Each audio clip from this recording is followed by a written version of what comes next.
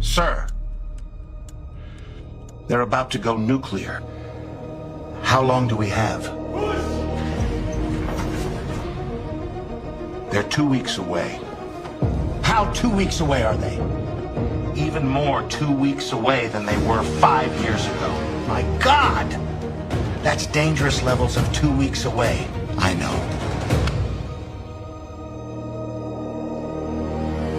Son, if anything happens to me, continue my work. We're only 2 weeks away. I will continue, inshallah. Now I'll go to where no one can find me. My office on the 3rd floor, right by that really big window.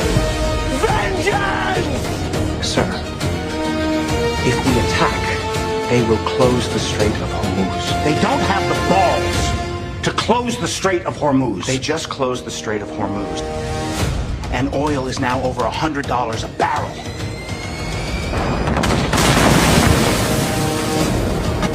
Please keep me out of this. No one likes this war. And I want to be president one day.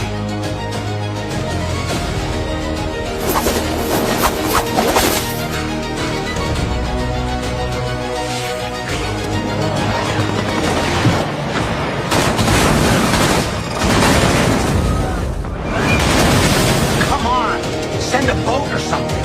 You're the most powerful military in the world. You send your own boats. That was a test. Ha! You fell right into my trap.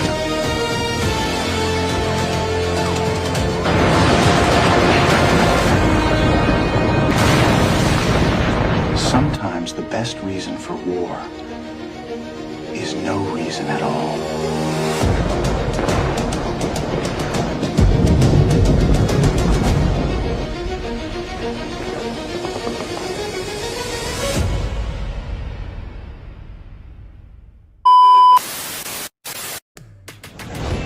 It's the Homeless Left with Matt Weinglass and co-host Jay Scott. Episode 178, What Could Possibly Go Wrong? With special guest Jake GTV and an all-new top censored news of the week. And here's your host, Matt Weinglass.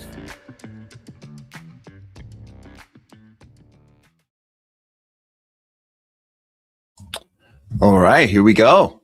Welcome, everyone. Welcome to the Homeless Left. I'm Matt Weinglass.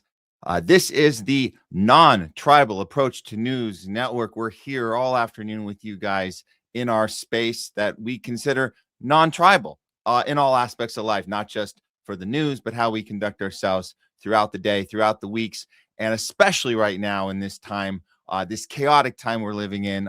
Things are happening so fast, and if you find yourself stuck still in a tribe, in a group mentality, where you're checking in to see what you're supposed to think and feel about everything, because it's so cluttered, it's so chaotic, it's moving, like I said, it's moving so fast. If you're still checking in with your team, you might not be using your critical thinking skills accurately. The way you use your critical thinking skills is the first thought in your head when the news breaks isn't to go check in with your team or see what your favorite person has to say about it, or your favorite channel. That's not how we should be doing our thinking. The way we should be thinking is, what is actually happening here? What am I missing? What's not being said? That's actually what makes our brains a little more active. This is a workout. So when these things go down, you're not thinking about what tribe and team am I on that's going to beat the other team. You're thinking, what is the thing that is not being said right now? What should I look deeper into this? Once we start conditioning ourselves to do that, it starts happening naturally and automatically.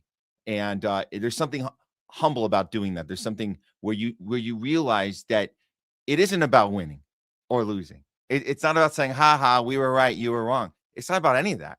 It's really about how can I get to the heart of this issue so I can learn more and be a better person about it, and then develop the skills and the resources and the access to the things we need to protect ourselves, and we can defend ourselves and our humanity and our family moving into this chaotic future. That's what it's really about, having those tools. You're not going to get those tools if you don't work out the mind, condition yourself to always think critical, always say, what is the thing that they're not saying? And then we can go further. We can go further. Always ask questions. Always be curious. That's what we do here on the Homeless Left. So if you're first time joining us, welcome. We appreciate you. If you just dropped in, that's great. We're going to actually be here for most of the afternoon. We usually do 3-4 hours, sometimes 5-hour shows. Lots to get into today. There's a whole lot to get into. We're just still putting together last minute elements of the show.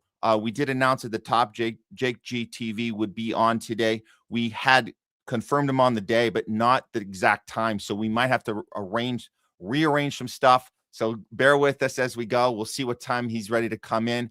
Also, worst case, we might have to push to another show, but we will have this talk with him. We've been working on this and excited to talk with Jake G TV because he's in the same space we are. Another approach to how we do the news. How do we dissect it? How do we analyze it? And sometimes you can have a lot more fun. And he does a lot of great AI work using that technology against the people that are using it against us. It's actually brilliant. I love it. So we hope that conversation can happen today. We're also going to have Jay Scott on with us a little later. Got a lot of stuff to get into, just more AI stuff, actually. We're calling this artificial insanity when we talk about AI, but the name of the show today is What Could Possibly Go Wrong? And we know what's going wrong right now when it comes to this war in Iran. Everything about it is wrong. Every single decision that's being made or not made is turning out not to benefit our leaders, our rulers. Now, is it the same case with us? No, it's actually not. It's actually not the same case. Their failure, our leaders' failure, is our success. And if you find yourself in a very weird way and you've never had this feeling before, and you're finding yourself maybe possibly rooting for the other guy, that's a new feeling for you. It is. It's definitely a new feeling for a lot of people. That's okay. That's okay, because you recognize that the people that are coming after our leaders aren't coming after us. They're actually coming in an odd way. They're coming to save us from our leaders, because our leaders aren't honest actors. None of them are. And that's what we're realizing here in this space.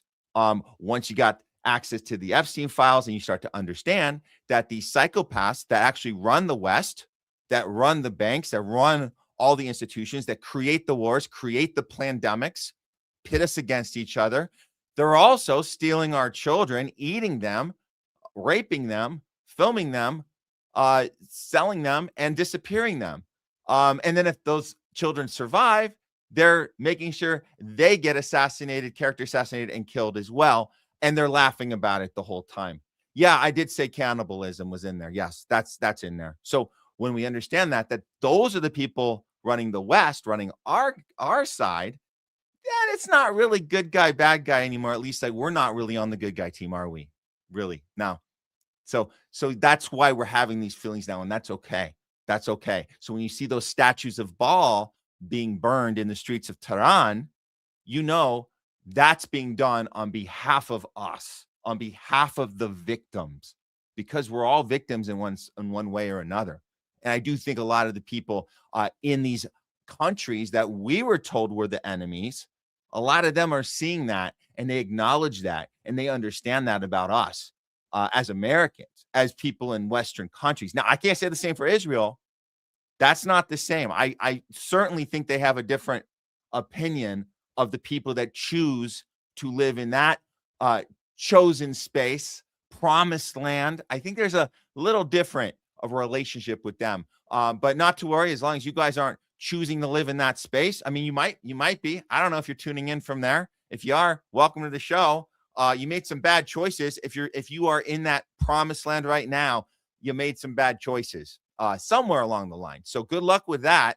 But the rest of you guys, actually welcome everyone, even if you're in that space that you decided to participate and occupy someone else's land, and then laugh and have fun with the fact that they're being murdered and killed and genocided in real time. Yeah, even if you find us online, welcome to the space. Maybe it's not too late for you to repent. I don't know. That's your problem. But everybody else, let's do this. Let's do the show. Let's move forward. Critical thinking hats, get those on. Let's get started.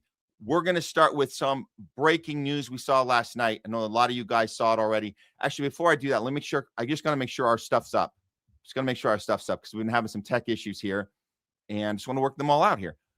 What do we have? Yes, we have, okay, Rumble's working here.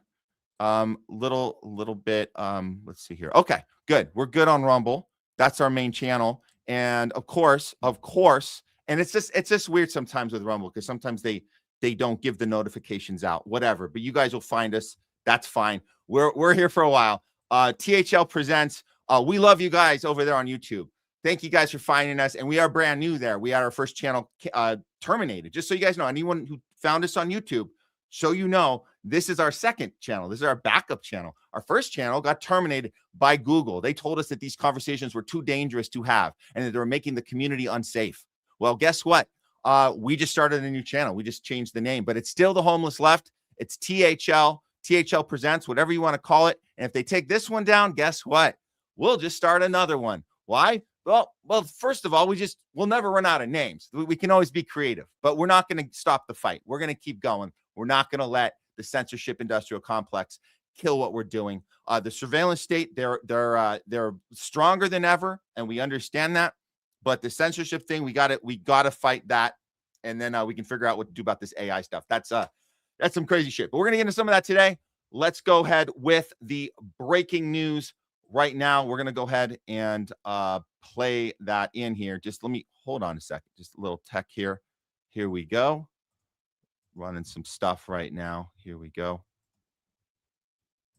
Okay. Got to get to the breaking news. Here we go.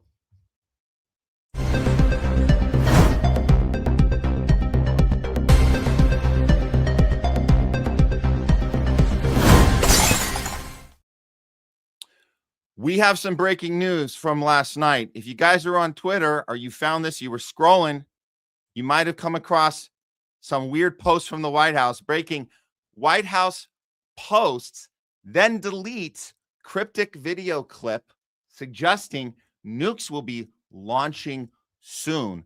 Let's look at what actually happened here. Now, just to be clear, there are two videos. The first one was actually taken down. So that one, hold on, so let me grab this. So the first one was taken down. We're going to look at that one first because obviously our friends on Twitter, they know how to grab that stuff before it's taken down, which is a good skill to have. Let's take a look at the story as it broke last night and figure out what the hell is going on at the White House right now. Okay, here it is. We can always count on hustle, bitch. It's launching soon, right? That was said. That's the audio from this 4-second video. It was posted at 1 a.m. last night. Then they tried to erase it. Well, they did erase it, but people grabbed it, which is good. And then the second one came out 17 minutes later. That one I think is still up right now. But we're gonna watch them both and break these down. The first one's a 4-second, then it's a 3-second one. Now they took them down, but we caught the audio. A lot of people caught this. What is being said by a woman is it's launching soon, right? It's a female voice believed to be Caroline Levitt. Okay. So then a man says yes. And that's the end of the video. Then 45 minutes later or whatever, however many minutes later, they post it again.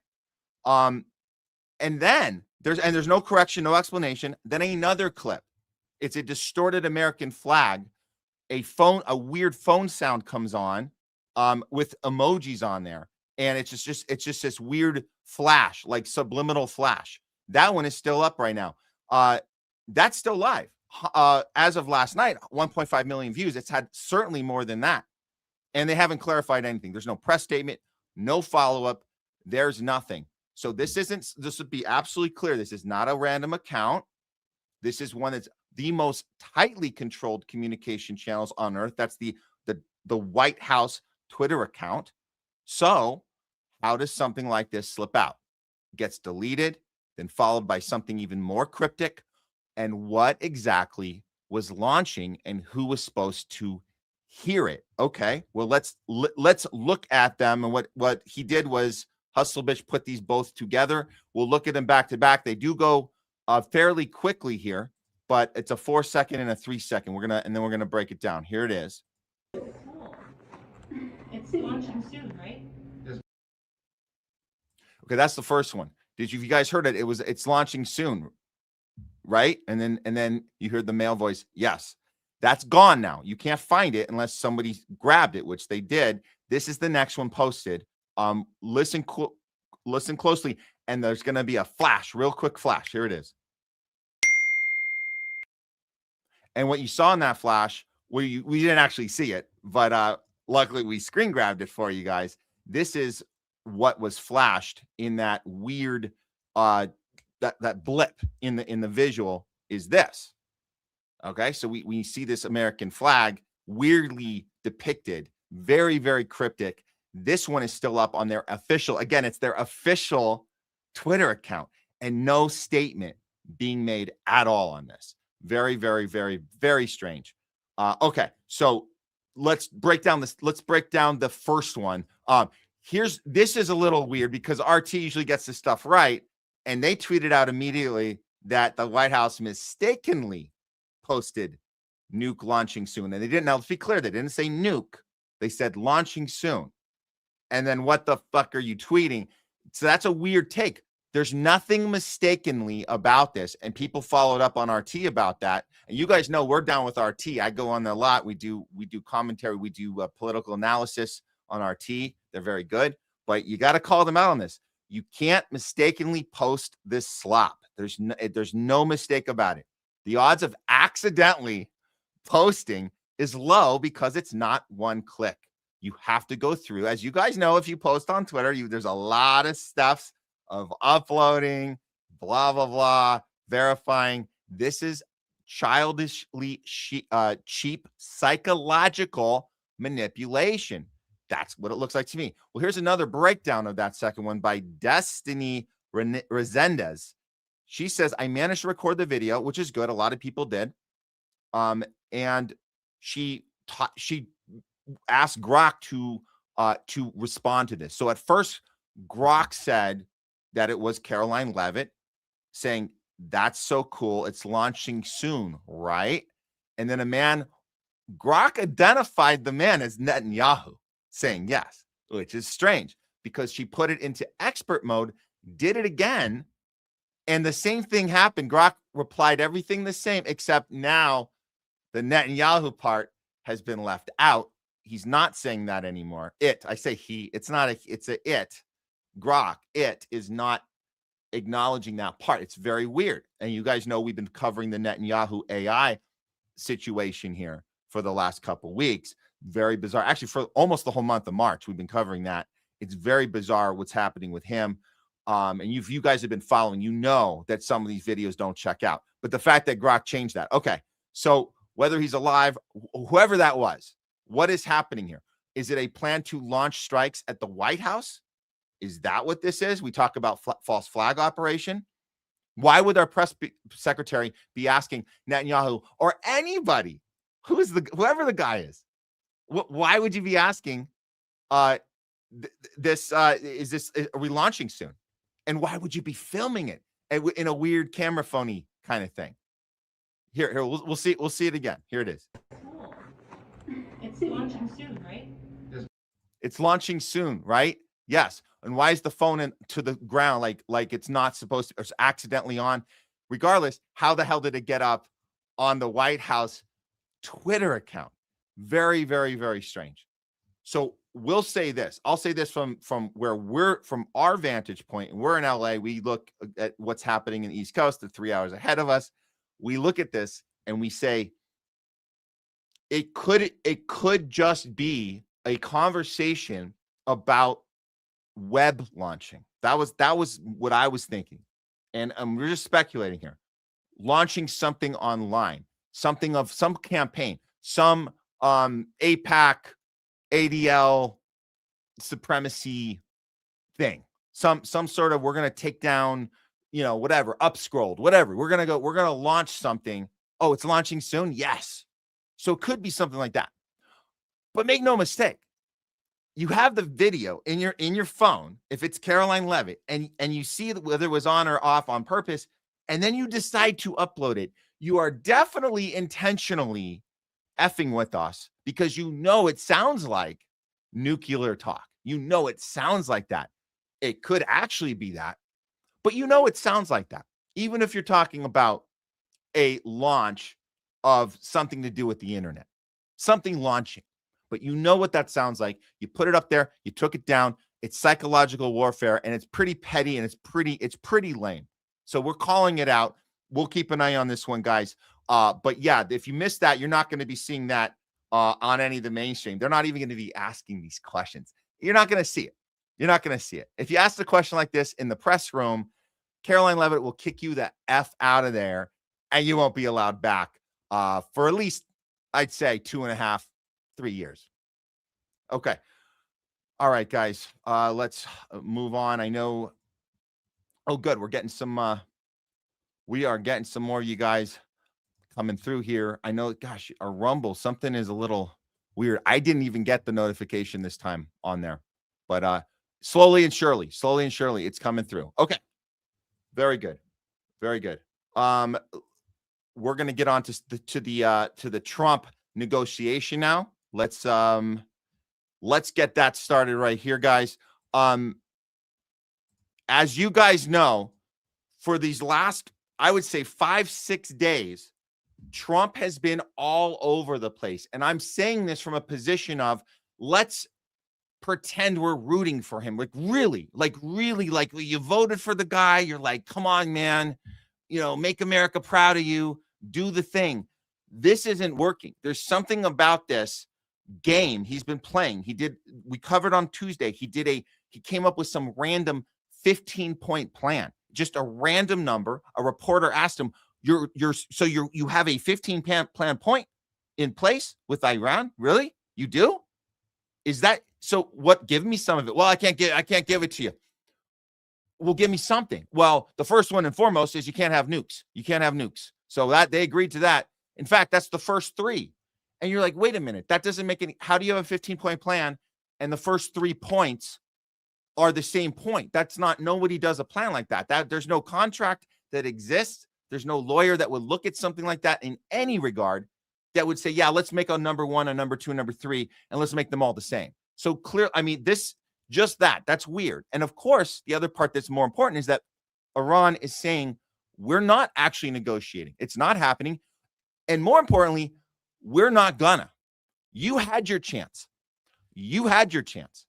So here's Trump last night maintaining this facade of a deal and trying to, I would say, present the enemy as an entity that is scared, petrified, and mocking them when he's the one not actually having these discussions at all. And we can back that up here. But this is him last night. We settled 8 wars. People sort of forget.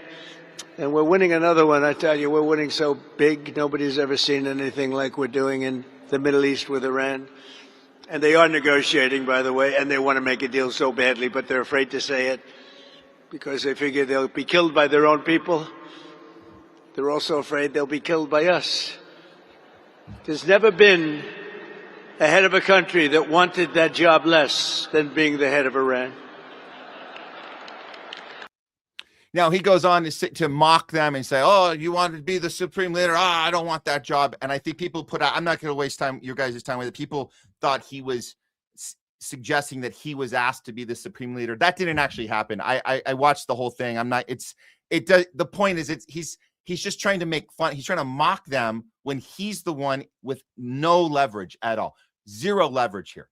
Absolutely not. Because Iran, what they are doing is they're putting out these responses. Let me put the volume on this one down, and I'll read you guys what's actually being said. This is real. This is Iran's military spokesman. We've been covering. He's been chiming in every day or two, telling us what's really happening. And we should listen, because everything Iran announces publicly checks out. Everything. Every target they hit, they take credit for. Every U.S. military target in the Middle East, in the entire region, they take credit for. Every false flag operation by Israel, they deny. They say, we didn't do that. And then we find the paper trail goes back to Israel. We see it every time. So every one of these statements are way more direct, way more consistent, and we should be taking notes. And I wish that our mainstream press pundits, as they call themselves, I wish they would also be taking some notes here, because this is valuable information. So here's what he's saying. In the name, okay, they go faster. Let me see if I can get this. Okay, he's saying, in the name of Allah, the most gracious, the most merciful, the strategic power that you boasted about has turned into a strategic defeat. If the world's supposed superpower could escape this predicament, it would have happened by now. Don't call your defeat an agreement. It's not. The era of your promises has ended. Today in the world, there are two fronts, truth and falsehood. And no free truth seeker is deceived by your media propaganda ways. He's basically calling you fake news, dude. That's what he's doing. And we see it. It's not a stretch to look at this. We've been following the whole time. Every other thing out of Trump's mouth is exact opposite of the thing he said 10 seconds earlier. It's insane that he can't keep to the script. We talk about the Bush-Cheney regime. They kept to a script. They did a good job at keeping to a script. They were also lying. But they kept to the script. This team is not keeping to anything. It's improving. They think they are literally Ryan Stiles and Wayne Brady on the stage. They think they can just work the room for, half-hour episodes and, cut to a commercial. That's what they think. But it's not working. It's not funny. They're still trying to get laughs through it all. I'll show you a couple of that in a second. Let's hear a little more of what he's saying, because this is not a performance. This is serious breakdown here. This is serious analysis of what actually is happening here in the West. Your conflicts have reached the stage of negotiating with yourselves. There will be no news of your investments in the region, nor will you see the previous prices of energy and oil, until you understand that the stability in the region is guaranteed by the powerful hand of our armed forces. And that's it. That's it. So they go even further. Let me just throw that, because they've done a lot of, you guys saw our AI opening. They made a little movie Hollywood thing, and we love that, because that Hollywood is exactly that. It's an arena to throw these plot lines around, get everybody excited, manufacture consent from Western audiences so we can go in and do these crazy video game murder sprees. And we can pretend they're video games and they're movies. They're all hyped with bass lines and action sequences and slow pan in close-ups on your main character. They are mocking that with us with these videos. That's what they're doing. And it's kind of funny, because that's what Hollywood has become. And we've seen that. And you guys know we cover that all the time on the show. This is one that just shows you exactly what they think of us, pretending we're doing negotiations. They're literally saying, and you saw the last clip, they're saying that our president is negotiating with himself. So here's a video depicting that. Rand, this is President Trump. Ooh, hello, Mr. Trump. Let's make peace, make peace. No way. If you don't accept peace, very bad bombing, very bad. Okay, give us 5 days to think. Okay, deal. 5 days. I mean, that's exactly how it feels. That he's just making up numbers and going. You can imagine him actually going back and forth on phones. It's not a stretch. It's not a stretch. It's actually pretty accurate, because that's what it sounds like when he reports back. And these guys are saying that none of this is actually happening at all. At all. And they're not presenting at all like there's somebody in a position where they need anything. Trump is the one that needs something, and that's why all this stalling is going along. Now he has help. He's not the only one doing this. He's got Hegseth on one side. He's got Caroline Levitt on the other. Here's Levitt yesterday. Go ahead. The president yesterday said that he had achieved regime change in Iran because the regime has changed. In terms of... I mean, has it not?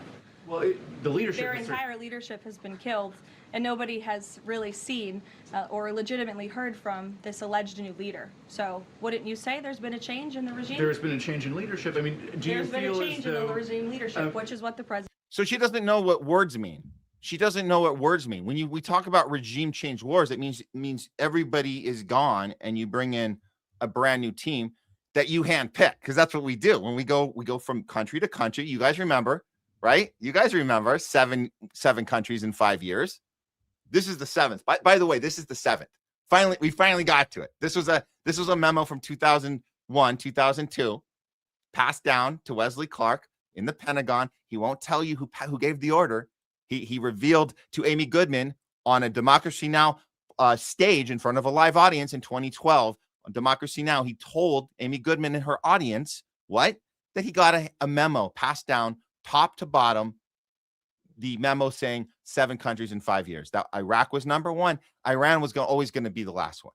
We got everyone in between, by the way. They're all taken. We got them all. And Iran watched that happen. So if you're Iran this whole time, you're watching. Right? You're watching Yemen. Boom. You're watching. We saw Afghanistan just destroyed. You got all these. You got Lebanon. You got Libya. I think that was the one that really, when we watched what we did to Libya, what Obama and Hillary did to Libya, that's the one that really showed Iran. Look what happens when you go all in and you give up your defense and you go honestly to the table, which Gaddafi did. Not only did they murder him, they murdered him in the most horrible, dishonorable way, disgusting way. And so Iran saw that. So look, this idea that Caroline Levitt is trying to, does she actually not know what vocabulary words mean, or is she trying to trick this room? They're not falling for it. They're saying, listen, you can't tell us that a regime is changed, but you're saying leadership has. Those are two different things. She doesn't know that. So is Trump negotiating with somebody in leadership right now? But you're saying you haven't heard from the new supreme leader, the son, who, by the way, everyone said the father was the one you should have negotiated with. You shouldn't have murdered him while you were in the middle of negotiating. It's something you probably shouldn't have done. No one's shocked by it because we know that's what you do. How many times do we actually like to murder people after we make a deal? It's kind of a thing. In the art of the deal, Trump should put out a new version, an updated new version of Art of the Deal. There should be a next chapter at the end. Once you're about to make the deal, make sure you're ready to murder the person you just made the deal with. That's the cherry on top, because that's what we do. That's what we do. We murder the people when we make the deal. And that's what we did here. So they're in a real bind. Now, Hegseth's a little better with I don't say better, but he is more hardcore. She kind of got a little slipped up there. She's trying to do the Trump thing, but Hegseth, he goes all in. Here's one we saw yesterday. Well, thank you, Mr. President. You're spot on.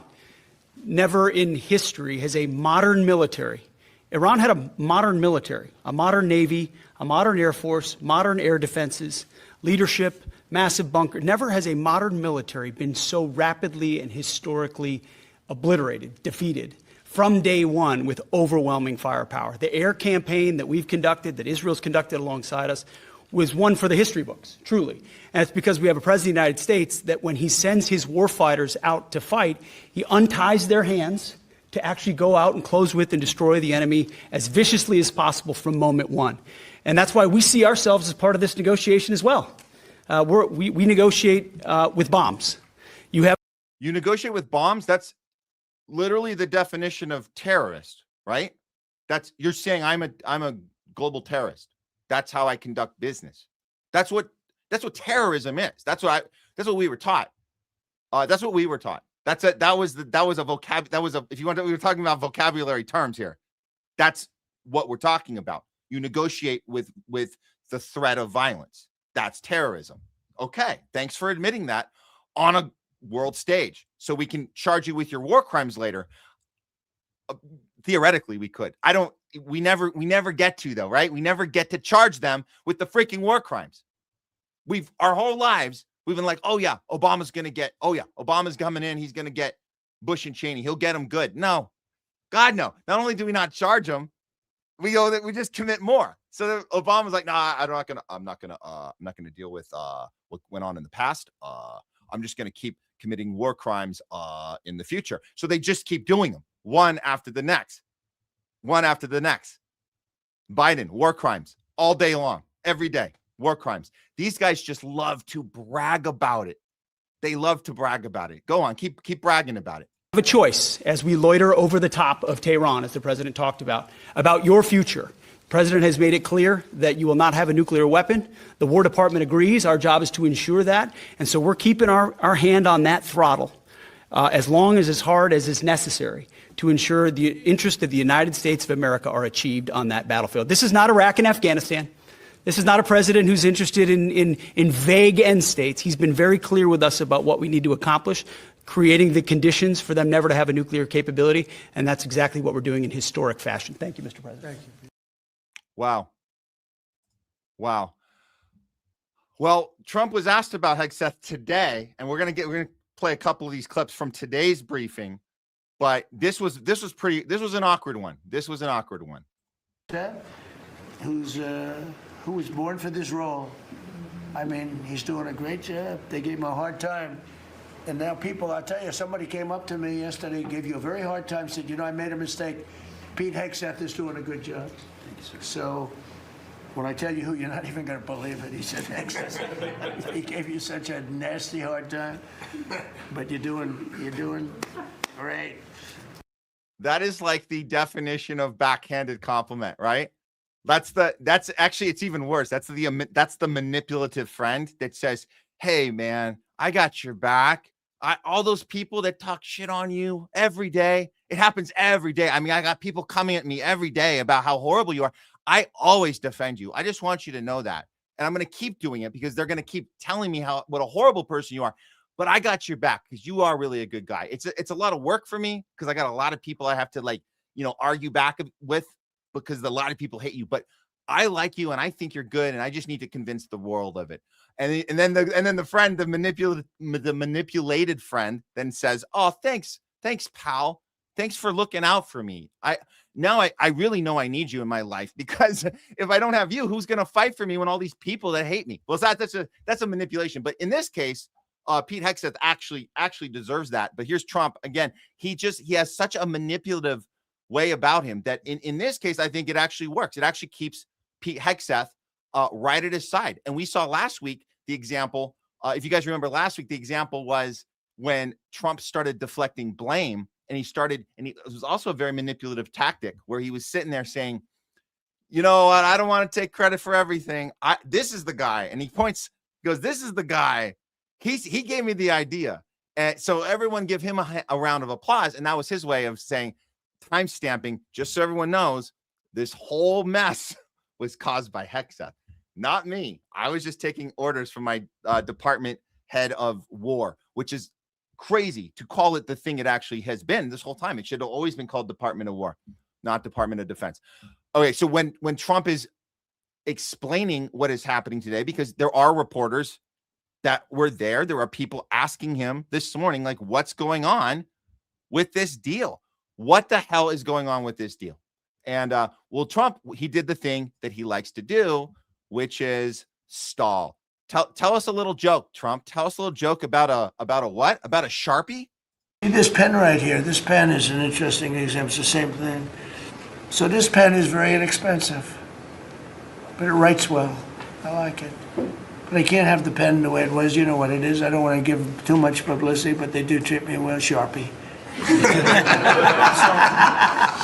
So I came here, they have $1,000 pens. And you know, you hand pens out, you're signing and you hand them out, you're handing them to all these people. Sometimes you have 30, 40 people. And they were $1,000 a piece. Beautiful pen, ballpoint. 1,000. It was gold, silver, gorgeous. But I'm handing out to kids that don't even know what they're doing. What is this, Mommy? This is kids. They're getting a pen for $1,000. They have no idea what it is. And I feel guilty because I'm like, I'm by nature, I don't, it's the government. I love the government like I love myself economically. I want to save money. So I'm saying, this is crazy. And it had another problem. They didn't write well. So I take it out and I sign and there's no ink. And I got all you people looking and you say, there must be something wrong with Trump. And I'm signing. I'm imagining him right now in a therapist office on a couch, right? So you don't get the laughs. You have to just say, I like myself. I really like, and then I have all you people, all those people out there coming at me. And I'm just trying to, no, this is different. I gotta let you guys know that, we're always fair with each president. We're always fair. And we told you guys, Joe Biden having mental decline was happening rapidly. He wasn't even fit to go in day one. He was not fit to go in. We know that. This is a little different.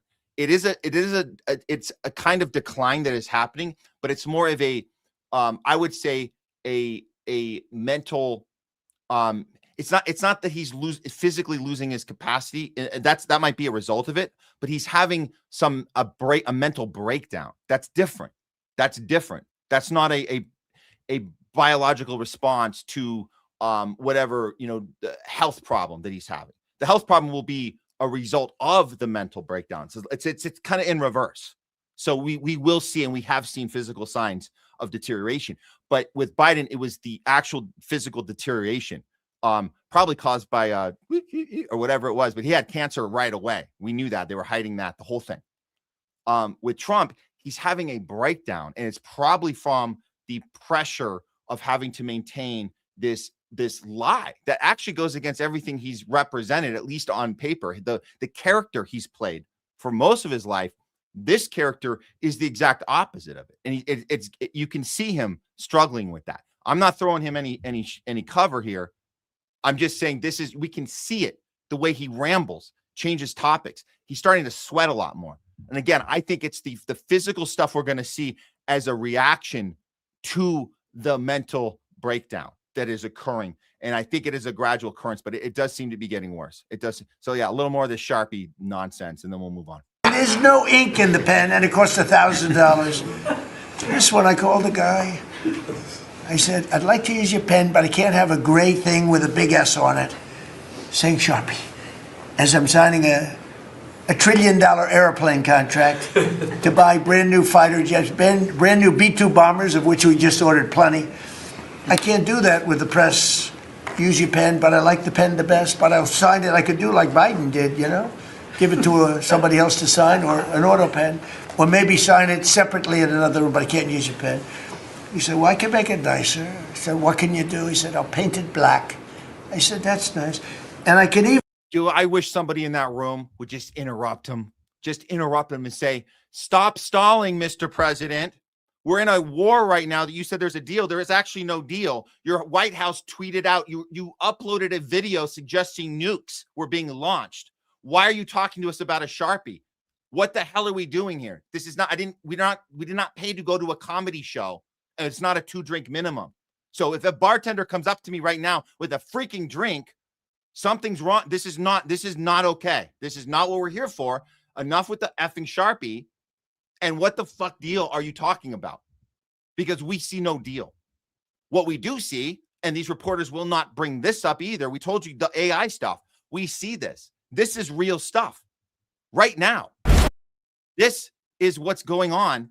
Iran is sending this out right now. There is a lot of layers to this. This is the messaging they're saying. We're fighting this. We're fighting these psychopaths that have blood on their hands and their feet. And there's children that have been murdered and eaten and effed over by this regime, by this psycho-pedo class. That's what this is. They're not effing around here. When they burn the ball statues, they're not effing around. When they say this way of ruling the planet is done. It's done. This is real stuff. And our Western media will not even bring this up. They'd rather laugh at a Sharpie joke. because it's a stalling technique. He's stalling. That's what he's doing. He's stalling. We don't know what's going to happen tomorrow. We can speculate about it.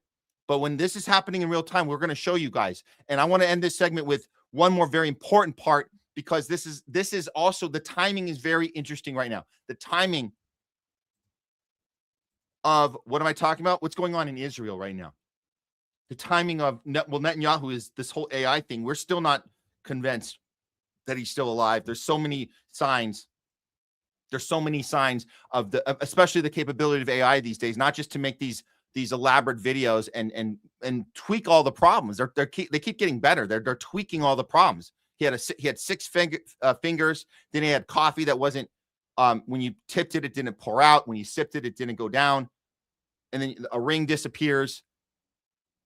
This weird ear, 2 holes in his ear when he turned his head with Huckabee. Press meeting rooms that change, and the way the tables are constructed and the way the chairs are constructed. He's in a chair that just like he was placed in there, AI. So we've seen all that. But look, they could just be stalling because he's being healed. Maybe he's healing from injuries. Who knows? But Israel is a sitting duck right now. And that's another part our media won't talk about. This is interesting.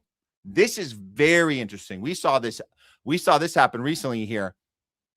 The crows have circled and then left Tel Aviv. What? By the way, this is the worst possible omen in a civilization level. And I didn't know this. I didn't know this about an omen, but apparently it's actually still taken seriously back home in England. And the Romans would stop entire wars over this sign. That's interesting. I'm curious about that. Like it's like this crow. It's like this symbolism of something bad is coming, right? It was interpreted as this: the gods have withdrawn their protection over this land. So it's not unique to Israel. It's something that has been cited as a reason that massive wars have ended, because they look at it as a sign from God. If you guys haven't seen this footage, I know if you're watching ABC, CBS, NBC, all that shit, I know you guys aren't seeing this footage. But this is real. This is happened. This is the circling of Tel Aviv. And we know that if you're religious, we know if you know this stuff, you're probably scared to death, right?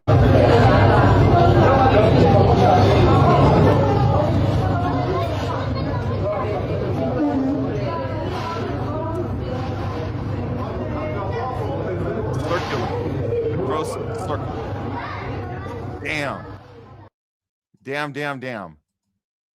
was another one here that I thought was pretty funny, because this was where a crow uniquely goes up to a particular thing that it wanted to do a little something to. Let's see. Oh. What's going on here, crow? What is this? I think he thinks it's food. I think he wants to do something to it. Oh, hey, well done, crow. Well done, crow. Oh, look, some more. That wasn't a random. What? That wasn't random. What's going on? Why are they all specifically? Have you guys ever seen this? Have you guys seen crows deliberately go eat cloth like this? I wonder if this is just a random coincidence. They seem really into, and they're tearing this shit up.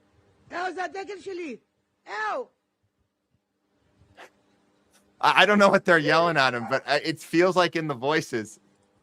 They're upset.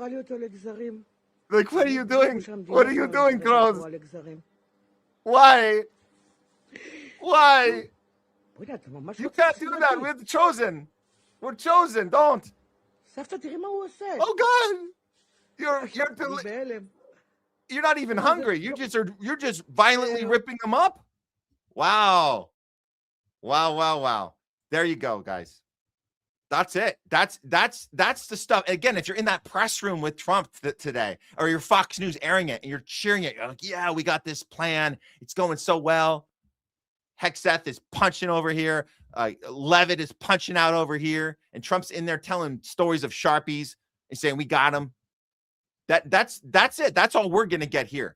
So you got to go these other places to find this. And this is really, and I wanted to put this meme up before, but we'll end this segment with this. This is what Iran has been driving home in their messaging, and it's working. It's working. This is what we see when Netanyahu comes to the White House, and he's been here 5 times, and he gets standing ovations. This isn't a uniquely Trump thing. This is a thing our entire Western government, political organization does this. They shake his hand, they stand, they break all sorts of records with standing ovations, and they all of them, not just Trump, let's be very clear, all of them have blood on their hands. All of them do. That's it. Okay. And that's it for that update. We'll get some more. We'll have some more Iran update for you guys shortly. Here's what we're going to do right now, because I just want to make sure if Jake G is coming in. I'm going to do a little communication, see if we can still organize this today, because we had him on the schedule for today. But Jay Scott will be in with us shortly as well. So let's do a little 3-minute pause, and we'll see you guys back here. We have some more homeless left for you guys. Don't go anywhere. We will be right back. Ooh, hello, Mr. Trump. Let's make peace, make peace.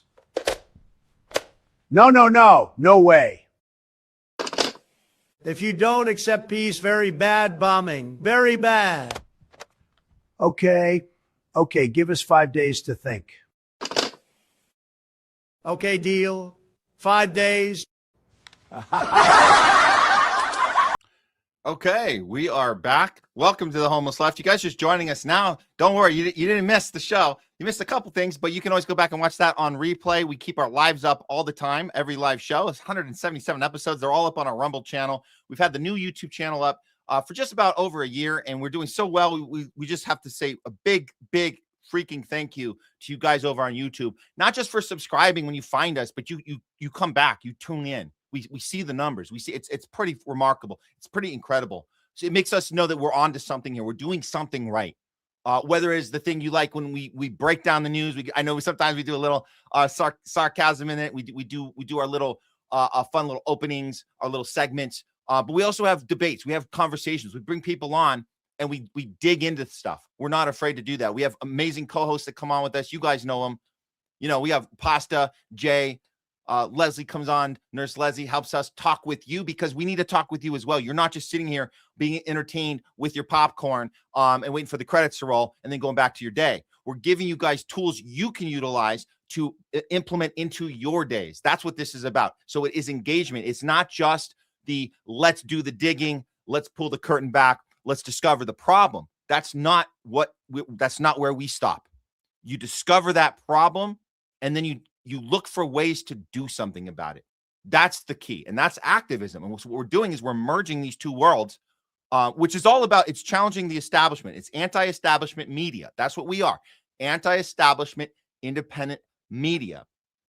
And we're also elevating opportunities for activism as well. This is why we bring on people you're not going to see on some of these other networks. We're going to talk about third-party organizing. We do it all the time. We bring Jay comes on. We talk about we the people. What we the people are doing. We bring on Kelly Lane. She's doing work with No Peasants. We've just tuned into so many great people on the ground that's trying to do something about it.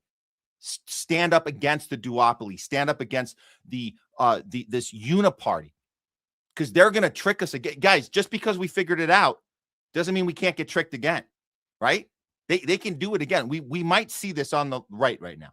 We're the tricking, because they've realized, right? They've realized their guy wasn't America first. He's Israel first. And this Israel, this aha moment of Israel, Netanyahu, all the horrible things he's doing. We have to be careful of the bad apple problem. The bad apple problem is part of the theater. It's not a bad apple problem. They're going to tell you it is. And they're going to tell you just got to get rid of the bad apple, and then it's back to business as usual. Don't fall for that. We will never fall for let's get back to business as usual, whether it's on the right or the left. It's all fake. So someone starts telling you We have to clean up the Israel problem on the right. We've got it cleaned up. Let's do it now. Because it was uniquely Trump. It was uniquely Netanyahu. Israel had a bad apple problem. No, it didn't. No, it didn't. This is actually going to lead into our next segment very nicely. I'm actually excited about this. So we'll continue this conversation right now. We're talking about Israel. Israel does not have a bad apple problem. Netanyahu is not a bad apple that needs to be plucked so the tree can grow nicely again. So just because somebody is calling out Netanyahu doesn't mean they're acting in good faith. They're not necessarily a good actor because they want to use him as the fall guy so we can get back to where we weren't thinking about the genocides and the occupations and the apartheids and the ethnic cleansing. That's what they want us to reset. Go back to that and everything will be fine. No, it won't. Once you pull it back, you can't unsee it. So let's go closer because it's not, we're not just saying, oh, no, Israel's bad. No, it's not. They're bad. No, it's not. Let's try to actually dissect the psychology here. Let's start with this. I really love this because Lebanon doesn't get talked about right now. In Lebanon, there's an entire orchestrated ethnic cleansing happening in real time. Nobody's talking about it on the mainstream. They don't want you to know about it. They don't want you to know about it. They're saying, oh, there's a humanitarian crisis. We love that one, don't we? Humanitarian crisis. Who loves to say that? Bernie Sanders loves to say humanitarian crisis. That is a ploy. That's not real. That makes you think that there are natural occurrences that are hurting people. No, Israel's hurting people, and they're doing it on purpose. This is a Lebanese journalist named Rania Kalek, and Rania Kalek goes on Piers Morgan to explain the systematic problem of Israel, what they're doing. And she does a great job breaking this down to understand the psychology of an Israeli, of an IDF soldier. Understand they're not bad apples. There's a entire technique to their mental, I would say mental illness, seriously mental illness that seems to have infected the entire population. She's going to explain it right here. I'm speaking to you from Lebanon, right? I'm a Lebanese woman. Yeah. I'm in Beirut right now. And I don't know how we got onto that setting. Let me fix that. This one's better. Okay, we'll start that over. Here we go. I'm speaking to you from Lebanon, right? I'm a Lebanese woman. Yeah. I'm in Beirut right now. And I am well aware that a few weeks ago, the Israelis acquitted 5 of their soldiers who were caught on camera gang raping a Palestinian prisoner. Okay? On camera, on CCTV footage. You probably know this story. They were... Now, Pierce isn't going to respond to that. You probably know the story. He's going to sit there. Oh, we know the story. We covered it well. Here it is. The Israel drops the charges against these soldiers. They were accused of abusing Gaza detainees. They were caught on camera raping, sexually assaulting, humiliating, violently attacking, passing him around. All these dudes raping this guy on camera, CCTV footage.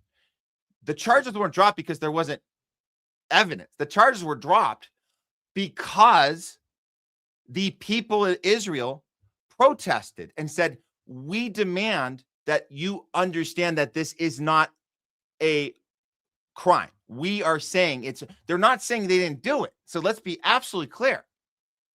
We see people get murder charges dropped, rape charges dropped when there's not enough evidence, right? Or someone has a good lawyer and they figure out how to, look, we have a loophole. That's not what this isn't a loophole in evidence. This is the society of Israel as a whole saying this is not a crime in our minds. We are allowed to rape what they call prisoners. They're hostages. They're hostages. They weren't put into a real court. They were picked up off the street and they're put in a cage. That's called a hostage. It's a hostage. And you're saying as a society, we should be allowed to rape whoever the F we want. And the judge says, sounds about right. But continue, please, Rania, help educate Pierce, because I think he might have missed this whole thing. And then embraced afterwards by several Israeli government officials and the media and the public as heroes. There was even protests and rallies in Israel against their prosecution. And that is not an isolated incident. Human rights organizations, including Israeli human rights organizations, have documented systematic sexual violence against Palestinians by the Israeli military. And I raise that just to say this military, some might call it an army of rapists in this case, is currently invading my country. And the only thing standing in the way of me and this army of rapists is this group fighting in the south of Lebanon.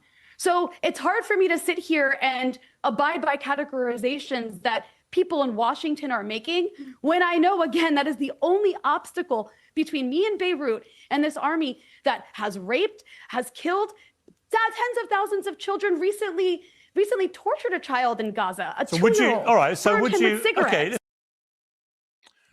Now Pierce is going to interrupt. He's heard enough. He's heard enough. What she's saying is the thing we were talking to you guys earlier about on the opening of the show. We were talking to you guys about that feeling of the enemy we're supposed to hate is actually here to fight for us. That's what she's saying. That if Iran can get to Lebanon and fight the IDF, fight Israel on behalf of the Lebanese people, then she will be safer. And that's what we're saying about the people ruling us, is that if you can annihilate the Epstein class, the psychopathic, warmongering, criminal baby eaters, if you can punish them, get them to stop raping and eating and killing our children, then we will be safer. Then, of course, that's who we're going to be rooting for. Absolutely. There's no question about it. By the way, when Pierce interrupted her, she was explaining about a baby being tortured. This is not a bad apple doing this. This is their system. This is what the IDF does. This is the baby that was tortured. Jawad is a 2-year-old from Gaza. Doctors believe these burns have been caused by cigarettes and the wounds on his legs from a sharp object. Jawad was reunited with his family in Al-Maghazi refugee camp. Hours after witnesses say he and his father were detained by Israeli forces. His family says there was blood on his clothes. When we first received him, we noticed blood on his pants. His mother examined his body and saw wounds. At first we thought it might be from shrapnel, but when we got him to the hospital, doctors confirmed these are clear signs of abuse caused by cigarettes and a sharp object. The wound on his leg has both an entrance and an exit, and now you can see his condition. On March 20th, Jawad was with his father Osama Abu Nassar in Al-Maghazi. Witnesses say they were detained shortly after approaching Israel's so-called yellow demarcation line. This is the area where Osama Abu Nassar was last seen carrying his son. Israeli forces are deployed here. We rushed to reach him, but came under fire from tanks. He was detained by Israeli troops behind that hill with his child, while ground forces fired at us to push us back. For hours, his family had no information about their whereabouts. 10 hours later, a call came from the Red Cross asking the family to collect their child. Jawad was returned alone. He was taken to Al-Aqsa Hospital where medical teams documented signs of abuse. Osama Abu Nassar is now in Israeli detention. Jawad remains another child in Gaza growing up in a reality where brutality arrives early and leaves a lasting impact. So what we have to understand is, again, the people that are in charge of filtering news here, and we have to give a shout out to Al Jazeera for reporting on this. This just happened. This was on the 20th. This was just a few days ago. This is happening right now as we're pretending to have this. What's Trump? Is he negotiating a deal or not a deal? Or is Iran? Are they crippled? Are they not? Iran's going to take over the world. They had 2 weeks from nuclear weapons. Always 2 weeks from nuclear weapons. This is what Israel's doing right now. Right now. This isn't a story from 20 years ago. This is a story from now. This is their psychotic behavior. All of them. This is how they are wired. And I don't know when will be the breaking point of Western media. When are they going to have enough of this shit? Sitting around, getting invited to the White House, laughing at Sharpie jokes, when this is happening. We are funding this. If you guys still aren't convinced that this isn't just bad apple here, bad apple there, just like we had this Abu Ghraib. You guys remember Abu Ghraib, where we had the bad apple soldiers, U.S. soldiers torturing and exploiting, mocking, putting them in, stacking up Iraqi. We call them prisoners. They weren't Iraqi prisoners or Iraqi hostages. We were the terrorists. Yes, that's right. We were the terrorists in 2003 in Baghdad, and we would torture them in these facilities. We call them again. They're not prisoners. Stack them up, take pictures, high five, peace signs, whether fully masked and being abused, fully naked. We did that. So this is a culture that's very contagious when you get onto the battlefield. Very contagious. The difference is, and look, that's horrible what we did with Abu Ghraib. I would say the difference is when we discovered that, those soldiers went through a judicial process, and they could not get jobs. I don't know how many of them actually went to jail. I'm hoping all of them, but even if they didn't, the American people were not okay with that. When we found out about Abu Ghraib, we were not okay. It was not political. It wasn't about Bush. Well, Bush and Cheney, this and that. But this was about, we don't do that. We don't do that, or at least we want to believe we don't do that. Israelis don't care when this stuff's exposed. They celebrate it, and that's why this. And if you haven't seen how bad it is, this, I'm telling you again, these are not bad apples. This is how the society is wired. This is just, think about this. This story is going to be told right now by an IDF soldier hanging out in Gaza who happens to accidentally, I don't know, end up on a live stream where somebody is asking him, what the F are you doing? And he has no problem telling the world live what he's doing, because there are no consequences. At least not, there haven't been. There haven't been. This is probably the most disgusting admittance I've ever heard on a live Instagram feed. We're not just kidding. We're raping also, okay? Oh, you're raping also? Yeah, I'm right now in this video chat in Raza. You're in Gaza? You want to see Gaza? Yeah, show me. Don't be surprised. There are no house here. No Let me homes. see. Flat, all flat. You guys flattened it? Oh, yeah. You guys killed a bunch of kids and shit, bro. No. Stop listening to this fucking news. No. Okay, tell me, where's the women and children that were living there? Okay, I want to see you. I want to show a picture, okay? Okay. Don't go. You asking about children? I will talk. I took this picture from one of the houses that I would live here, okay? Okay. These are the children here. Those are the children there? Yeah, and if you're not believe me, so there is numbers in our. If you guys don't know what he's doing is he's attempting to justify, because he showed the guy a picture of a child holding a gun, and he thinks that he needs to show proof by turning the picture around and saying, hey, because if you think that I made this up, no, this is actually a picture of a child with a gun. So this is his excuse. But I don't think he sees this coming. No, we don't give a shit that that's authentic. That's fine that that's authentic. That's fine that a child is holding a gun that knows you're coming to kill him in his house, in his family. So what is this? I got proof. So he's going to be called out here, but he still doesn't give a shit. If there's kids, hold up. If there's kids who got guns because they know you're coming, bro, I don't blame them, dude. Look what you just did to Gaza, bro. Bro, you just need to shut up after you see this, because you understand, you fucking dumbass. Bro, you just killed a bunch of women and children, bro. Yeah. We can't. Hey, you're a piece of shit, dog. Yeah. Hey, don't worry, and we rape them also. We're not just kidding. We're raping also. Okay. Oh, you're raping also. Yeah. Hey, bro, I'm letting you know. Good. Hey, I'm gonna let you know right now. I'm streaming, bro. You are gonna be fucking hated by every American, dog. Bro, I don't give a fuck. I just show you a picture, okay? I'm just talking shit, and you know it. Bullshit, bro. Bro.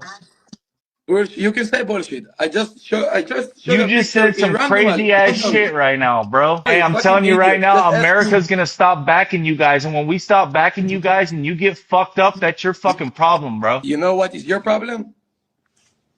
That your fucking president is Trump. You fucking idiot. They hate fucking idiots like you. Hey, fuck everybody in the American government. How about that, bro? And fuck you too for what you Ha did, ha. dog. And that's a slight difference between us. That is the difference. And I do think, I have to say, I do think that Iran and others that we were told to fear, right? North Korea, Russia, China, Venezuela. I think they all can recognize the difference that the Americans, when we do wake up and we do take off the matrix goggles and the implants of being wired into this shit, when we take those off, we actually can see that's not okay. We actually can see that. And Abu Ghraib's a great example because we did, and I know that was a while back, that's 2003, but we did say that's not okay. And I think we're still capable of that. Israelis, they're not capable of that. They chose to live in this occupied space. They've chosen to live free off of U.S. taxpayer money. They chose to have free healthcare off of U.S. taxpayer money, all for the exchange of what? Murdering, raping, pillaging, taking property that's not theirs, and they're still doing it. They're doing it through the West Bank. They're burning families alive right now in the West Bank. Did you guys know that? They're burning families alive in the West Bank. They don't even have the decency to ask them to leave first before they burn their houses down. They burn them while they're inside. It's funny to them. It's funny. Ha ha funny. Like Ray Liotta. Ha ha funny. Joe Pesci. Like a clown. It's funny. So that's the difference. We will not tolerate it. We just need to pull more people out of the little matrix they're stuck in when they're not looking. They don't see it. So there is something savageable about our American people and other Western countries that aren't Israel. There is something salvageable, because when we do pay attention, we say, wait a minute, that goes against everything that we were taught was part of a civilized society. So we just need to keep sharing this. But no, they certainly recognize the difference. And make no mistake, guys, what you just watched is not a bad apple. That is not, we are not going to fall for that shit. And when they start blaming, and they're doing it now, Trump may take the hit for everything. Netanyahu might take the hit for everything.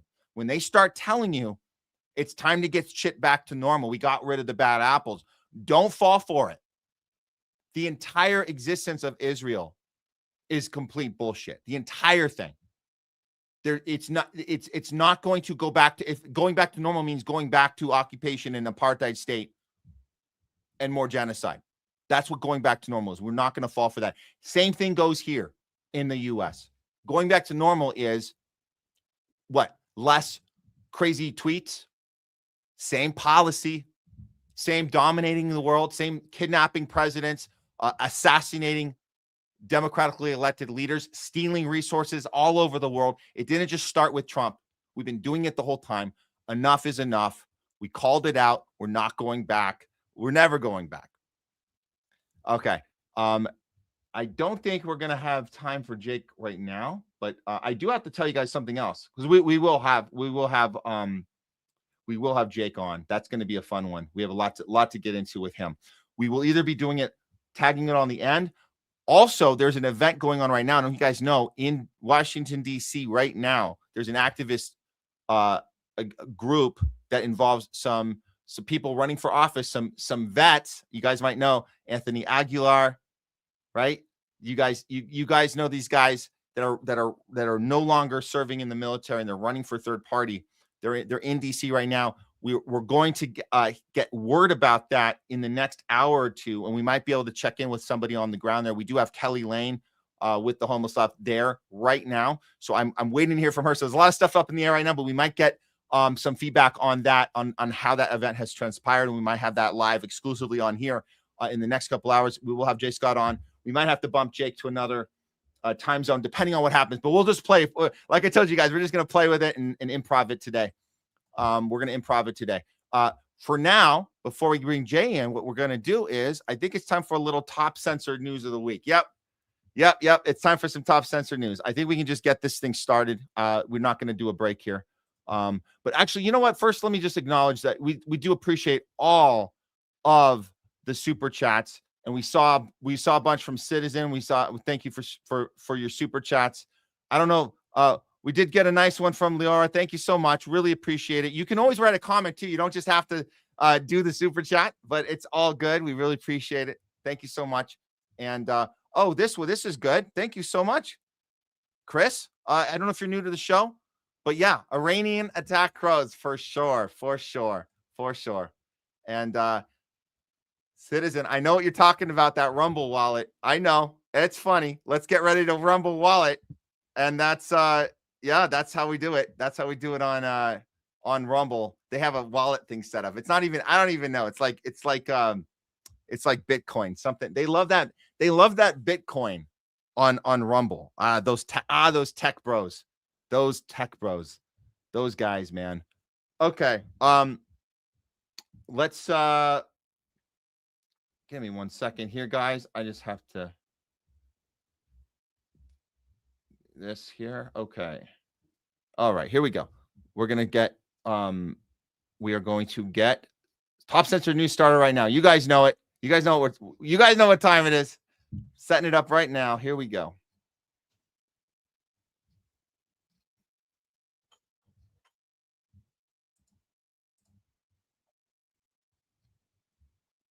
All right, here we do. Let's do it. Uncancelled Comedy Collective presents Top Censored News of the Week. It's Top Censored News of the Week. We're bringing you the stories the mainstream media refuses to cover. If they do cover them, they always do it in a very sloppy or dishonest way, and it's always on purpose. Let's look at the number 3 story that probably slipped through the cracks this week, but don't worry, we're here to pick it up for you.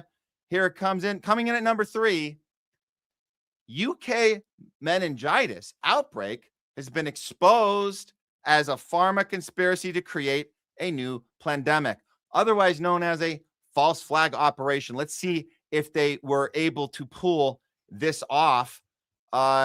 Here is the report. Well, this is the mainstream attempt to make this into something very natural, right? Just like COVID, very natural that this just happened. And this is in Kent. Kent meningitis outbreak prompts a rush for routine vaccinations in England. Oh boy. Well, the school immunization services and pharmacies are reporting surging demand for routine vaccinations after the Kent meningitis outbreak, in which 2 teenagers died. I'm surprised they don't have the death count going. They got to start getting that death count going, right?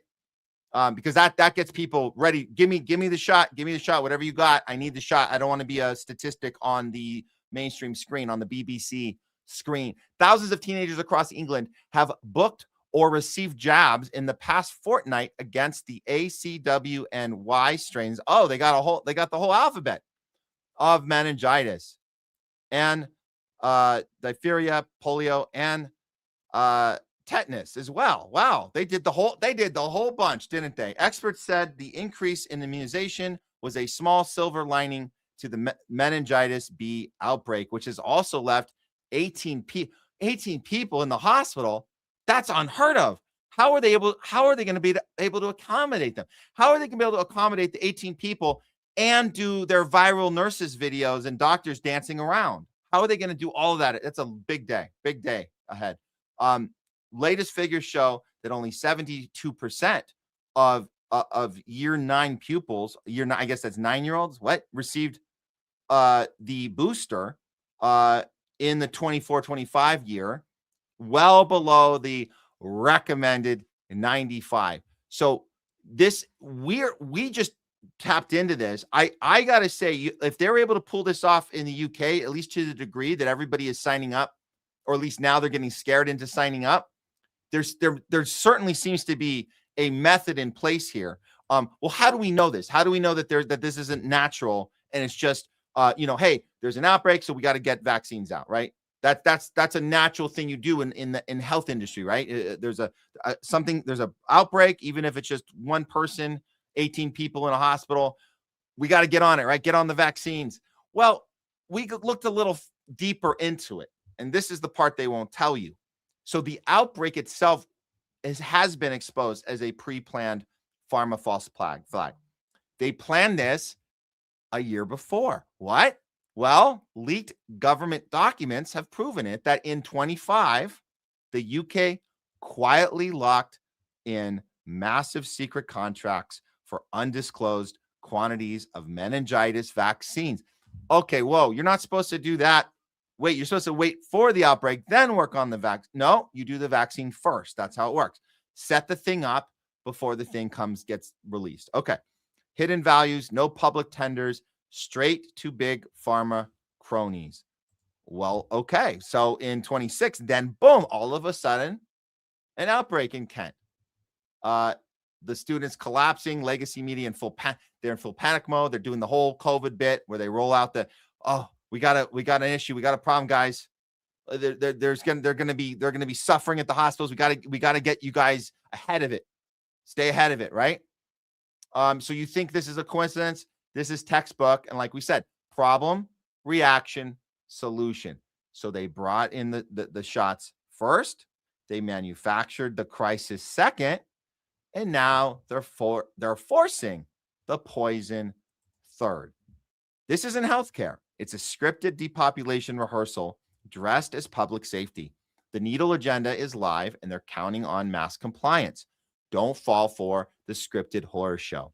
Reject the jab. Question every headline. Spread the truth before the boosters become mandatory, and we've been through that before. Eyes open, resist. The plan is already in motion. So we don't know if they're going to back off on this, if the jig is up and they're not able to pull this off or not. But here is what they came up. So I'm going to try and do some screen grabs for you guys on this one. This video was posted. Okay, so there it is. That's the 2026 meningitis B vaccine. But look closer. It looks like it was published last year in September for a 2026 usage. Okay, so then it knew that these new strands would show themselves. Okay, so through that, this is how they got this. So they got the patent on it, right? They were able to get, and so it's not public. They're able to get the patent first, and then make the money on it beforehand, before the thing's released. So this is exactly the same playbook we had with COVID. And they use COVID as a reference here to say we got to have our public stuff ready to go. And then after that, in March, in other words, this was just last week, then the press gets on board and starts educating the audience, educating their readers what you need to know about this thing. But they already put all the paperwork in place before the new strains ever existed. How can you do that? You guys, I saw some pushback. Like, hey, guys, that's just what they do every year. Really? You're just making the case even more for us that this isn't something they just started with COVID. If you do the math, how can you release a vaccine that you worked on before new variants show themselves? It's mathematically not possible. They tricked the entire world about this in 2020 and 2021. They tricked everyone into think, well, that doesn't make sense, but in this case it does. That's what people were saying. You say, hey, wait, how do you start working on a thing before you don't have the strain yet? How can you anticipate? You can't. That's not how science works. You can't work on the solution for a new strain if the new strain isn't in existence. There's nothing about that makes any sense, which actually makes every single flu season we grew up with our entire lives complete bullshit. At best, they're giving you a solution for last year's flu. At best. But they're not looking for solutions, are there? They're looking for ways to keep you sick and on medication for as many lifelong treatments that you're going to need as possible. It's not about getting you better. But we all got tricked into flu season. New meningitis vaccine. Now, look, this is, I know people get excited. Oh, the vaccine's ready. I need it. How did they get that ready? They already had it ready to go. They were pushing this out there before it gets released publicly because they have the strain, they have it all dissected, ready to go. And they're making a ton of money on this. They're patenting the shit out of it before you even know the thing exists. Just so you know. So that's the number 3 story. We'll see how far they get. It doesn't look like it's going to get as big, as massive as COVID. They're using the energy crisis right now. That's the one they're really running on, the global energy crisis, that's going to really get us into lockdown mode and work from home. You guys know that drill. So just watch out for that. The rationing of things, we're all in this together. That may be the one they stick with. But pharma's got to make their money too. So they're always working on the next strain. We saw them do this with monkeypox. We saw them do this with some other stuff. None of them have been as effective as COVID, but that's good. That might mean because we're speaking out. We're getting loud about this. I hope they're not able to pull off anything like COVID ever again. And if they don't, it's going to be because of us. That's why. Your friendly neighborhood conspiracy theorists, that's what's going to stop them, is us saying, no, we know this game. We ain't falling for this shit again. All right. Next fear story. Click, right? Okay. Coming in at number 2, a court rules that AI conversations are not privileged. In other words, lawyer-client confidentiality does not apply. This might not be good.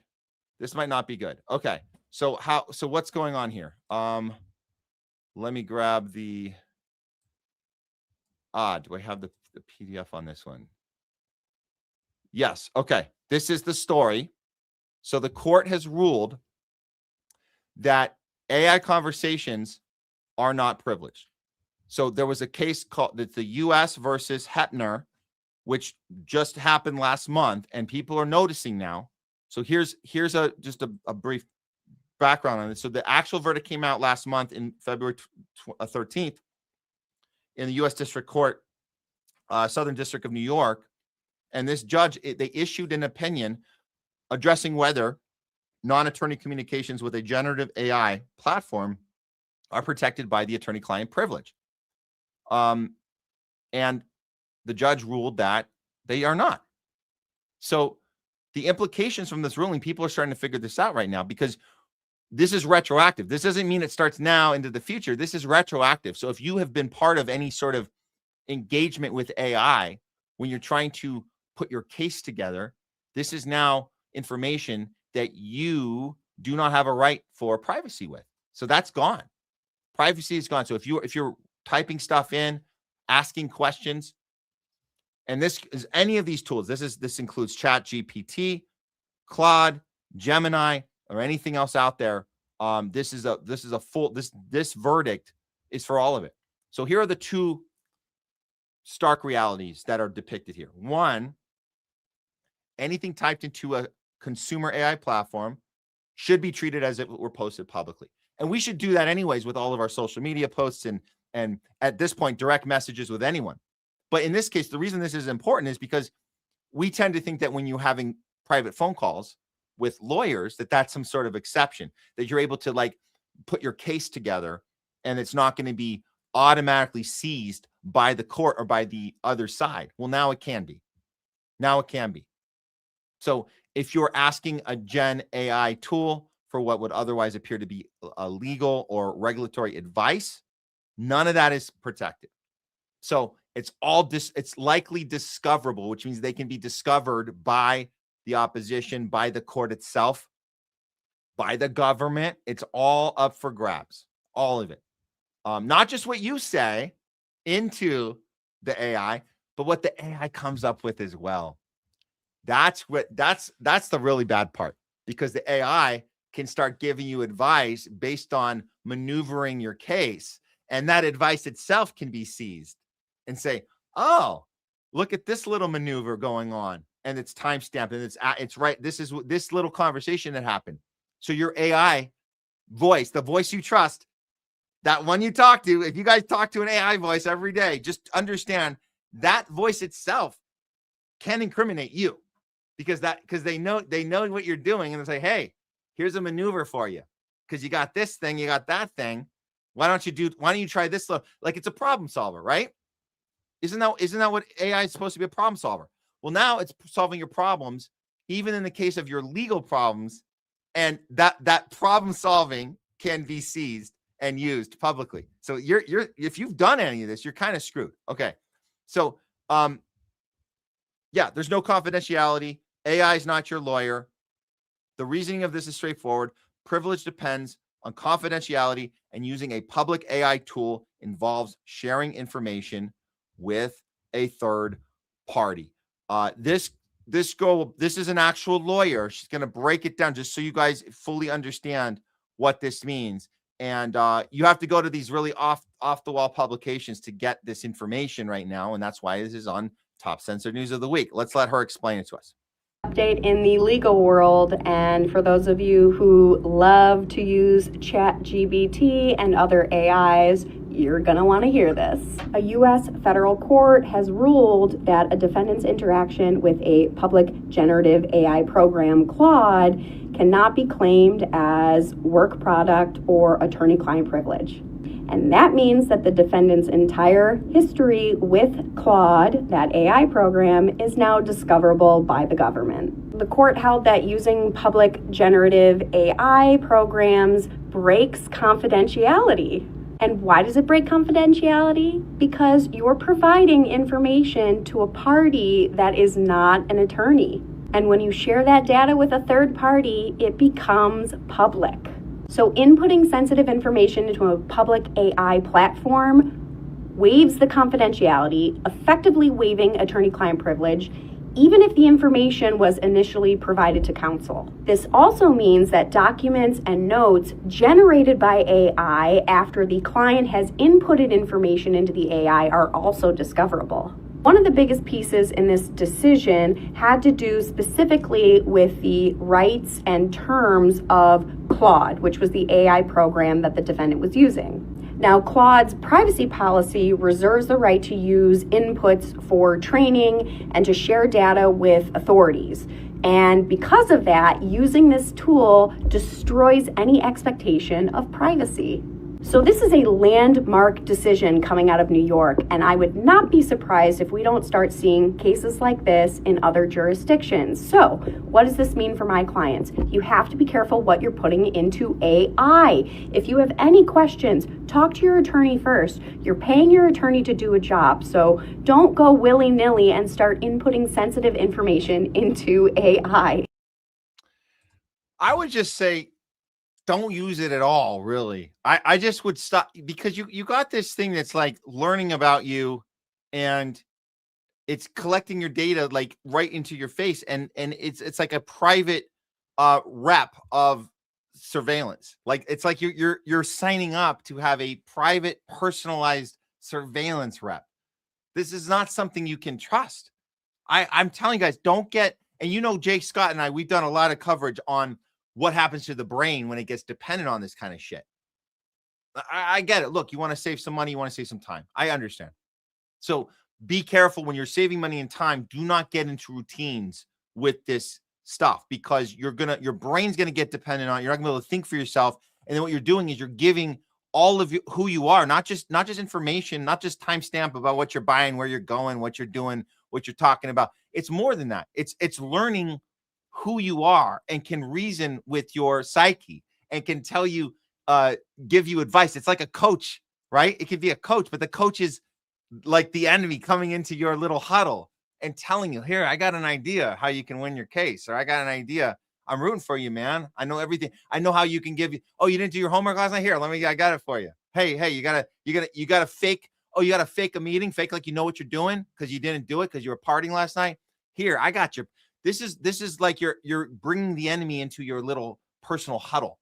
So let's do the best we can with keeping human beings as part of our huddle. That's who we should have in our little private areas, because these stories are going to keep happening. This stuff is not stopping. This isn't something that's going to, this is setting a standard. This story sets a standard for all time. So legally, if you're in a courtroom, do not bring an AI into that. Do not do it. You might as well be calling up the prosecution attorney. If you're being sued, you might as well call them up and say, can you put your voice on speak? Can you put your site on speakerphone and just kick back? I got mine on speakerphone, and I just want you to record everything I'm doing the rest of the day, and you can use it against me when I see you at the next court hearing. That's what you're doing. You're giving it right away. Everything that's personal, you're just giving it away to a personalized coach who is with the other guy. They're on the other side. They're against you. They're actually against you. Okay, That's the number 2 story. Let's top it off this week. Top censored news coming in at number 1. Israel's ethnic cleansing of Lebanon continues as mainstream media outlets buries the story in real time. And if you guys have been paying attention, you know that that 1.2 million Lebanese citizens have been completely displaced. They are no longer their entire towns, their cities, all throughout South Lebanon. They're being ethnically cleansed. That's the definition of ethnic cleansing: is moving people out. A lot of them are getting murdered in the process, but they have lost their livelihoods. 1.2 million. This is all in the last few weeks, guys. This is all since this Iran war began. All of this is happening at the same time. The mainstream media is not being honest with this story, so we got to show it to you guys. Israel's completely ethnic cleansing civilians in Lebanon, and the world is 100% silent on this. Don't be silent. Repost this and stand with Lebanon. Well, that's what we're doing here. This is the assault happening in real time.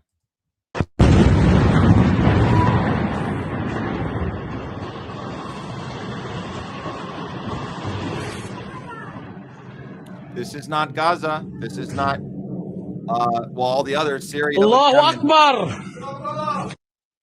This is not Iran. This is Lebanon, and this is happening right now. And here's some personal stories coming right out of there right now, which the mainstream will not cover. Here's an Israeli that was killed. Israel killed this father and his 3 sons today. All 4 of them dead. This is in South Lebanon. Wiping out an entire family in an instant. And why? Are we at war with Lebanon? What's going on? What's happening here?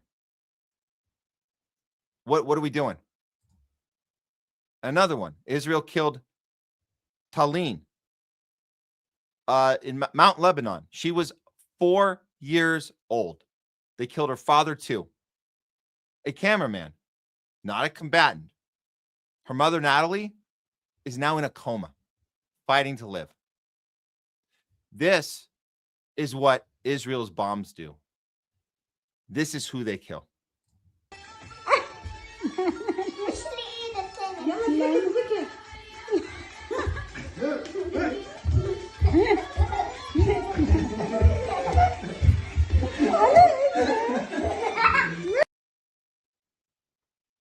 When the media blacks these stories out, they are sending an FU to everybody, all these human beings that are losing their lives in real time, and there's no sense to it.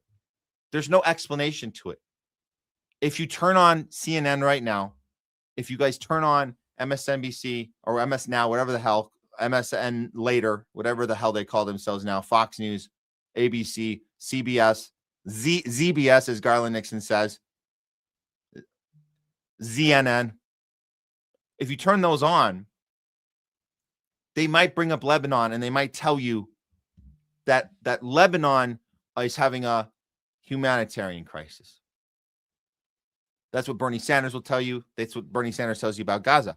So the most lefty people, this isn't just a right wing. This is not just a Fox News problem.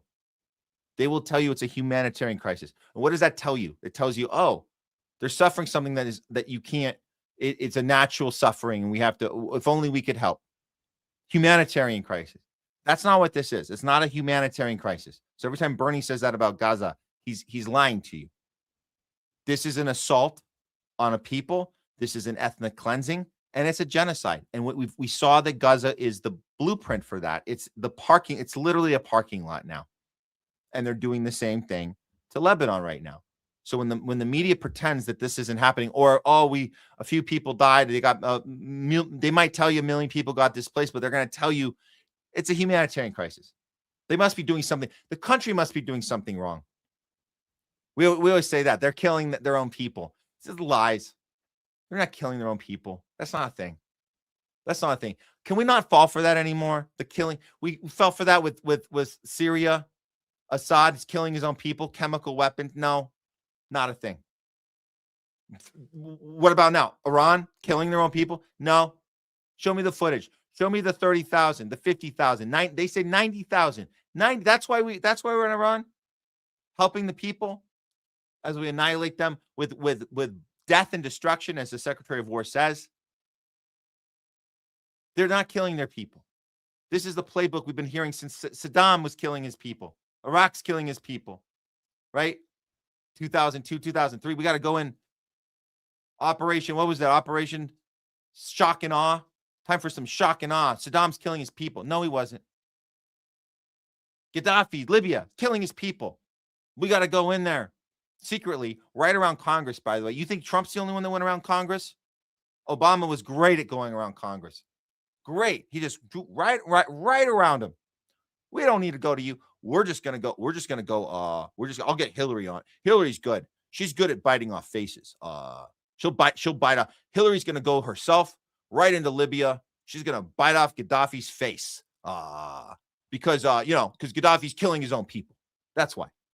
So he deserves a little face bite off. She's good. And then she'll put the face on herself. She'll scare him with it. It'll be really funny. Actually, yeah, we'll do it in the public square. We won't even do it on a secret Anthony Weiner laptop. This one we'll do out in the open, because no one's going to care, because it's not American. If we're doing it to the little girls and the little pizza slices in the US, we got to be a little more careful. Hillary, we've got to be a little more careful. Well, Barack, you and your hot dog parties, come on now. Did you have to do them in the White House? Can you do them somewhere else? We talked about this. I'll keep my little files, my little Wiener files, on a little secret fragile drip. You won't recognize the file. Nobody will see it. But Gaddafi, we got to go in there and we got to rip his face off. We just got to make a spectacle. We got to show everyone else in the Middle East, you don't F with us, because they like to kill their own people. So that's the lie they've been telling us the whole time. So the top censored news, and the reason this story needs to be shouted at the top of our lungs, is because once we recognize that this is a pattern of behavior that has been happening the whole time, our greatest ally has been initiating genocide and ethnic cleansing in all of its neighboring countries this entire way. If we understand that, then there's no more reason. You can't defend anything. You can't defend going to war for Israel. There's no effing way to defend that ever again. The mainstream media knows this, and that's why they have to keep this story censored. The relocation of 1 million plus Lebanese people, not a humanitarian crisis. It's an ethnic cleansing. And that's been top censored news of the week. Okay. You guys have been awesome today. I'm seeing so much engagement. You guys, this is going to be fun when we'll have a chance to talk with you guys in a little bit here. I think we should be ready for the next story with Jay. Let me just go ahead and we'll set a couple things up. I'm going to go ahead and give you guys another 3 minute. It's time for a little 3 minute. Let's do a little bathroom run, return a few texts. We got some more show for you guys. Don't go anywhere. We'll be right back with some more Homeless Left, the non-tribal approach to news. We'll see you soon. See you in about 3.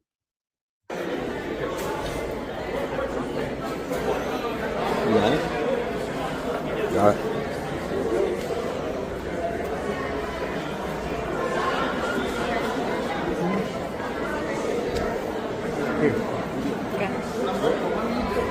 Why don't you put your name on? You're a pedophile protector. A pedophile protector.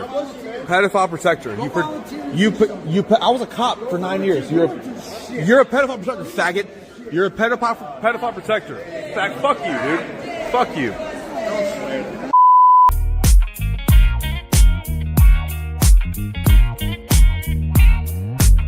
All right, we are back, guys, with some more show for you. The non-tribal approach to news network, the Homeless Left, THL. You can just call us THL. You don't even have to say the whole thing out loud.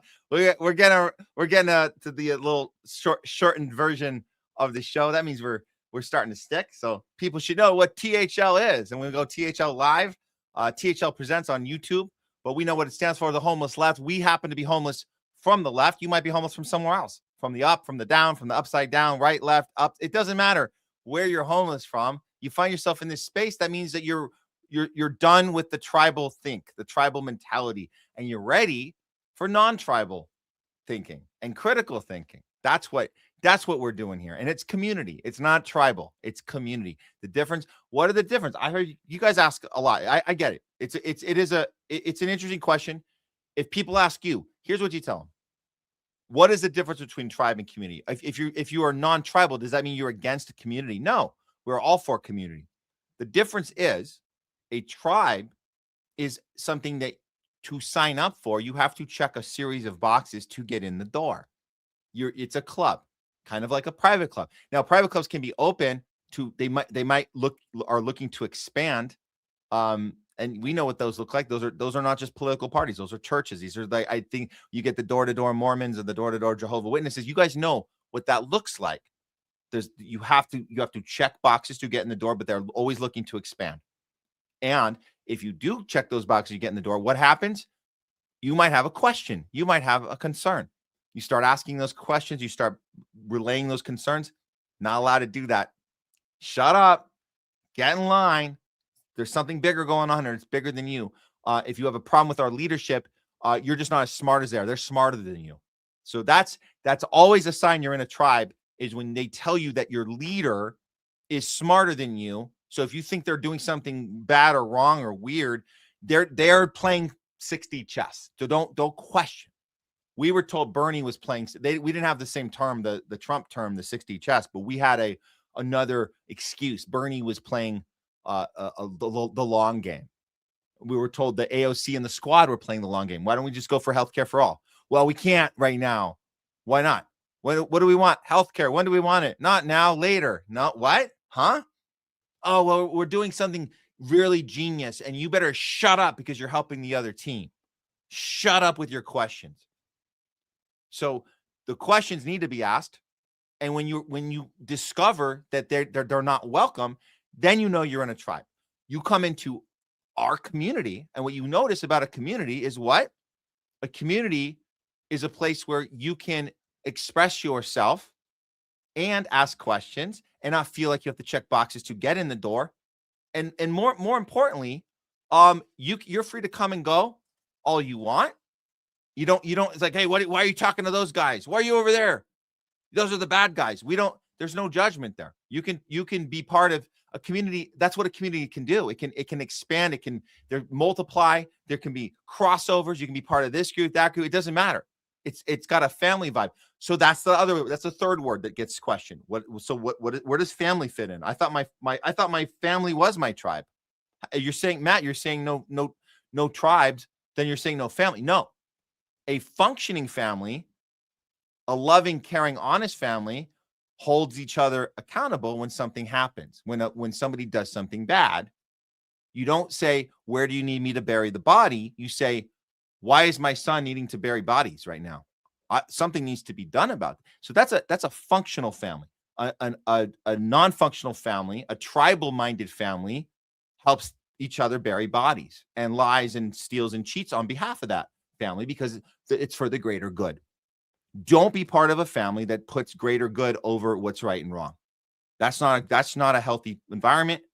Nobody should, just because you're related to them, they should not be helped. You should not be forced to do something that goes against your moral compass. That's not okay. That's not a real family. That's not a real community. That's a tribe. So enough forcing us to do things that we don't want to do. Like, I don't know, taking a shot we don't want to do it. Oh, we're out of the club. Well, thank you. I don't want to be part of a club that forces me to do something I don't want to do. So good riddance. I'll see you around. And I hope any of you guys that were part of that 5 years ago with the COVID stuff, maybe now you're realizing, that was a little effed up, wasn't it? A little effed up. Yeah. So welcome to our space, a non-tribal approach to news and to life, where we use our critical thinking skills, and we are about community. We're about family. We hold each other accountable. We do ask questions, and we're allowed to disagree. We're allowed to debate. We just ask for one thing. Let's just treat each other with respect. That's about all. That's the only thing. That's the only box you got to check. Otherwise, you're free to think and speak about and use all the rights you're entitled to, free speech, all that stuff. Let's just not threaten each other with anything that's not cool. That's it. That's the only thing. Stay cool, stay professional, let's stay as human beings should stay and treat each other as such, as you want to be treated. That's all. That's it. Okay. Moving on with the show. Here we go, guys. It is time for our next topic matters. And what better way to have these conversations? Let's go ahead and bring in our co-host right now. Welcome back to the show, Jay Scott. What's going on, Matt? Still working on the lighting situation over here, but it's a little better than last time. So, sorry to all the ladies on the homeless left who were looking forward to, me being my usual self. Don't worry, I'll be back soon. But what's going on, Matt? How you doing? Oh man, it's been a crazy one, man. And you're looking sharp, man. You don't even have to apologize. You're good to go. We can hear you, we see you, and that's all we need. We just need to be able to hear you and have the discussions that we I know people are here to listen to. And so let's get into it here. I do have to. Let me get the banner back up, the right one. I had the "We'll be right back" this whole time. Okay, here we go. We were kind of unfortunately we were waiting to get we were trying to get Jake GTV was supposed to come in earlier, so we have to rearrange that. So I don't know if he might be popping in the next hour or not. If not, we'll just do what we do. If we might, I'll see. We'll feel it out. We'll see where we are. But we might have to improv some stuff today. Go with the flow. Absolutely. So we'll improv it today. But we do have some stuff to get into. I think the first story I want to start with here is this AI story, because we had the White House had a visitor, very unique visitor. We haven't seen much of this before. Get prepared, guys. You're going to see a lot more of this in the future. But this one was worth looking at, because we saw a lot of celebration of this moment, like it was some empowering moment. I don't know if there's empowering for women, empowering for robots. I'm not sure what the empowerment moment was, but a lot of news outlets reported this. Like we've come so far, right? That Melania Trump's most shocking White House entrance yet, as she's introduced by a robot. That's not really the story here, guys. We already know that that's possible to do. A robot can walk. We already know this. We already know that a robot can do that. So what was the point of this? Let's go ahead and watch the actual entrance. We're going to watch the raw version of this. I'll stop it if you want to comment along the way, Jay. But this was very awkward, but there's a lot to unpack in this moment, and I just think it's worth talking about, because this is a part a lot of the other mainstream outlets don't look at what's really going on with the stuff that's not being said. So here's the whole show, the whole theater piece on that entrance. Here we go. The First Lady of the... Дами и господа, първата дама на Съединените американски държави, Мелания Трамп.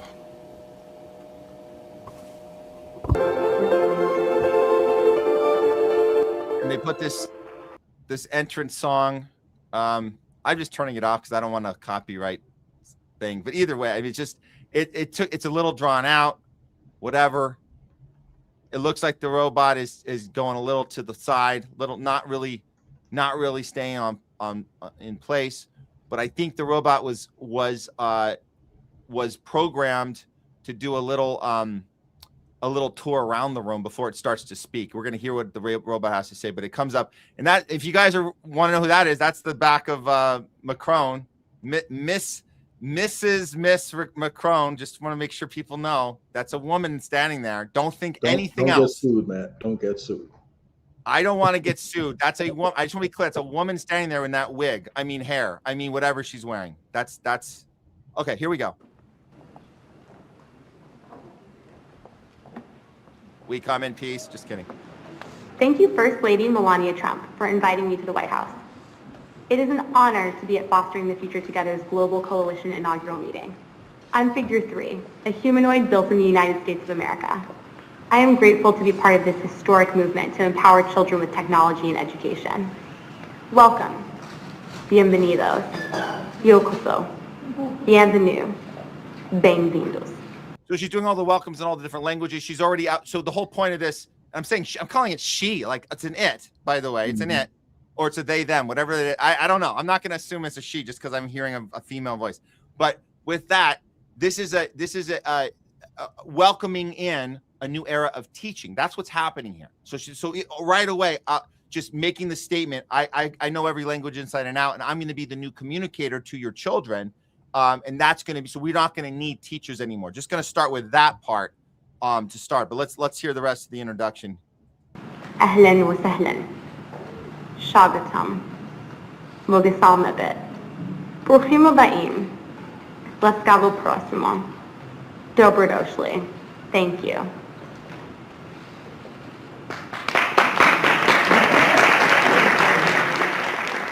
Now, this is a very awkward exit because she goes right back around. It goes right back around the table, and they have to wait for the full. Yeah, still needs some work on timing, right? Yeah. Timing.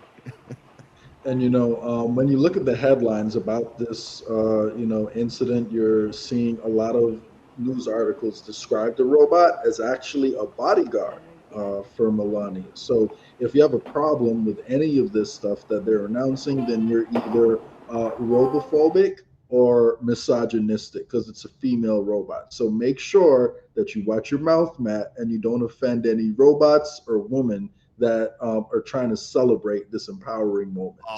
Wow. Yeah, so make sure, no robophobia, okay, Matt? No robophobia from you. But yeah, jokes aside, the fact that they're trying to pitch these robots as kind of like your one-stop shop for everything you need. You want a personal slave? Robot. You want a teacher? Robot. You want a bodyguard? Robot. We'll just build a robot for everything, and then, everything will be okay. But like if they're pitching it as a robot, right? And we've already seen examples of robots malfunctioning, over in China and, harassing old women and not letting them go about their way because they're identifying them as a threat. And the robot just has in its algorithm, you must defend your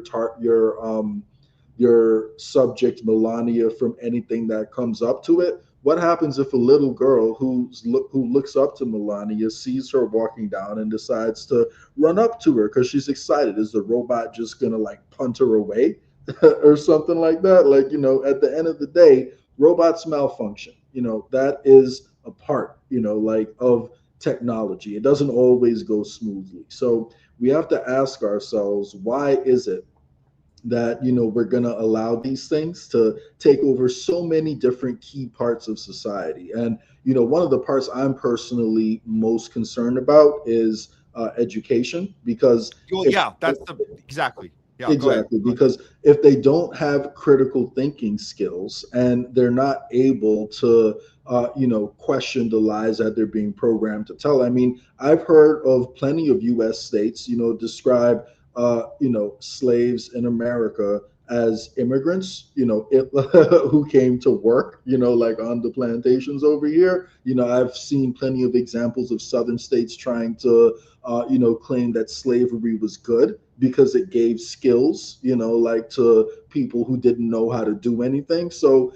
if there isn't any critical thinking that is going to go behind this, and there's no moral conscience, and the people who are programming the robots can tell them to say whatever it is they want to say. Like, say, for example, that, since 1945, when Israel was created, they've been discriminated against from everyone in the region. And, they're just victims this whole time. The robots could be programmed to say any of these things, and children whose minds are vulnerable and absorb everything that's being told to them, if they're told that, hey, your robot knows the real truth and has all the answers, so just listen to whatever the robot says, then you can see how quickly this becomes a tool for the elite to rewrite history and to program humanity however they want, with minimal pushback from people who might know better. Well, absolutely. So they have to up their game because we've upped ours.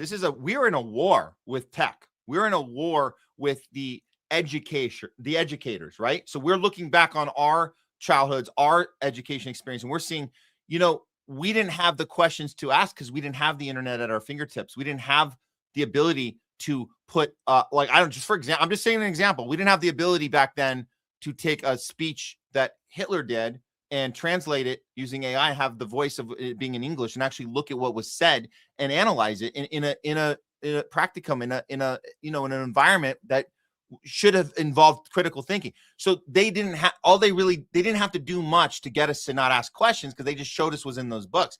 Now that kids can bring stuff up in their phones and say, wait a minute, you're telling me this, teacher, but I'm seeing this. You're telling me this about Israel, and I'm seeing this about Palestine. Like, I can show it to you on my phone. This is the next step. You take the teacher out of the mix, you put the robot in its place. And now if the kid says, wait a minute, robot, I'm seeing a genocide happen on my phone. How do you explain that's not in the textbook? What do we do about that? That's going to be a problem. And that's why that's what this is actually about. So let me put up, this was the summary of what Melania, I'm not going to go through her whole thing, but this was basically what she was proposing in this thing. So you had the whole theater with the robot, but then the whole point of this, and I heard the thing about the bodyguard thing, but this is really what it was about. She was saying, I'm putting my stamp of approval on this. They're calling it, Melania Trump proposes this as an AI system calling Plato. When you think about, the epitome of education, there's no one more educated than Melania Trump, right? So we should look to her, for all of our direction when it comes to how to build the smartest society in the world. Melania Trump, who can barely speak English. Yeah. Well, I thought they were going to make her head of ICE, but at least this isn't as bad as that. But it's still, there's something ironic about it, right? That would be even more ironic. But you might as well. She might as well also be the head of ICE. But here is she could take Kristi Noem's job. She'd be great at it. So calling it Plato is saying something, right? It's saying, and having that introduction, you saw that where I'm just going to say good morning in every language I know, and it's going to upstage any teacher, right? There's no teacher that can outdo me right now with all the good mornings I just told you right off the top of my skull. So these are all of the subjects that she's saying are covered: literature, art, science, math, history, all the entire amount, every knowledge. And this can be done at home. Replace teachers with a machine. AI over teachers. That's where we're going. That's the idea. Instead of calling for better pay for our nation's educators, who are heroes in that regard, we're doing this. We're doing AI over teachers, which is yeah. And what I would encourage everyone to do, if you're interested in why our education in America isn't as good as a lot of other developed countries, just take a look at a couple factors, right? Number one, look at the PISA exams. Those are the international tests that they give to students at age 15 to see how they perform across different categories, whether that's they have English, math, and sciences as different categories, right? And what you'll find is that the highest performing countries, they have a few things in common. Number one, the teachers are not treated like crap in those countries. They are some of the most, most respected, public employees in those countries. They have a lot of training, a lot of, degrees that are being paid for by the state a lot of the time, and they have high salaries to make sure that they're not stressed outside of their work, to make sure that they know they're valued, so they take their job very seriously. And it's essentially treated as an important job where you want to recruit some of the best people. Like, they treat it like how we treat doctors. We want intelligent, bright people to become doctors. In these countries, they incentivize, the most talented people, in the country to become teachers. And because of that, they have very high performing students. And they also focus on, making sure that funding for public education is evenly distributed. So it's not being funded specifically by property taxes, which locks in poor neighborhoods that also have poor schools. And then, finally, they also focus a little bit less on the stringent testing standards early on, and they do a lot more project-based learning, so kids can think things through. They learn how to interact with their peers and to work together and to actually problem solve. So there's a lot of problems in our education system, and replacing teachers with robots is not going to solve those problems, because part of being a teacher is connecting emotionally with the student. understanding where they're at, and then doing your best to, motivate them to, number one, take it seriously, and to see things, like in the perspective you're trying to show. So if a teacher can't connect with, a student, then it's not, the teacher isn't going to be as effective. And robots are not building friendships, or they shouldn't be building friendships with most healthy people. And if we are training our kids to build relationships with robots, then that's a very, very dark sign for where our society is going. So I'm going to turn it around and say it will work, because the objective isn't the objective we think it should be, or it should be. It's a different objective. So the objective they're setting out to do is going to work. This is exactly the effective strategy to keep people in line, and not what you said, Jay. Want kids needing that emotional connection. That's exactly what they don't want to have happen. That's why this is perfect for that plan.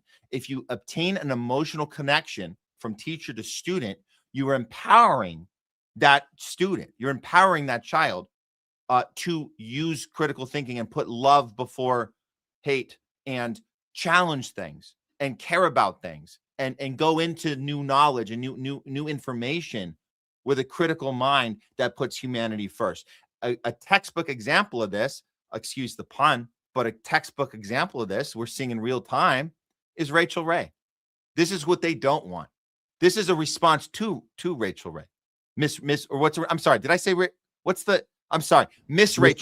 Let me back that up. We're seeing this in real time with Miss Rachel. That's the comparison, because you can't have another Miss Rachel out there. They don't know what to do with her. This is someone who connects with kids all over the effing world. She has emotional connection to parents and kids all over the world, and she's speaking about humanity, and she's educating in the process. It's like the perfect teacher that we need. It's the worst teacher they need, because their objective is to sever that tie. This is how you sever that tie. Exactly what you said, Jay. It's eliminate that emotional connection, put the kid in its place, censor, screen information, so it doesn't matter what we Google or what app we're gone on. If we have to get off of TikTok because it's now owned by Larry Ellison, you got to get over to another app, whatever it is. You got to get on the up scrolled. You're finding information. You go to your robot teacher. Your robot teacher says, there's no emotion there. That's not the part of the lesson, Johnny. We're talking. So, but Miss Rachel would say, show it to me. What did you find, Johnny? Let's look at this. And so that's what we don't want. That's what they don't want. Bridget Macron, this is parts also not being talked about when she spoke. And I think this is funny because we're talking about robot identity and don't offend, don't be a robot phobic, don't be a misogynist. Don't be a robophobe. Don't be a robophobe. But also don't be a transphobe. Don't be any of the phobes. But it's weird that they put a male. I'm just saying they chose her choice to put a male interpreter over her voice. I thought that was funny. This is not a joke. This is not a sketch. This really happened. But joking aside, listen to what she actually says. Do know that I am the United States, a country that I love very much. And here, we are the country of free speech. But I think that liberty does have some rules. We have. Okay, I'm just going to pause. So pause for laughter. But what she's saying is, I'm for freedom of speech, but liberty has some rules. Why are we talking about that at this event? Why are we announcing a security guard / language master / ability to communicate with your kids in an easy way and master any subject / why are we talking about freedom of speech having limitations? Because why is that conversation? The robot is the authority, Matt. Whatever the robot says and whatever it's been programmed to tell you is the actual truth is the authority. So that's why they're introducing both of those topics together. So great observation. Let's hear it in its entirety because we had to get the laughing out of the way because of the translator. But listen again, just pay attention because this part's not being talked about. This is important. This might be the crux of it all. I do know that I am the United States, a country that I love very much. And here, we are the country of free speech, but I think that liberty does have some rules. We have to be free, but adapt to certain codes. So I believe in these codes. Too many young people are suffering, and they do not tell us, but they send signals, very strong signals from young people and teenagers. So it's up to us to answer them. Let's answer them all together. Thank you very much. It's wonderful to be back. Excuse me about I'm coming off of a cold. Who decides on who's the translator? Because I know Trump has a pretty rocky relationship with Macron, so I wonder if he did that, like to actually troll them a little bit. But that is hilarious. That out of all the people in the world, out of all the bilingual, Americans who also speak French, they chose a man for Bridget's voice. That is pretty funny. Yeah, that is funny. We got it. She's just certainly, but look, joking aside, that's the whole point. That was the point. That was her contribution, was to remind people that we are trying to actually connect with your kids in a way that's very deliberate. We're taking liberty and freedom, and we're narrowing in, and we're saying this robot's going to be able to make that connection in a very specific, controlled way that the human being, Miss Rachel person, will never be able to do. And that's the way they convince you of that. And so that's what's actually happening. So all the security thing and the whole theater piece of it, and everybody having fun with that, and the entrance and the exit. This is what we're really talking about. It's the control of our next generation, because the current generation, the one that's been on TikTok, the one that's going over to Upscrolled, they're the ones using their brains. They're the ones typing in old speeches of Hitler. And that's just an example, but they're the ones saying, I want to know what the guy effing said. I'm curious. So how this is how you respond to that. You bring in this very controlled relationship moving forward that will not be questioned. It'll be very specific. It'll be very monitored, and it'll be the furthest thing from human we've ever seen. This is the anti-Miss Rachel bot that we're looking at right now. Yeah, and with Bridget in particular, she is actually currently suing a media personality over here, which would be Candace Owens, because she doesn't like the fact that Candace Owens is questioning whether or not that person, was born a man. So, like, the fact is, I don't see why you should be suing someone for simply asking a question. So the fact that she's doing that, I would say is pretty hilarious. But I will say, when it comes to people looking into like what Hitler was saying, the main interesting thing there, I would say, is the fact that they were talking about the banking system and how the banking system was enslaving people. So I just want to clarify that is by no means an endorsement, from us for everything that Hitler ever said, but it is important to understand the context of what was going on back then, and recognizing he didn't just wake up one day and say that all Jews are evil. But, the truth is that the establishment uses different proxies to accomplish their goals. And if we want to understand how ISIS came to be, there's just as much validity in questioning how Zionism came to be, and were there any other people who were used as proxies by the establishment. So it's beneficial to understand what people were saying and their reasons behind it. Oh yeah, but this is the difference of the generations, because again, our generation didn't have the internet to go and cross-check stuff, fact check. We had a Dewey Decimal System in a library that we learned about. So when a teacher was going over American history with us and told us, well, here's the extent of the story of Martin Luther King. He was killed for his civil rights, and we weren't able to go, well, wait a minute, what about the anti-war movement that Poor People's Campaign? That was about uniting everybody, pushing for class solidarity, and not only racial justice. That was part of the message, but it wasn't the whole message. Right, but the conversations weren't happening because we didn't have the ability to have them, so they can control us with the teachers in place could limit to tell us this is the lesson for today, class, and that you would go home, and the lesson would be that those pages you're going to study pages 5 through 15, and we're going to come back and that'll be it. Now you have students that go, wait, I want to go to another, I want to cross check this, fact check this, go to another thing. this part that was left out. So you end up with Miss Rachel's who have to have conversations right now with what is happening, what is going on in Gaza. What is this? What children are being killed on purpose, it looks like. How do you respond to that? And then you are forced to, so that this is how you solve that problem, is you eliminate that conversation, that human impact. And now the kids are just going to have to go, okay, I guess the robot told me the lesson is, screen 5 to screen 15, and that's it. And if you ask about anything else, that's not in the lesson today. Done.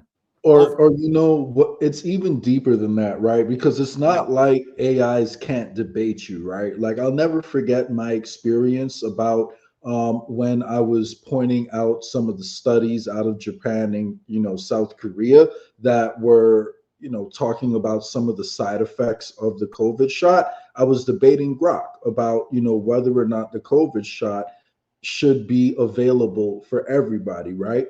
And I started out the conversation asking Grok, should it be available for everyone? Grok said no. So then I showed Grok all the recent papers that came out, showing how dangerous side effects could be happening in these places. It agreed with me that the studies were likely onto something significant that needs more investigation. At the end of the conversation, it also agreed that yes, it's probably best for, at minimum, the COVID shots not to be recommended to all young, healthy people, especially kids. This is what Grok said. So then at the end of the conversation, I asked it, well, if someone else comes along after me and asks you the same question without providing all the evidence that I had to know beforehand, are you going to take into account our conversation and make sure that you give the real answer that you just gave me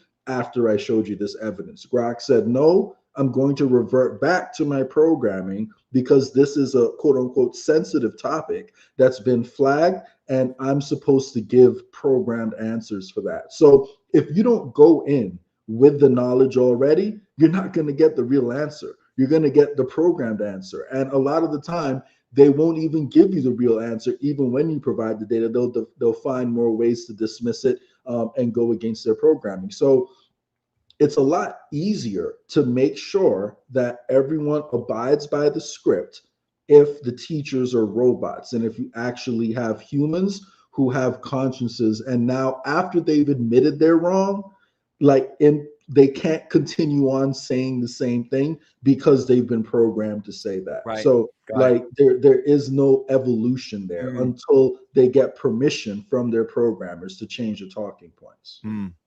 That's great analysis, Jay.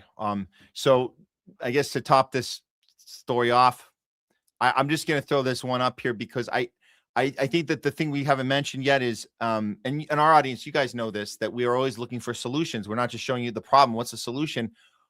It's hard to say. Like we mentioned Terminator 2. We mentioned this, like, are you either going to be part of Skynet or you're going to be in John Connor Resistance? We have to figure it out. What does this resistance looks like? It's hard to say right now. It's hard to say what that movement can look like when we say, let's stop using, AI as much as possible. Let's not use our brains, lose our brains in that mix. Let's not lose our ability to use to those critical thinking skills we talk about all the time. You guys know that Jay and I, we've covered this. We've gone down the rabbit hole on these studies about our brains getting lost in the mush when we are completely dependent on these things. And then when you disconnect from it, you're worse off than you were before. So there's a scary shit going on right now as far as us being reprogrammed as a society.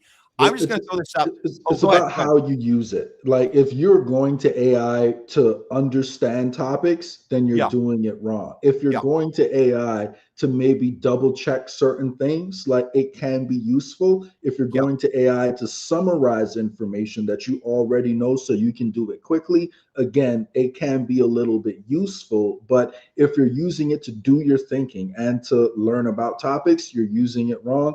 And my radical solution is we need to nationalize the AI companies so these profits are not being concentrated, in the hands of AI and tech oligarchs, in my opinion. That's something we should strongly consider. If not full-blown nationalization, then we need some form of stronger oversight over these companies than what we have right now. Oversight over these billionaire companies. Yeah, well, good luck with that. But with the at least the essence of a protest. We can scream sometimes about it. We can yell. That's a starting point. I saw this one going around.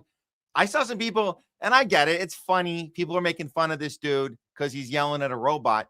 But I watch this. I go, I got to put this up on the show, Jay, because I saw some of our even friends of the show were going, this dude lost it. Why is he yelling at a robot that doesn't accomplish anything? And I was thinking, there's something there. If you guys haven't seen this guy's yelling at this food carrier robot on the corner. And I just want to, we could laugh and say it's funny because why are you getting so mad at this thing? But I just look at it from a different lens, that I'm looking at it from a lens of there's something there. There's something like shouting at the top of your lungs. Something's wrong with this picture. I'm not okay. And he mentions workers losing their jobs because of this thing. And I think it's important just to have a little freak out once in a while. Here it is.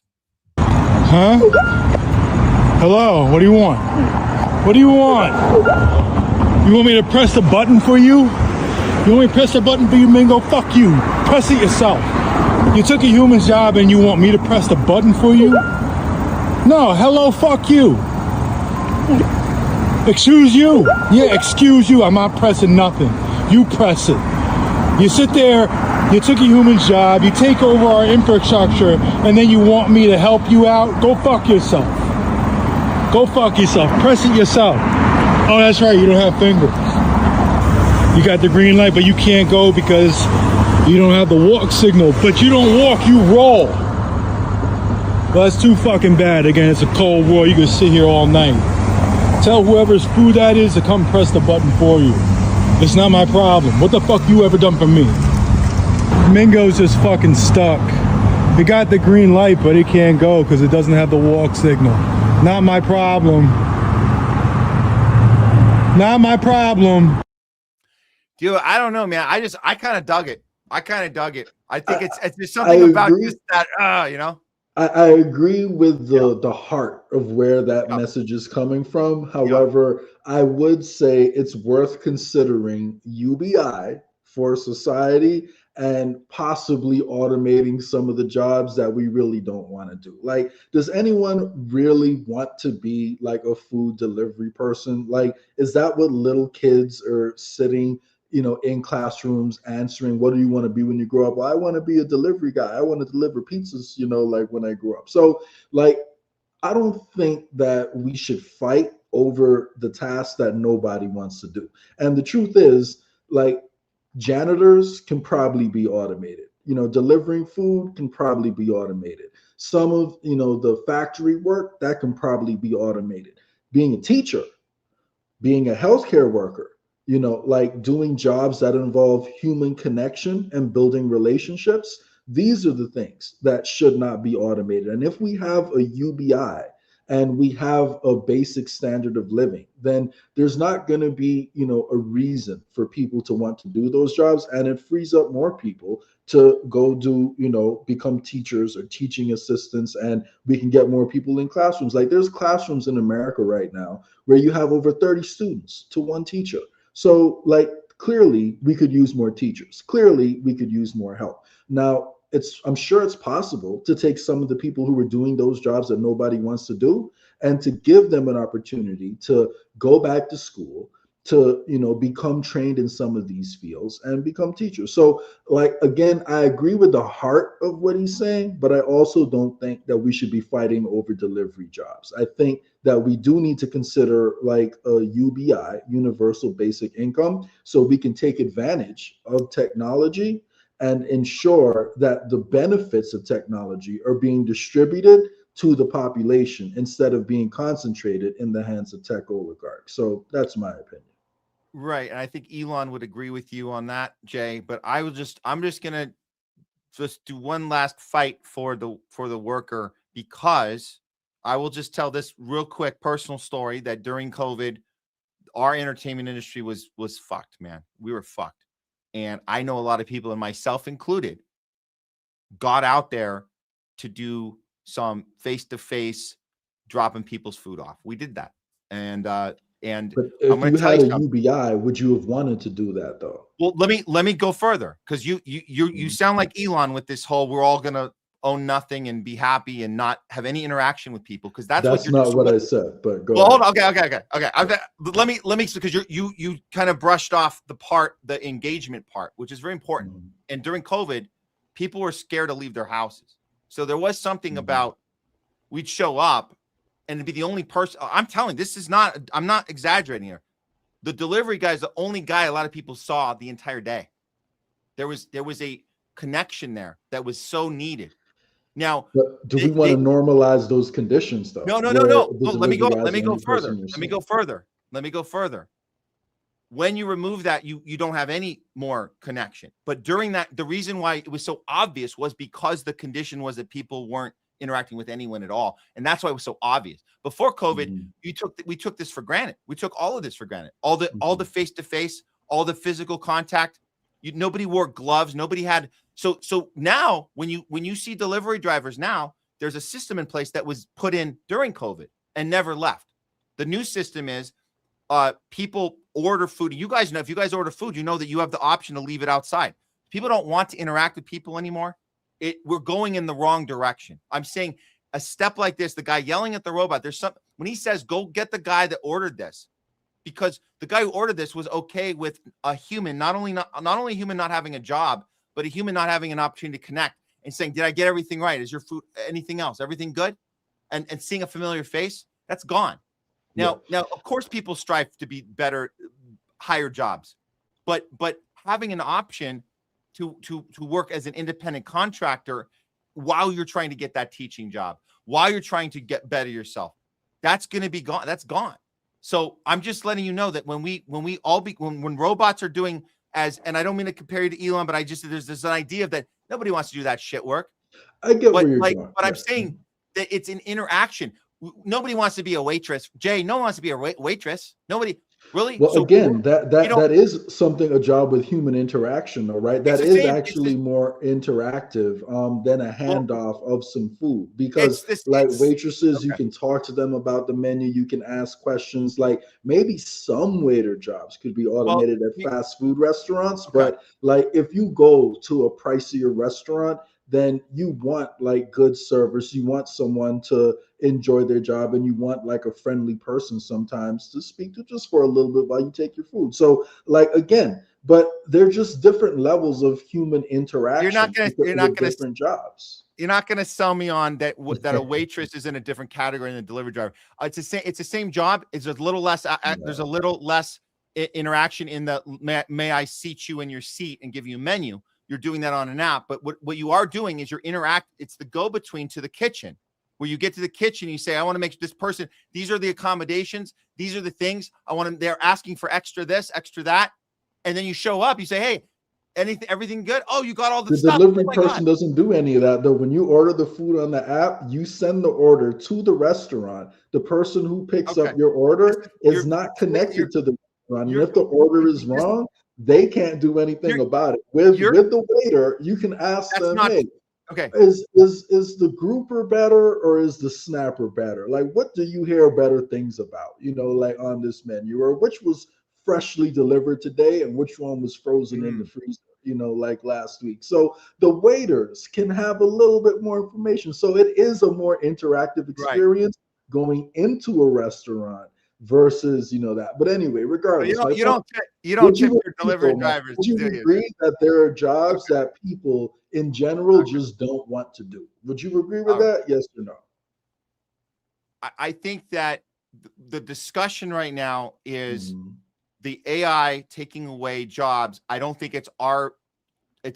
we shouldn't be sitting here denigrating some jobs and not others, when we should be fighting for all workers. And if there's a job that people can make a living off of, we should give that just as much credence as we do with a more obvious one, like you're talking about a waitress having more interaction. I agree they have more interaction with the customer, but it's not for us to sit here and say one is more noble than the other when we have the same.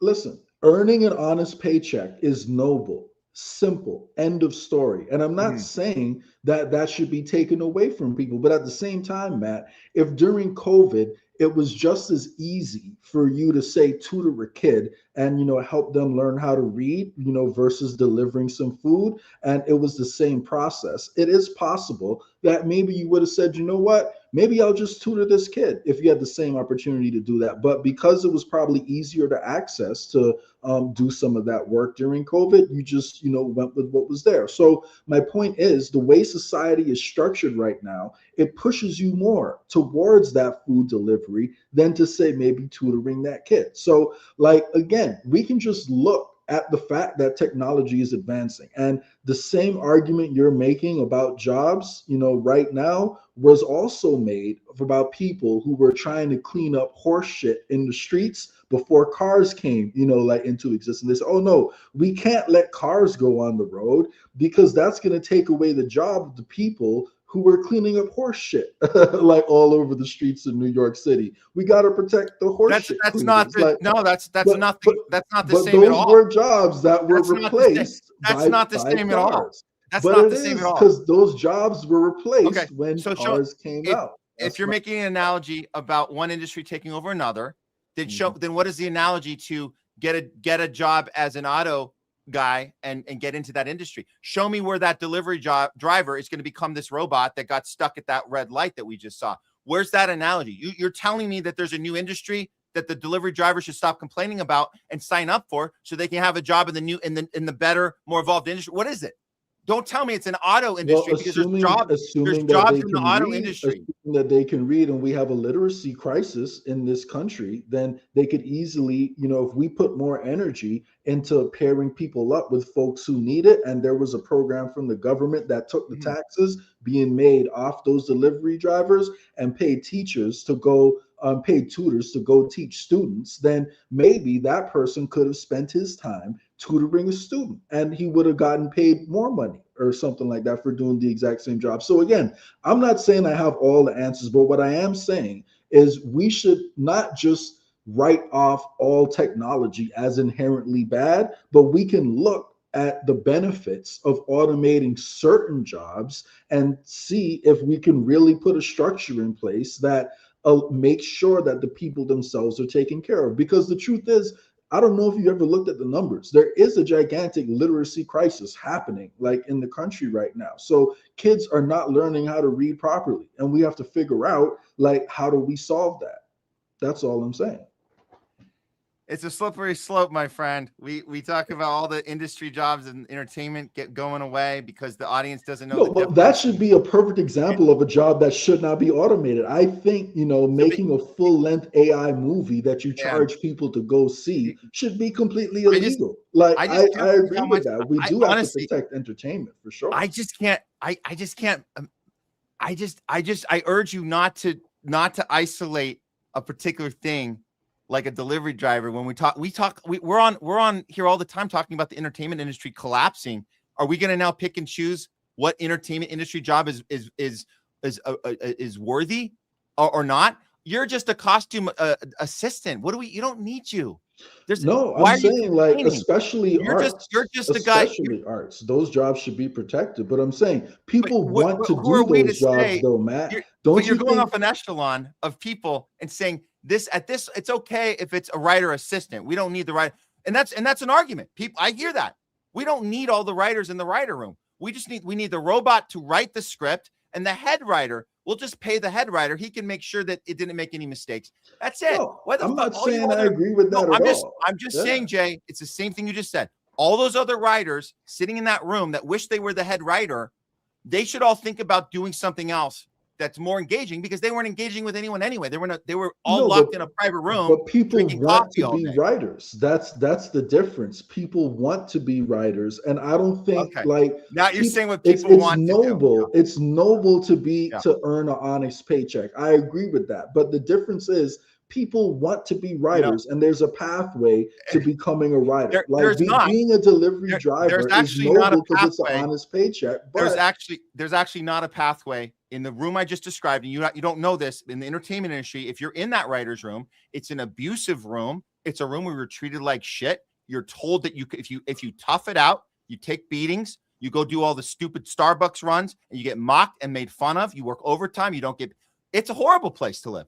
And people do it because they have dreams of something bigger. It's exactly like a delivery driver. It's not for us to sit here and say that writer that's getting abused in a room on a lot of a studio, and we know how these studios behave, how they treat people. We lived through the Me Too and all the women, all the Harvey Weinstein shit. I'm telling you, for us to sit here, it's irresponsible for us to sit here and start judging the value of these jobs and whether somebody wants to do them or not, because there's a writer in that room that got up and left because they said, I refuse to be treated like this. I'm going to go clock in to an Uber driver job because I'm not going to be treated that way by this app. And I can actually go and hand people food. And, and what else I can do while I'm doing that, I can go and work to actually get a script made, and I don't have to be lied to and told that if I just tough it out in this little writer room, I'm going to eventually get the head job. I'm never going to get the head job. It's a lie. They're never going to get that head job. The only way to get the head job is to go do it yourself and sell a script to a big studio and be best friends with a director or a producer or a Weinstein or anything Steen. That's how you get that job. So the key point in what you said just now was that if someone doesn't want to do a particular job, then they should have options of other things they could do. And you pointed out that being a writer, taking that abuse, someone decided, you know what, I'm not going to take this abuse. I'm going to go do something else. And then I'm going to find another way to get that head writing job. So like before we take away these jobs, I agree. We have to make sure that something is in place. And I'm not in favor of eliminating all those jobs before we have something else in place. So that would be the difference between me and someone like Elon. He wants to get rid of everything first, and then we figure it out later. Meanwhile, the people at the top collect all the power and collect all the profits, and then we just never get taken care of. That's Elon's plan. So that plan I am 100% against. So I always want to make sure that people have options. But my whole point is, like, even though the reality of Hollywood is that the people in those writing rooms don't usually go through the career progression like how it's pitched, that doesn't mean that there is zero benefit and it's impossible for someone to go through that path. Like getting some experience in that writing room, I would assume, can be of benefit if you want to get that head writer position. And that would be the difference, in my opinion, between a delivery job and a job in that writing room. Because again, like there is no career path forward after that delivery job where they say, before you can get this job, I want to see that you have 2 years of experience delivering food. There's no job that's going to. Jay, you're missing the whole thing, man. This is entertainment industry. This is what we've been fighting for this whole time, that they're coming for everyone's job. If we wasted time sitting, and I'm not saying this away, I'm happy for this debate. I'm glad you've been a total sport on this. I like this. This is cool. I think our audience enjoys this. This is cool. I just want to say, when we fight for people, we have to be consistent with that principle, allowing them all to have that equal right to fight for their job. When we start analyzing and making the determination on our end because of where we're looking from our very narrow eyes, and we're going to determine what they want to do or not want to do or what's productive, that's where we get off on that's the wrong fight.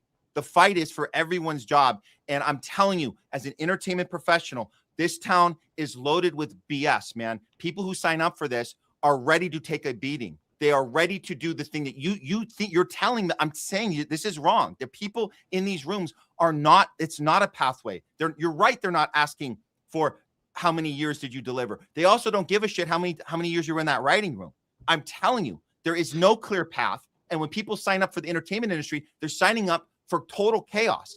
And so we have to support, my point is, though, that system. There is some value in having at least a little bit of experience in a writing room, right? You don't think there's any value at all in that? You're not hearing me. There's exception. I am hearing you, but telling your argument is based on the fact that Hollywood has too much corruption in it. What I'm saying is that people in this town, what they're doing is they're saying, I have goals and I'm going to do anything it takes to get to that goal. And I'm telling you, they're clocking in to do a delivery job is doing what you have to do. It's exactly the same as being treated like the character of Anne Hathaway by Meryl Streep in The Devil Wears Prada. It's the same. It's, I want this so bad, I'm willing to do anything. So it's not our job. It's not on us to determine if what they're doing has any value to them or whether it's productive or not, even if it's delusional, even if they are literally putting themselves through self-abuse. It's not our place to therapy them out of that and say, well, the robot should take your job because it wasn't good for you anyway. That's not our job. Our job is to fight for people's right to make that choice. If they have a dream, they should be able to go after that dream. And if they've had enough of the abuse, they should be able to get up and leave.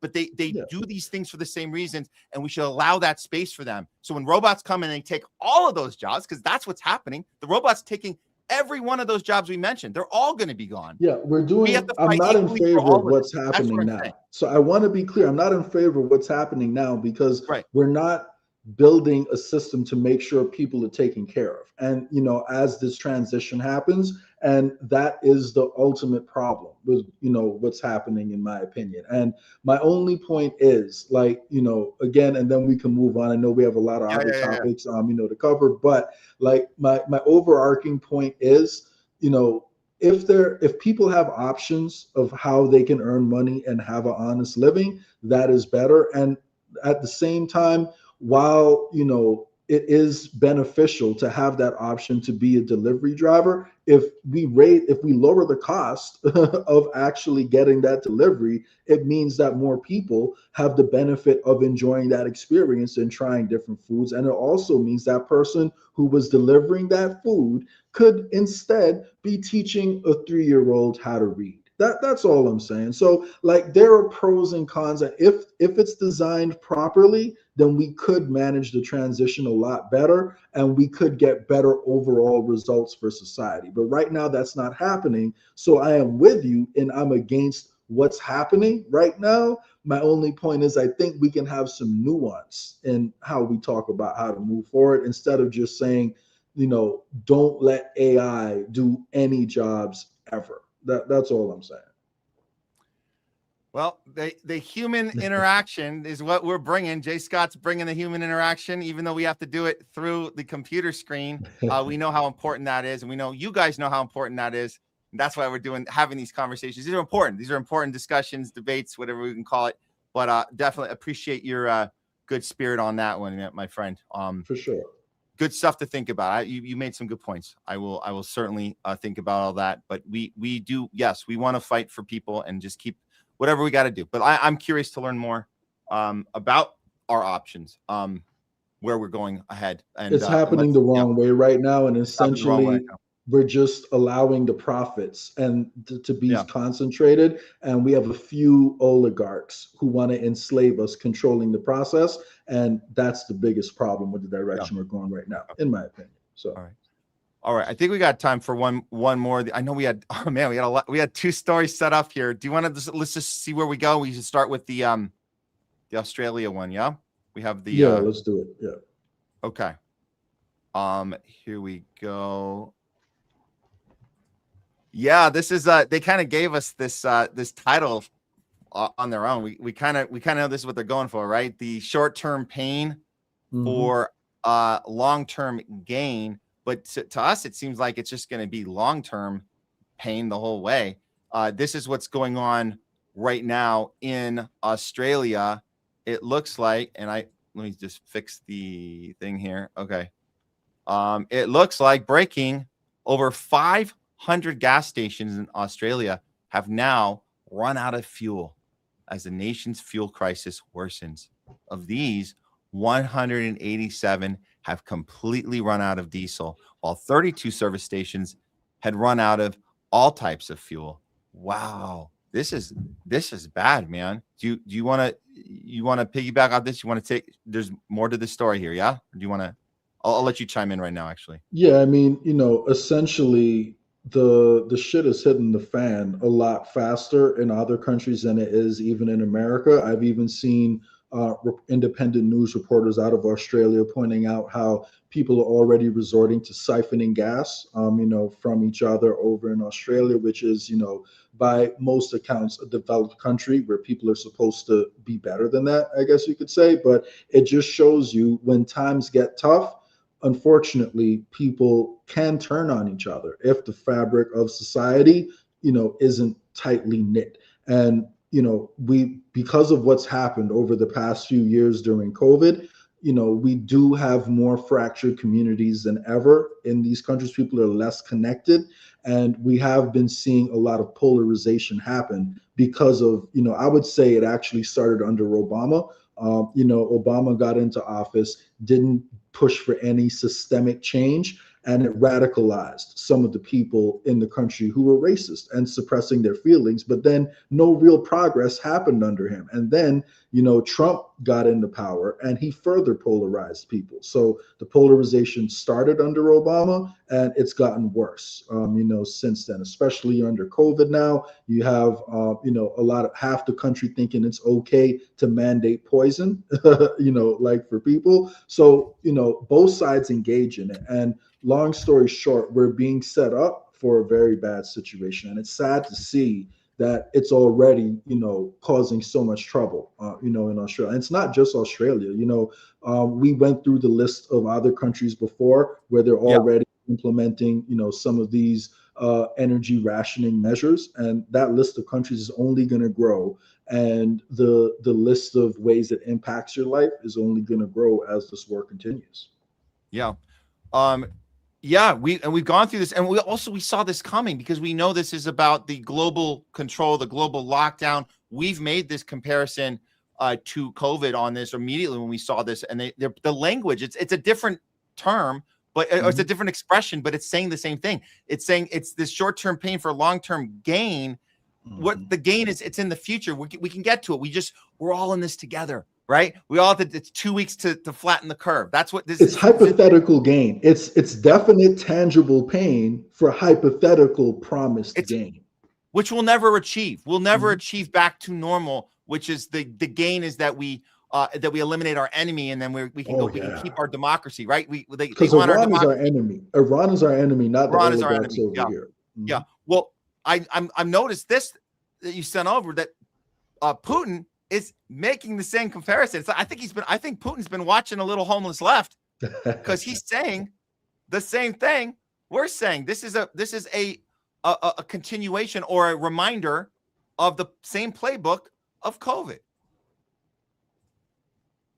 That is escalating, and it's making a more and more significant contribution to the global situation today. And it's dealing a great damage to the global logistic supply chains, production chains, and entire industries of the fuel production, fuel refinery. Our industries are getting these heavy blows, and it's difficult to predict what happens next because of this. I believe that those who are involved in this conflict, they cannot predict what will happen. So it makes things even more difficult for us. But despite everything that is happening, well, there are some estimates that you can compare this situation with the coronavirus pandemic that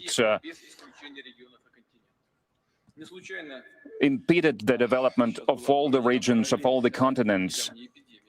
That's why they compare it with this pandemic, because the events that the global community is faced with recently shows that these heavy blows to the investment, to the international relations, to the foreign affairs, these heavy blows are happening more and more often. They are becoming a new reality.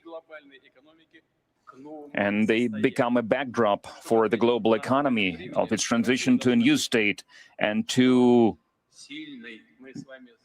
be up to this challenge. What do we need to do? We need to be strong, and we keep on saying this over and over again. And we need to be united in understanding what our national interests are. Well, you heard it from himself. Putin is saying this is the same playbook as COVID, but is he saying that we're all in this? He's doing the talking points. He's saying we're all in this together. Let's pull ourselves up by our bootstraps. We got to get through this, right? I mean, he's not making the comparison we were about the coordinated effort to put us in this position. He's leaving that part out. So I'm actually a little disappointed he did not connect the dots on that side. He's saying, no, let's just follow this playbook right? And let's get let's get back to normal. Let's just work together. We're all in this together. Yeah, I mean, we have to remain open to the possibility that Iran is playing a role, in this, and Russia, is also playing a role. And, like maybe their role is to drive up the costs by blowing up, these oil refineries in the Gulf and disrupting and holding up, the Strait of Hormuz. Maybe that is all part of the plan, because maybe there are better ways that Iran could go about achieving their end goal of getting rid of U.S. bases and Israel, other than attacking the refineries and the desalination plants. Like, I would argue it's probably best to not really touch the oil refineries and to focus all of your missiles and all of your attention on Israel primarily and the U.S. bases, because the U.S. bases are there ultimately to protect Israel. Because if Iran does eventually want to build regional security and to cooperate with the other countries there, if you attack their economy in a way where it makes people suffer, then you're going to turn the populations of those countries against you for the long run. So, like, I would argue it's probably not that beneficial to attack the oil refineries in particular, and they have done some of that, themselves, and they have admitted to doing some of that. Now, there have also been false flags where Israel has done it and then blamed them. So we have to remain open to the possibility that, Iran and Russia are simply playing a role, like in this game. So as much as we want to root for them, it is possible that they're playing a role. And I'm not saying I'm convinced of that. I don't know for sure that's the case. It could be that Iran truly is an honest actor and just trying to defend themselves. And I still lean towards that, to be honest with you. But I have to remain open to the fact that it is possible that they're disrupting the global markets and they're in on the global reset. And their job is to essentially help make that happen.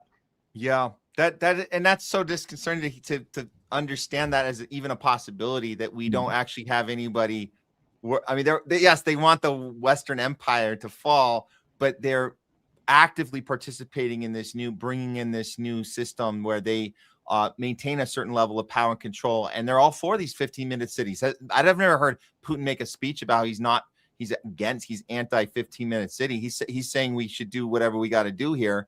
But you can also be against child eaters, right? You can be against child eaters, but also say, hey, we're all in this together. Let's bring up your other guy here. I say your other guy is that I remember being introduced to Professor Zhang. Yeah. Yes, Professor Zhang.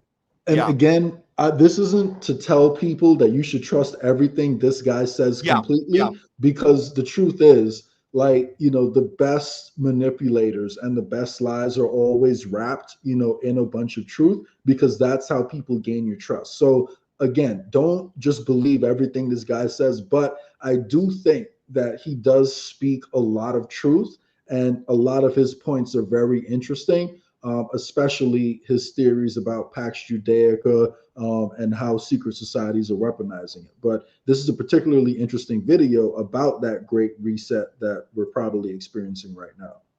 Okay, well, let me cue it up. Professor Zhang, here we go. Sorry, Rick, but I hate to break the news, but this is COVID 2.0. Southeast Asia, India, Japan, South Korea, all these places are going to have to go into energy lockdowns. They're going to have to do work from home. They're going to have to ration gas. This is the reality, because the world economy was built to be efficient, not resilient. For many years, people became addicted to access to cheap energy. And even if there were a ceasefire announced tomorrow, experts say it's going to take a few more weeks, maybe even many more months before the GCC can restore energy production to a level before this war started out. So the world economy is in a really bad place, and especially places like Southeast Asia, especially Thailand, Vietnam, Philippines, they should brace for the worst case scenario. Sorry, Rick, but I hate to break the news. Yeah, and it's actually, I would argue, a little bit worse than what he said just now, because if I remember correctly, I think Qatar said, it's going to be at least a year, maybe two, before they can rebuild their liquefied natural gas facilities to the point where they were producing as much as they were before the war. So, it's likely even worse than what Professor Jiang said just now. So, again, we all have to consider that Trump's decision to start this war, whether it was him or the people above him, it was definitely the people above him, but the decision to start this war will probably go down as the worst foreign policy mistake in US history, assuming there's some honesty like in the future, because it's already having terrible results. And by the time boots hit the ground and the bill continues racking up, it's just going to get worse. Jay, and I always appreciate your analysis here. Do you want to squeeze in this update here on, or you gotta check out? Let's do it. Okay. Let me cue it up. We're going to do I guess this is basically a World War III watch here. Let me just cue this, because we're hearing about this ground game is starting. Looks like it's getting started here. Let's I'll play this in, and then I'll follow your lead on this one, but I have the videos queued up. But yeah, this is definitely worthy of a World War III watch. Let's do it.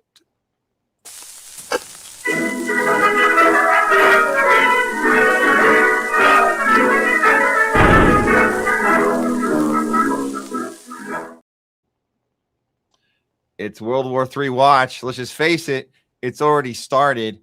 It looks like they'll talk about ground troops coming. Is actually a thing. We see both sides gearing up, even though one side is pretending the thing's done and the deal's made. There's a 15-point plan of everything's great. I'm getting gifts sent in the mail. That's not actually true, and we covered that earlier. But let's look at this breaking right now that we have Hezbollah rockets. It looks like are going right through Israel's interceptors. And I think it's interesting, Jay, that the Western media isn't covering this, because they could show us this if they wanted to show us that our greatest ally is once again victim. But I think they're embarrassed to show any of this happening right now. Let me play this first one. Let me see if I can get this first one queued up here. Hold on. Because these are the rockets that are going right through Israel's all of the taxpayer money we spent on their defense. AOC told us that Israel needs defense. I'm not for what they're doing and murdering everyone, but I do think that Israel has the right to defend itself. Well, this is Israel defending itself right now in real time.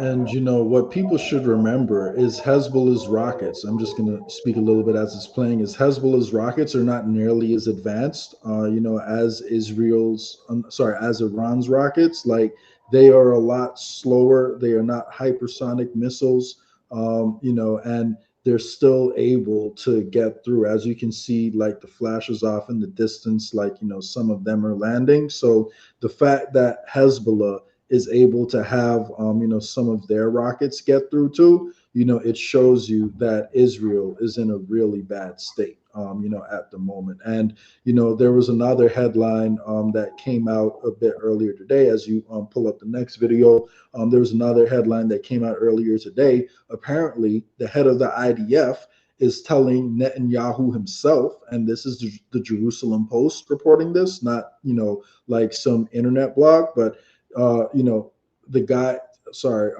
head of the IDF himself is telling Netanyahu that the IDF is on the verge of collapse from demoralization, because they're essentially losing to both Iran and Hezbollah, which is over in Lebanon. And what we're seeing right here, I can read the translation down at the bottom if you want, but it's essentially, we can do that.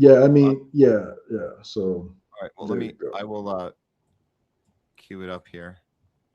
Okay, I got it. Yeah, so go ahead.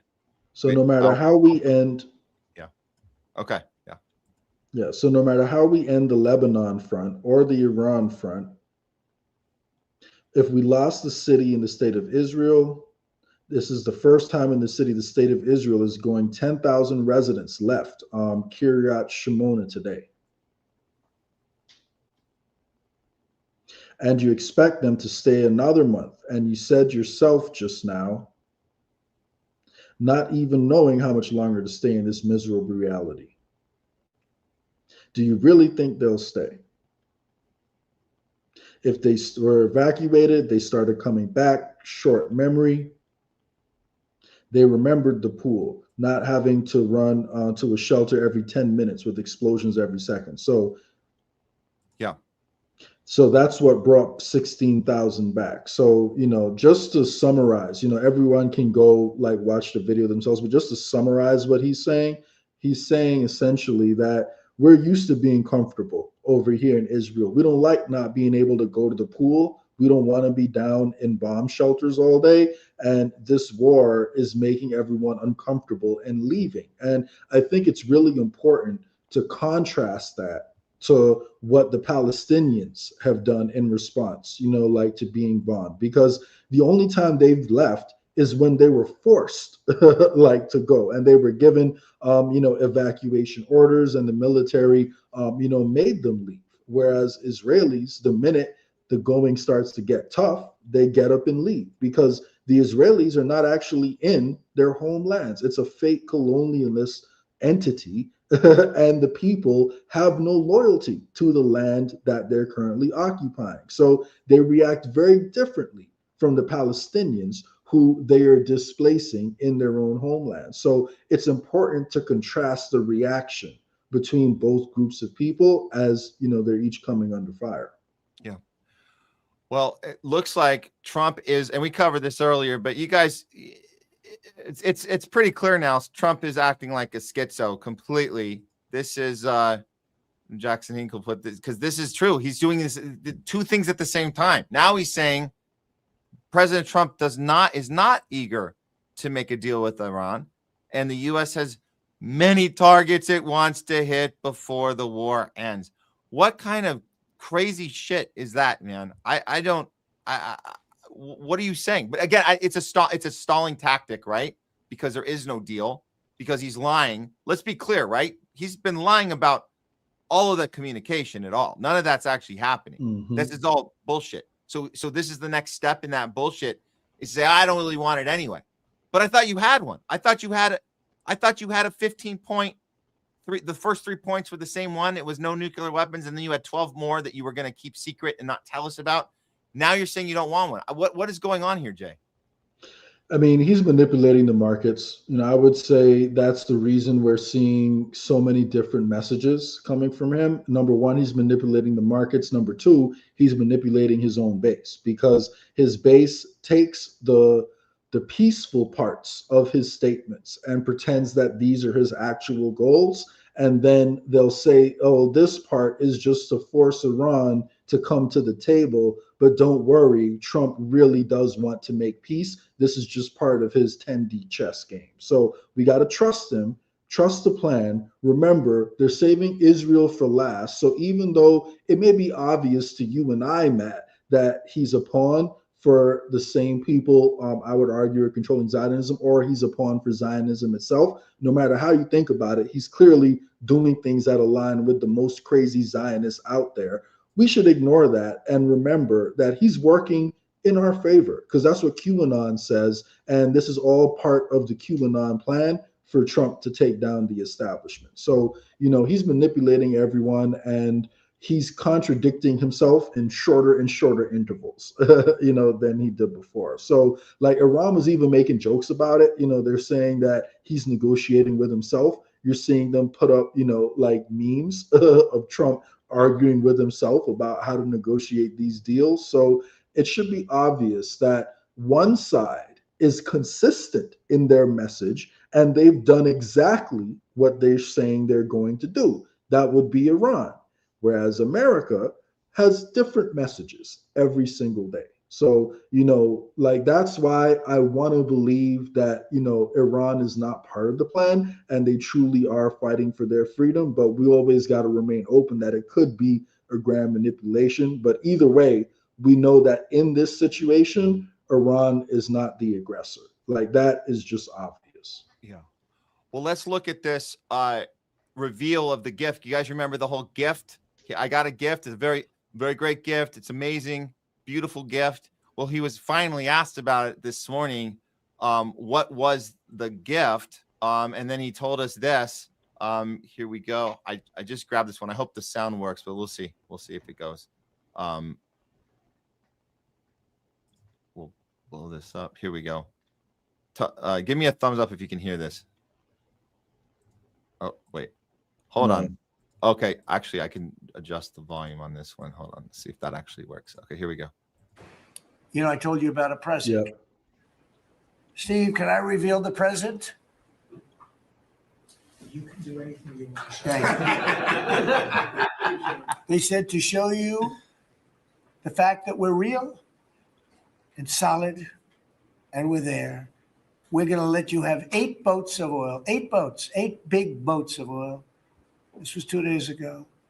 And they'll sail up tomorrow. That was 3 days ago. And I didn't think much about it. And then I watched the news and they said, a very good anchor, actually, happened to be Fox. Oh, my God. But I watched it and he said, something's unusual happening. There are 8 boats that are going right up the middle of the Hormuz Strait. 8 big tankers are going loaded up with oil right through. And I said, well, I guess they were right, and they were real. And I think they were Pakistani flagged. And I said, well, I guess we're dealing with the right people. And actually, they then apologized for something they said, and they said, we're going to send 2 more boats. And it ended up being 10 boats. All right. I hope I haven't screwed up your negotiations, but I thought it was appropriate to say, because I did taunt you the other day by saying they're going to give us a present. Okay. So look, I know I made a comment earlier about this feeling like a comedy show. We played it. He was just doing this rambling about a Sharpie, and the guy, he's like literally thinks he's performing on a stage. I would say this is whose line is it anyways? This is him doing Ryan Stiles in a sketch where he just think of the first thing that comes to your head. Oh, boats, eight boats. No, it's 10. It's 10 boats. And it's nuts, man. And if anybody out there thinks that well, maybe it's real. Maybe there's actually something there. No, it's not real, because we got this. We found this tanker tracking data compiled by Bloomberg shows no sign of the 8 big boats full of oil, or 10 boats for that matter, that are going right up the middle of the Hormuz Strait that President Trump just mentioned in his briefing. Why is that? Because he's just making shit up. Because it's improv. It's whose line is it anyway? That's what we're dealing with here. It's so insane. And I know there's people out there that wanted to hope and believe maybe there is this president. Maybe this is happening. Maybe he's playing 60 chess. This isn't 60 chess. This is stalling. This is literally stalling and distracting. And the people in that room that keep laughing, I can't effing stand it, Jay. They are just they are acting like they're in a comedy show, and the waitress is about to serve them some drinks with a 2-drink minimum, and they're laughing along at their comedian up there. It's absolutely insane, man. None of this is real. It's all fake. I mean, information overload could be part of his strategy, right? Because if we have to go through every single thing Trump says and then prove why it's wrong and why it's false, that takes our time. Yeah. And this is an opportunity cost of time that we could spend, like talking about something else. But instead, we have to explain to his supporters why everything he's saying is bullshit. And to some of his supporters, they're just going to think that we're suffering from TDS. They're like, oh, well, you always think Trump's lying. You say that he lies about everything. Well, he kind of fucking does, man. That's the truth at this point. I'm sorry. He accidentally tells the truth occasionally, sometimes, but a lot of the time when he speaks, he is lying. So this is who we're dealing with. And it now becomes a he said, she said situation. To his supporters who love him and look up to him and think he's this smart guy who's been fighting for them, he's telling them one thing, and we're trying to point out how almost everything this man says is a lie, especially about this Iran war situation. I will say what he's doing right now is so damaging, not just to this effort, but to every single confrontation we have in the world right now, because it's essentially showing the world that when it comes to foreign policy, you cannot trust anything that Trump says. And this is why, if you remember, Matt, again, I don't want to brag, but like at the beginning of last year, when everyone was hopeful that, well, maybe Trump is going to bring this Ukraine war to an end, I know you remember, I was always saying from the start, I don't really think Trump is serious. I don't really believe in these negotiations. I hope they're real and I hope they're going somewhere, but I never believed it. And I didn't want to be right about that. But it turns out that it does look like I could be right, because negotiations haven't really advanced that much with Russia, even though he's been talking to him.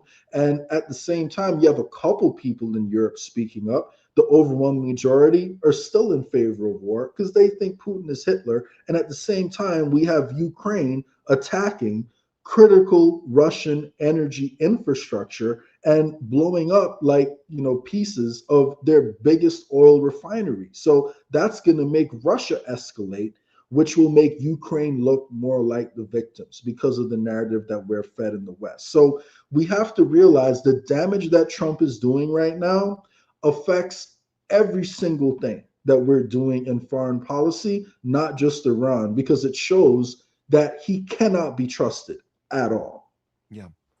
Yeah. Well, look, we've always had the critical thinking minds going in this show. And you guys know that watch this show that if anybody has earned the right to have our assessment be taken seriously, is us. The last people that should be called Trump Ranger syndrome is us, because we've been equally critical of Biden. But more than that, we're not here to say we're rooting for this guy to win. We're here to call people out when they present bullshit to us. We're here to call out Biden when everybody said that he had a stutter and we knew it wasn't a stutter. We're here to call out when you campaign on one thing and then you do the opposite. So we are very much the ones you do need to trust. And anybody calling us Trump Ranger syndrome, nobody on the left thinks that, because they know that we were holding them accountable for the 4 years before, so they remember that. They're not going to forget how mean we were to them at their whole thing. Also, the people on the right know that we're not Trump Ranger syndrome, because we were championing their movement when they brought over RFK and they brought over Tulsi and we were championing it to a point that we understood how you got people excited about voting and how you got people excited about punishing the people that were in power currently. And we understood why you would give Trump a chance. We didn't check the box, but we understood why they did. And I think that earns us the right more than anyone that we can sit here and say everything he's saying is a lie. But it's not because he's uniquely evil. It's because he's the amplification of a system that we've lived in our entire lives, and we're starting to finally effing see it. He's loud about it. He's fast about it. He's chaotic about it. He doesn't have his shit together like Bush and Cheney. They knew how to lie on command in a way that was rehearsed and well targeted lies that were well developed. This guy is still, again, he's doing whose line is it anyway? He's improving as he goes. He's making up shit as he goes. And we're the ones calling that out. And we've earned the right to do that. Yeah. And, they actually bothered to try to seriously manufacture consent, for their wars. Like, they told us weapons of mass destruction. They said that they had confessions, from people who went through enhanced interrogation, and don't worry, this is all going to be worth it. Trump didn't even really try too hard to manufacture consent. He just went in, told us this is why he's doing it. People were like, well, wait, that doesn't make sense. And he did it anyway before anyone could react. And to be honest with you, his propaganda is so bad, and people don't want to believe that, we could be plunged into hard economic times right now, that even Democrats, I have people who are 100% Democrat, 100% anti-Trump, commenting and asking me, Jay, do you think there's any chance that Trump could actually have something going on with this peace deal? Because a lot of people don't have the time to dive into the details and to see what's actually happening. And they want to believe that Trump loves money and he loves business, so he wouldn't destroy the economy on purpose. I may not like him because he says mean things, but he wouldn't completely destroy the economy. Like, he is tricking not only Republicans and MAGA, like some Democrats also have hope that we're going to get a deal with Iran too. It's because he lies so much and he lies about everything. So the amount that he's lied and destroyed his credibility amongst informed people, and the amount he's manipulated not just his own base but also his enemies, is on a scale I wouldn't have even thought was possible. I didn't like Trump. I never voted for him, but I also, honestly, I'm going to say, Matt, I didn't expect it to be this bad. Right. No, I don't think we expect it to be this obviously bad. Let me, this analogy is really good. And I love that our viewers on both Rumble and YouTube have pointed this out, that the Trump derangement syndrome is equal on both sides. And it's so obvious now, because it's the same when we have had the exact same critique on Biden and Trump. And if you say it just wrong, they're triggered, right? So we said Biden is on a stage that he can't get off of. He's walking like a dude that needs to be like in a mental facility right now. If you said that, how dare you ageist? How dare you? How he's got a stutter. And so when we say Trump lies all the time, they're saying, how dare you? You just hate it. You just won't give him a chance. It's the same. They're the ones they have the same delusion. They both are watching their guy who they rooted for, who they believed in, could be the winner, the guy who proved the half the country was wrong. They want it so bad to be right. They're willing to look at us when we say, we're telling you, your guy is not and I think it's our job to say it's not about critiquing that Biden sucks because he can't walk and he doesn't know how to get off the stage. It's not our job to say Trump sucks because he lies all the time. We have to go further. We have to say, by proving that they deliberately put Biden out there to walk like a dude that needs to be in a home, proves that the system that supported that is broken. So here, rather than us just saying Trump lies all the time, we have to say Trump lying all the time proves that the system that's allowing him to do it and act like he's Ryan Stiles or Wayne Brady right now, just making shit up. The problem isn't that he's a liar. The problem is that we live in a system that is fabricating that this is a real thing that's happening when it's all fake. And they're literally laughing like they're in a comedy show. And we're supposed to believe that this is real. All of this is fake. They're all in on it. And we're exposing it equally when it happens, regardless of what side. But that's what we're seeing here. We're seeing an entire system that is complete theater. Just as Joe Biden wasn't actually president, I think this guy is actually just a comedian. He's no more than a comedian, while everybody else is just going around annihilating the world as much as they can before the petrodollar finally crumbles for good. That's what's happening. And he's doing, so much damage to the Republican Party right now. Like, I'm seeing Democrats win elections in Texas, in Florida. Like, he's causing a blue wave to happen across the country. And then what happens, if we have, another outbreak of some kind of virus, and Democrats have all this power all over the country. So, again, both parties are terrible, on different issues, and, sometimes the same issue, because let's also not forget that Kamala's whole pitch, one of her pitches during the campaign was that Trump was too soft on Iran. She said specifically that Trump was too soft on Iran during his first presidency. So could we have had the exact same situation under Kamala Harris? It's perfectly plausible. Maybe they would have taken a little bit more time to manufacture consent. Maybe it would have been a little bit more polished in the way they were going about it. But it's not like Obama didn't completely destroy Libya, when he was in office. So there's equal precedent for a Democratic, head of state to be just as violent and just as terrible as what we're seeing from Trump now. I guess the main difference is that Trump is just not even trying to put together good lies for us. So that's like the biggest difference. So we could literally be in the exact same position with Kamala as president. And I think that's the main takeaway that people need to take from it. Yes, Trump may go down as the worst president in history, but Kamala could have done the exact same thing. Yeah, definitely. Look, however, there's no way around it. We're going to have to, at some point, admit that this whole thing's a big scam, and the American people are going to be up in arms when they realize how many U.S. soldiers have been killed and are coming home in body bags. I think that's going to be, I don't know how you hide that. I know you can stall it. You can certainly stall that out. But at some point, numbers, you can't spin those numbers, right? I mean, you can a little bit, but you can tweak them. But we know that every military base in the region has been has been attacked, has been rightfully so. That's how you resist the initial attack. You go after every military base, and that's those are the conditions. There's no way around it. The only way this wins is we have to take our bases down. That's it. So when we see this kind of report coming out, we know there's a lot of truth in this because we've seen this from multiple places. Now we're seeing and Jackson Hincks will put this out, that Iranian foreign minister is saying that U.S. soldiers have fled military bases. Why? Why are they fleeing? We know why. They're hiding in hotels and offices. Now, I don't know, but this is the first I'm hearing about this. They're using GCC citizens as human shields.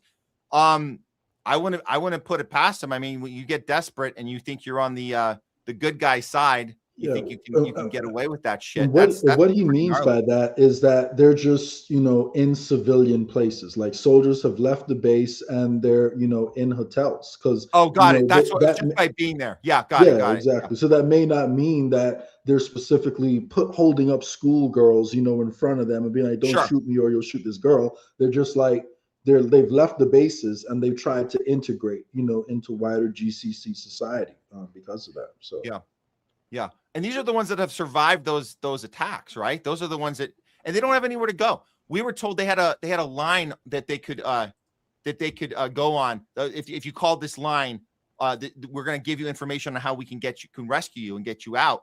That didn't happen. That was a bullshit. They had the phone number, but if you called the phone number, it'd say, we'll check back. It's a recorded voice. Check back, and we will let you know later.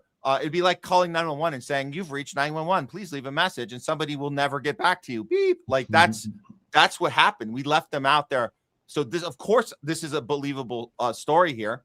But Jay, what do you think about like the fact that at some point, the ones that have already been killed, the ones that are stranded, the American people are going to find out about that somehow, right? Trump can't keep that secret forever, right?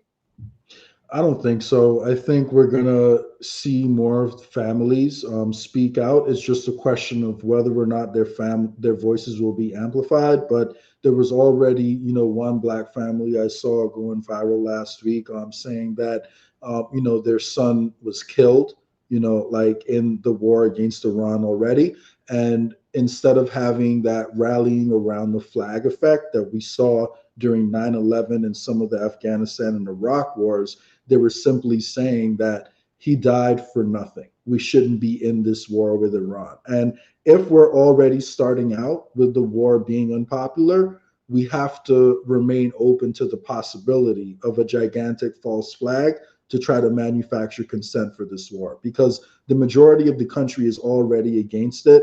The establishment is desperate. They have in their heads that their number one goal is degrading the ballistic missile program, of Iran. That's what they're telling us. Maybe the number one goal is to really destroy energy infrastructure and force us all into 15-minute cities. But the level one goal that we can see happening is they want to destroy the ballistic missile program, which will definitely take boots on the ground, and it'll definitely take an extended war. So let's hope we're wrong on that. Let's hope the goal isn't to just cause all this chaos and force us into these things, because, and again, even if that is the case, right, I just want people to do a little bit of research on all the assassinations of people who've developed revolutionary energy, because maybe we're arguing over a system that doesn't even need to exist. Maybe we don't even need to use fossil fuels. And what if we just looked into some of the people who've been killed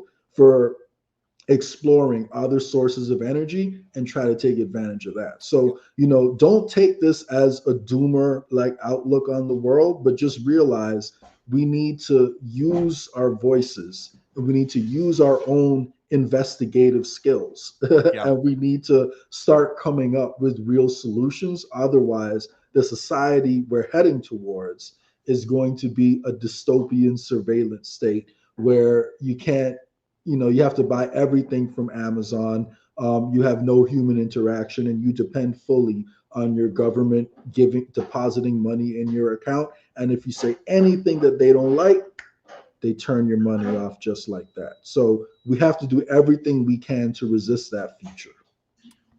Well said, Jay.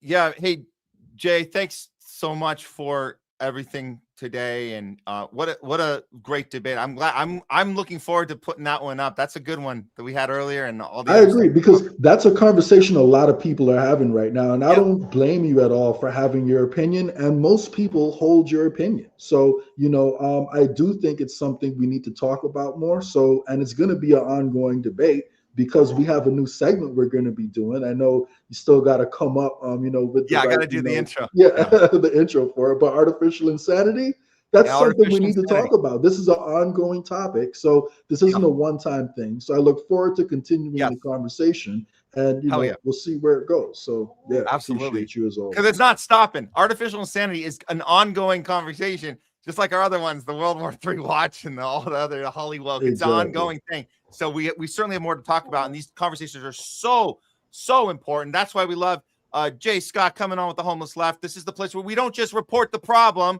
we come up with solutions. That's what we're doing here. Thanks so much, Jay. Let everyone know where they can find you.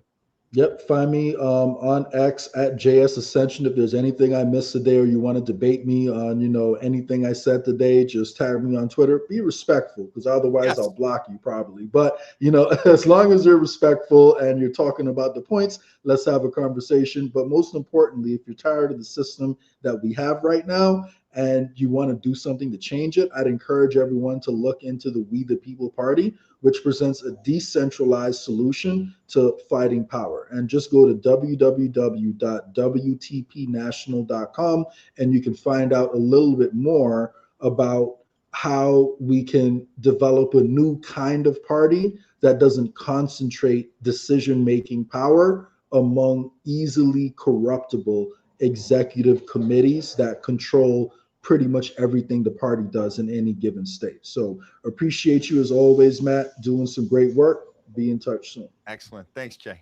All right. Jay Scott, everybody. If you're just joining us or you came in the middle of the conversation, don't worry. You can always go back and rewatch the live streams we keep up on our YouTube channel and our Rumble channel. Rumble's been around a lot longer because our YouTube channel is fairly new. They terminated our first one. So you can't go finding the Homeless Left on YouTube. It actually doesn't exist. We got the title up in the name of the channel, the new channel, but the way to find it, and I know you guys have found it today. We've seen a lot of new people come on. But this is how you find it. You actually got to type in the @ signal, the @ use youtube.com/@THL presents. That's the way you find us. Hopefully we're saved and you guys don't have to look for us anymore, because you just hit the little subscribe button, and then you can hopefully get notified when we go live. And so it's really cool having you there. And we have seen a lot of engagement on both channels, but you can always go back and watch. You can go to our Rumble channel too, if you're interested and you want to go back in time and see how we started. We don't take anything down. Everything's there. We stand behind all our work. As you guys just saw in the last segment, Jay and I, we can have debates. We have debates. Our other co-host comes on a lot. You guys know Craig Pasta Jardula. We debate all the time. These are conversations that are meant to go for understanding, aha moments. Agree to disagree is totally cool too. But sometimes our opinions evolve, and that's good. Did you know that's the sign of an intelligent person? I'm not making a self-evaluation. I'm just saying, look at yourself. Understand the people in your lives. Who in your life asks questions? Who in your life says, oh, I didn't think of that, or tell me more? Who in your life says, you know what? I'm going to relook at that, or I have a new idea about this, or maybe I got that wrong. How many people in your life say that? Maybe I got that wrong. Did you know that when people say, maybe I got that wrong, that's a sign of an intelligent person? That's not a sign of a weak person, because a weak person thinks that admitting they're wrong is a strike against them, when really it's a notch on the belt of progress, of evolution of your mind, your body, your soul, your whole way of life. I might have gotten that wrong. Or I have a new idea about that. So as long as you're asking questions, you're staying curious, looking into things, you'll be ready and willing. Your mind will already be preset, be conditioned to evolve that opinion. With that said, guess what? We're not ashamed of where we came from. We know life's a journey. We know that this is all one big journey. We're all trying to get to that next piece. We don't have the solution like that. We might be able to spot that problem right away, but what do we do about the problem? That's where these conversations become so important. Again, like me and Jay getting into the, what do we do about the problem? That's a long conversation sometimes, and that's okay. That can be an ongoing. So anyways, go back and look at anything you like on our channel. If there's anything that strikes you personally, use it to share out. We get these segments up there. We put them on our channels so you can share out those segments. If you have a particular talking point from a subject that we covered and it hits at you personally, use it to reach out to somebody who may have disinvited you, uninvited you to a COVID Christmas one time, and they never talked to you, and they wanted to reach out, say hi, or maybe they reached out to you. Say, hey, let's have a conversation. Oh, hey, I was wondering what you think about this. Or I thought of you when I watched this. What do you think? Start the conversation. Maybe it's that one little olive branch or that little conversation starter that can get people to be like, maybe I'm ready. Maybe I'm ready to relook at it. Maybe those people you thought you were really upset at that treated you a certain way. Maybe they were intelligent people, but they just got tricked. They got captured. And maybe they're ready to get out of that capture now. Maybe they're ready to start asking questions again. Maybe you could be the person that gets them to start ask that first question. And maybe it's something we covered. Who knows? So we're just doing what we can, giving you guys that opportunity. Okay, enough of that. Let's get on. I think this is the part I've been waiting for, because I want to talk to you guys. Sometimes it's hard because there's so many of you guys, and it's a lot. It's a lot. So we certainly appreciate when Nurse Leslie stops in and gives a little help with the conversation. So we're going to do that right now. So get your questions and comments ready, and we're going to be reacting and responding and engaging with you coming up here on Talking Back with Nurse Leslie. Let's go.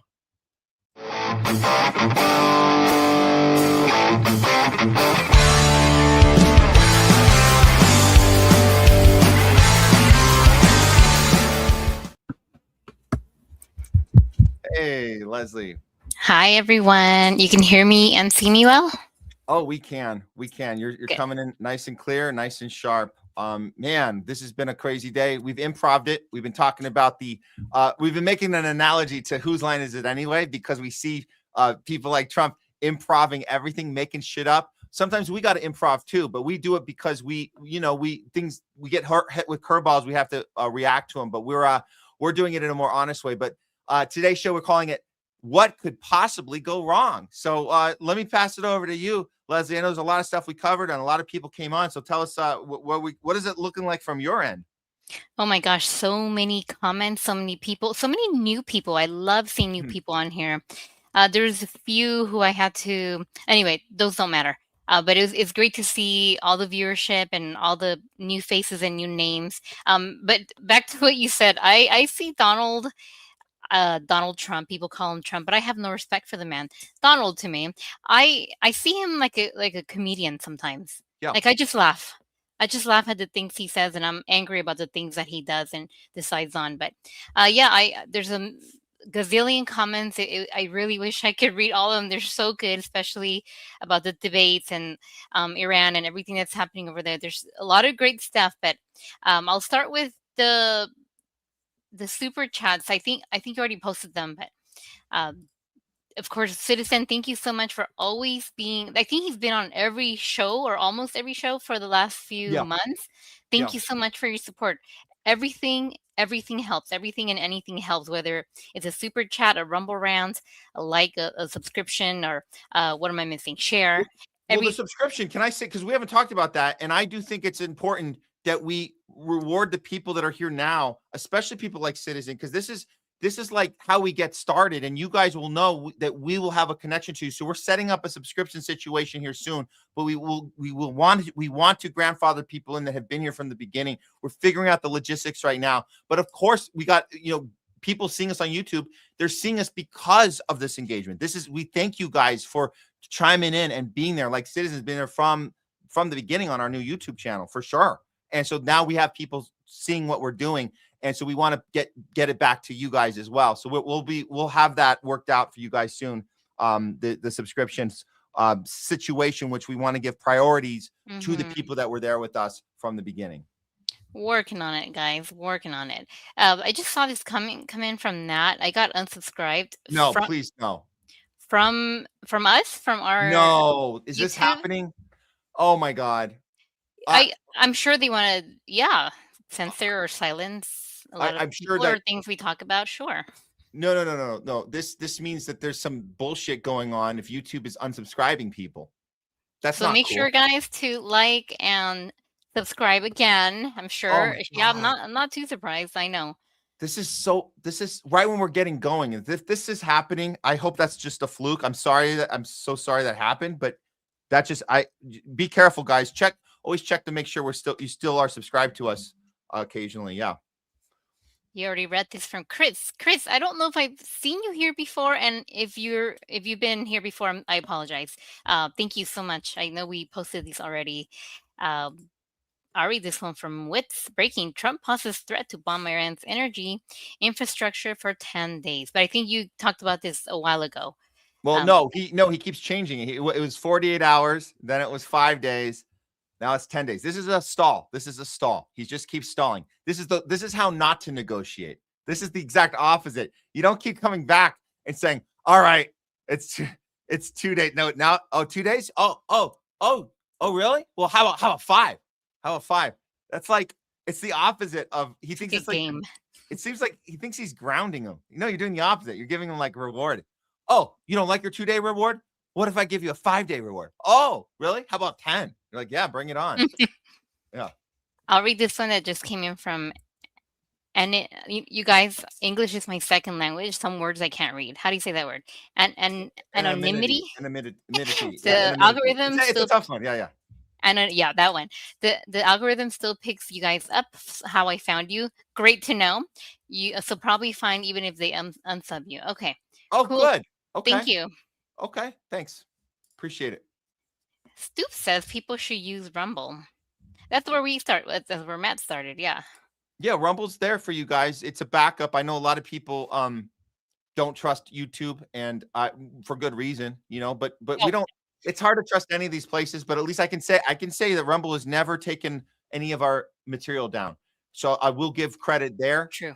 YouTube has taken our shit down. They've taken an entire channel down of ours, and they've sent us these threatening emails. Didn't you and I started a brand new page for our wedding, and they sent us a threat. Google sent a threatening letter to us that said you've been red flagged on a new channel, nothing to do with Homeless Left, and they said you cannot live stream. You're breaking some rule. It was so weird because I put they recognized me from the other show. That was such bullshit, man. But for some reason I don't know how we pulled this channel off. I don't know what's going on. The stars are lining, Matt. Yeah. Chris says, not my first time, but my first super chats for you. Thank you, Chris. Cool. We appreciate it. Thank you. Thank you. We already saw this and read this one from Yora. Thank you. Thank you again, Chris. And Citizen, as always, thank you very, very much. I'll read this one from Mouse. I love the Vengeance for All video. Very powerful. Thank you, Mouse. Yeah. From Child of God 9124, Kim Jong-un is looking like a genius. We agree. Thank you. I like this comment too from Mouse again. Iran kicking us in the balls. Oh, that's funny. That is funny with the apostles. That's for those that don't know. That's the statue of Baal. The reference of when they attack Baal, they're attacking the pedo class. So we should be cheering that on when they do that shit. That's awesome. But kicking them in the balls, that's awesome. In the ball. From Blip 999, etc. F the duopoly. Yes, we agree with you. Yeah. Hell yeah. These people's days are numbered. Thank you, Wits. Pulling the strings. Matt, Trump is turning into Grandpa. Oh, I thought this was funny. Turning into Grandpa Simpson, going off on random tangents. That is a funny voice. That's the Grandpa Simpson voice. Oh, yeah. But then I had to like That's Donnie. Yeah, that's funny. That's funny. From Goodwin Bell, we're going to lose a lot of American lives because of that idiot that is running the White House. And we already have. And more to come, unfortunately. Yeah. From Hugo, all problems come from those who deem themselves superior. Is he talking about that certain entity in the Middle East right now? The chosen people? Is that maybe who he's talking about? Anybody who deems himself superior can be part of this. Yeah, this is the problem. It's that superiority. Obviously, it's supremacy. That's what it is. And it doesn't just have to be Jewish supremacy.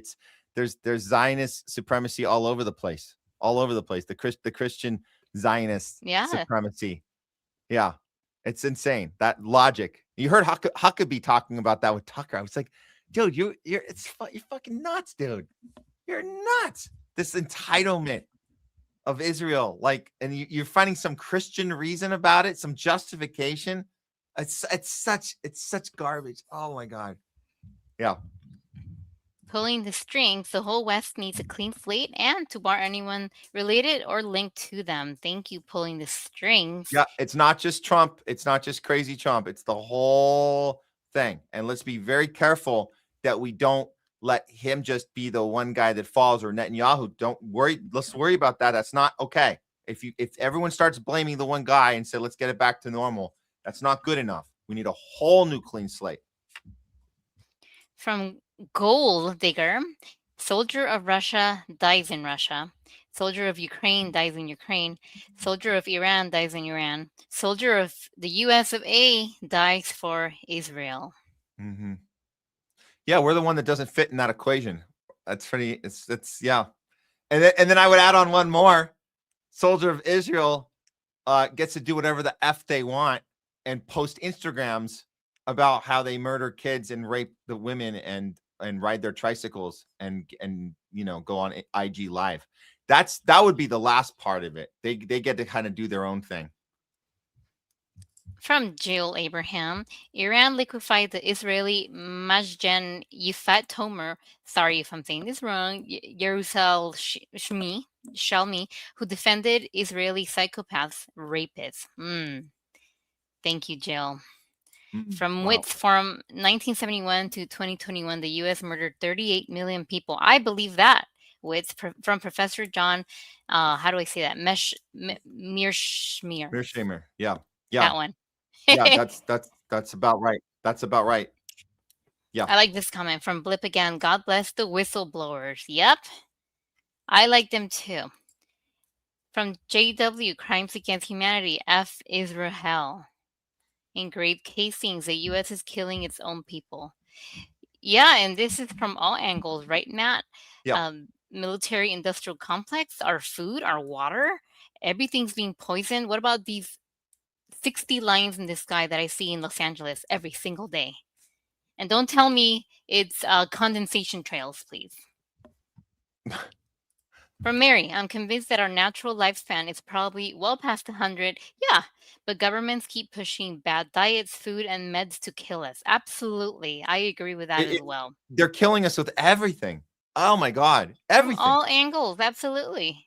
All of we have to look at every single product. I never thought it before this COVID stuff. I never thought about laundry detergent. I never thought about the sunscreen. I never thought about. We never thought about plastic water bottles. I had no idea. And what's the one you were talking about? The tea bags. Oh yeah. God. The tea bags made out of, did I say polyester or nylon? I don't know. It's nylon. Plastic. And the plastics have little metals. So if you heat up, yeah. If my God. If you put boiling water in a lot of these tea bags, tea is very healthy for you. A lot of them are. The bags will be releasing these microplastics and carcinogens. Yeah, everything. It's really, really bad, you guys. I just saw one on tampons. It's really bad. I've known about that for a while, and really I won't TMI you guys, but yes, I know about that one. Really bad. This is so all this shit that we're putting on so we think it's not just putting food bleach inside ourselves. Okay, so we're putting all this shit like poison. They know it's poison, and they give it to us anyway. It's insane. But these are the same people that eat babies. So once we understand that, then all of this starts to like, oh, of course, you guys are doing the worst things imaginable. Of course, you're putting poison in our shit. And if it wasn't on purpose, if it was an accident, you would have taken it out by now. You'd be like, oh, our bad. We didn't know we were killing you. No, you just keep doing it. Because They didn't know. Yeah, you know exactly what you're doing.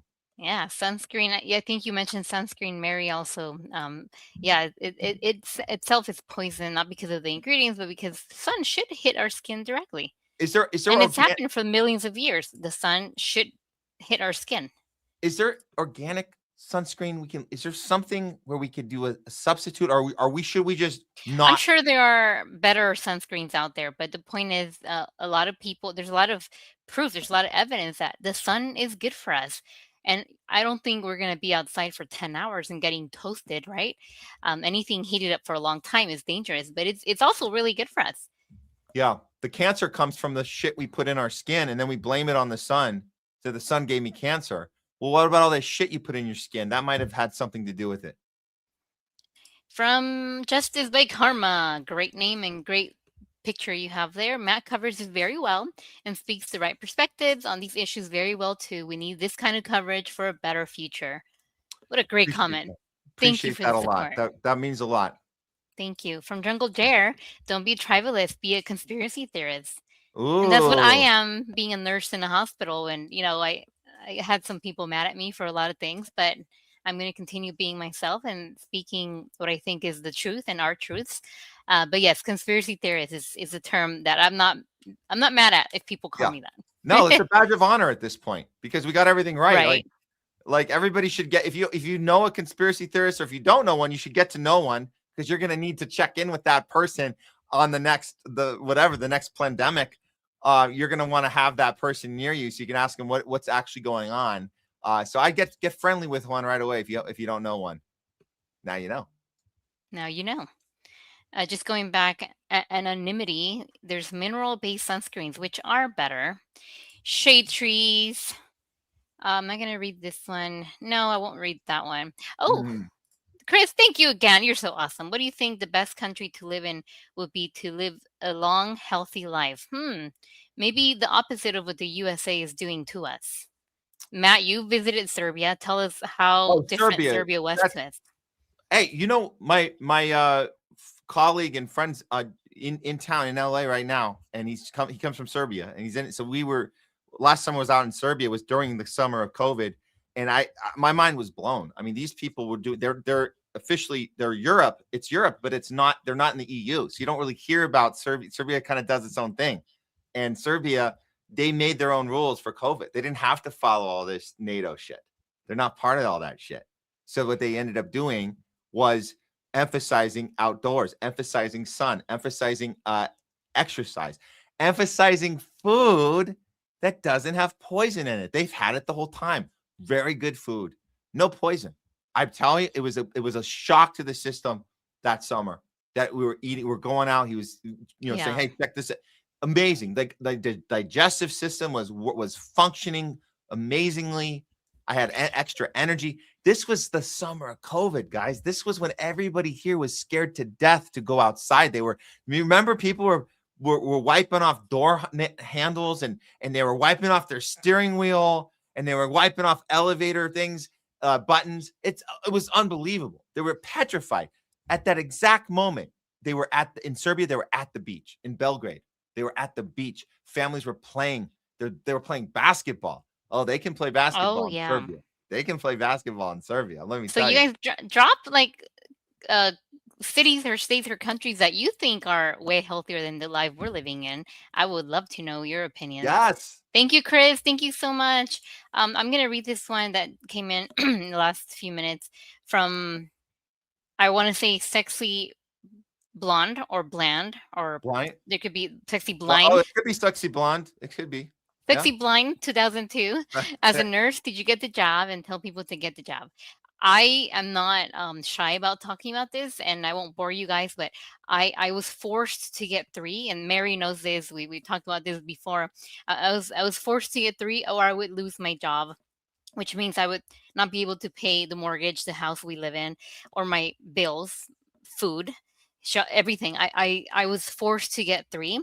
Did I tell people to get the jab? I did not. I actually discouraged my family, my parents, to get it. So that's a short answer for you. But this is a long conversation if we want to keep talking about the jab. Yeah. Okay.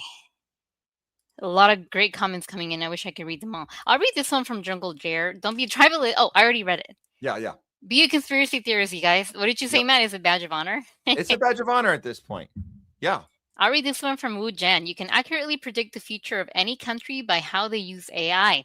America is replacing everything with AI, creating a future population that literally can't do anything for themselves.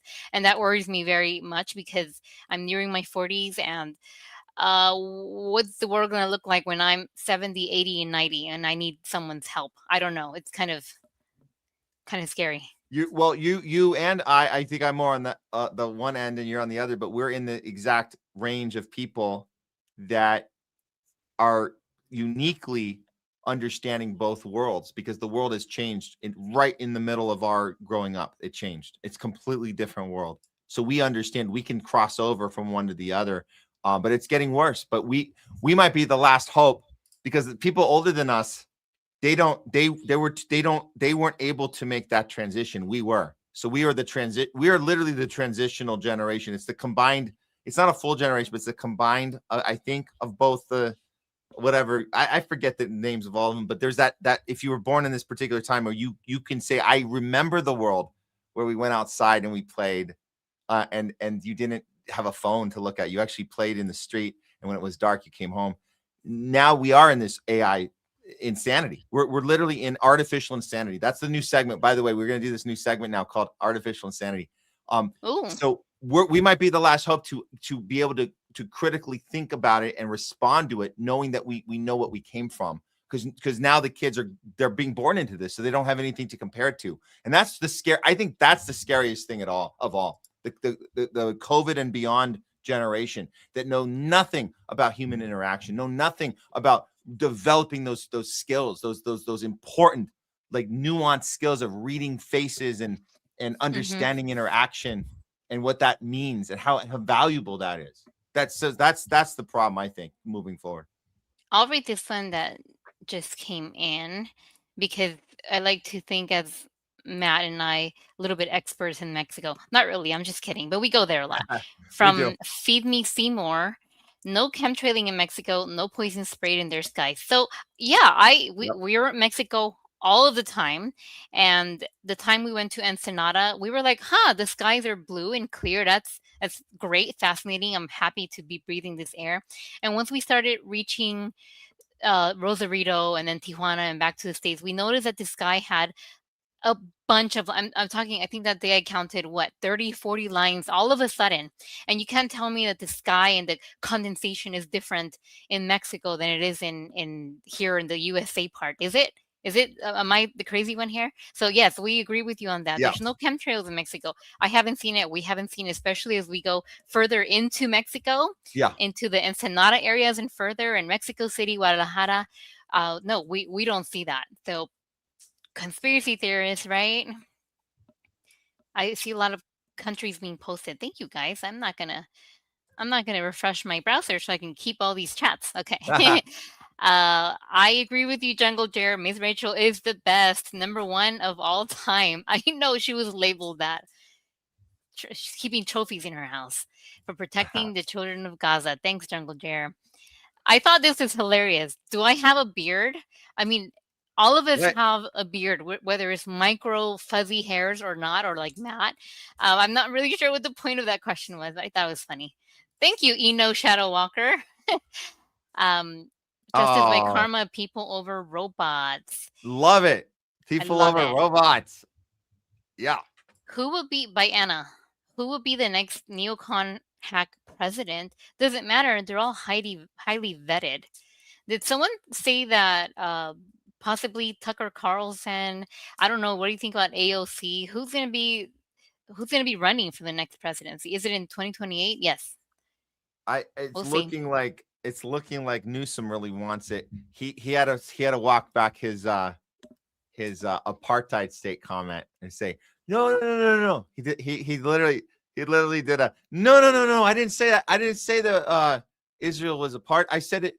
I could see how people might think that, and it might be headed that if Netanyahu stays in power. So he was doing that.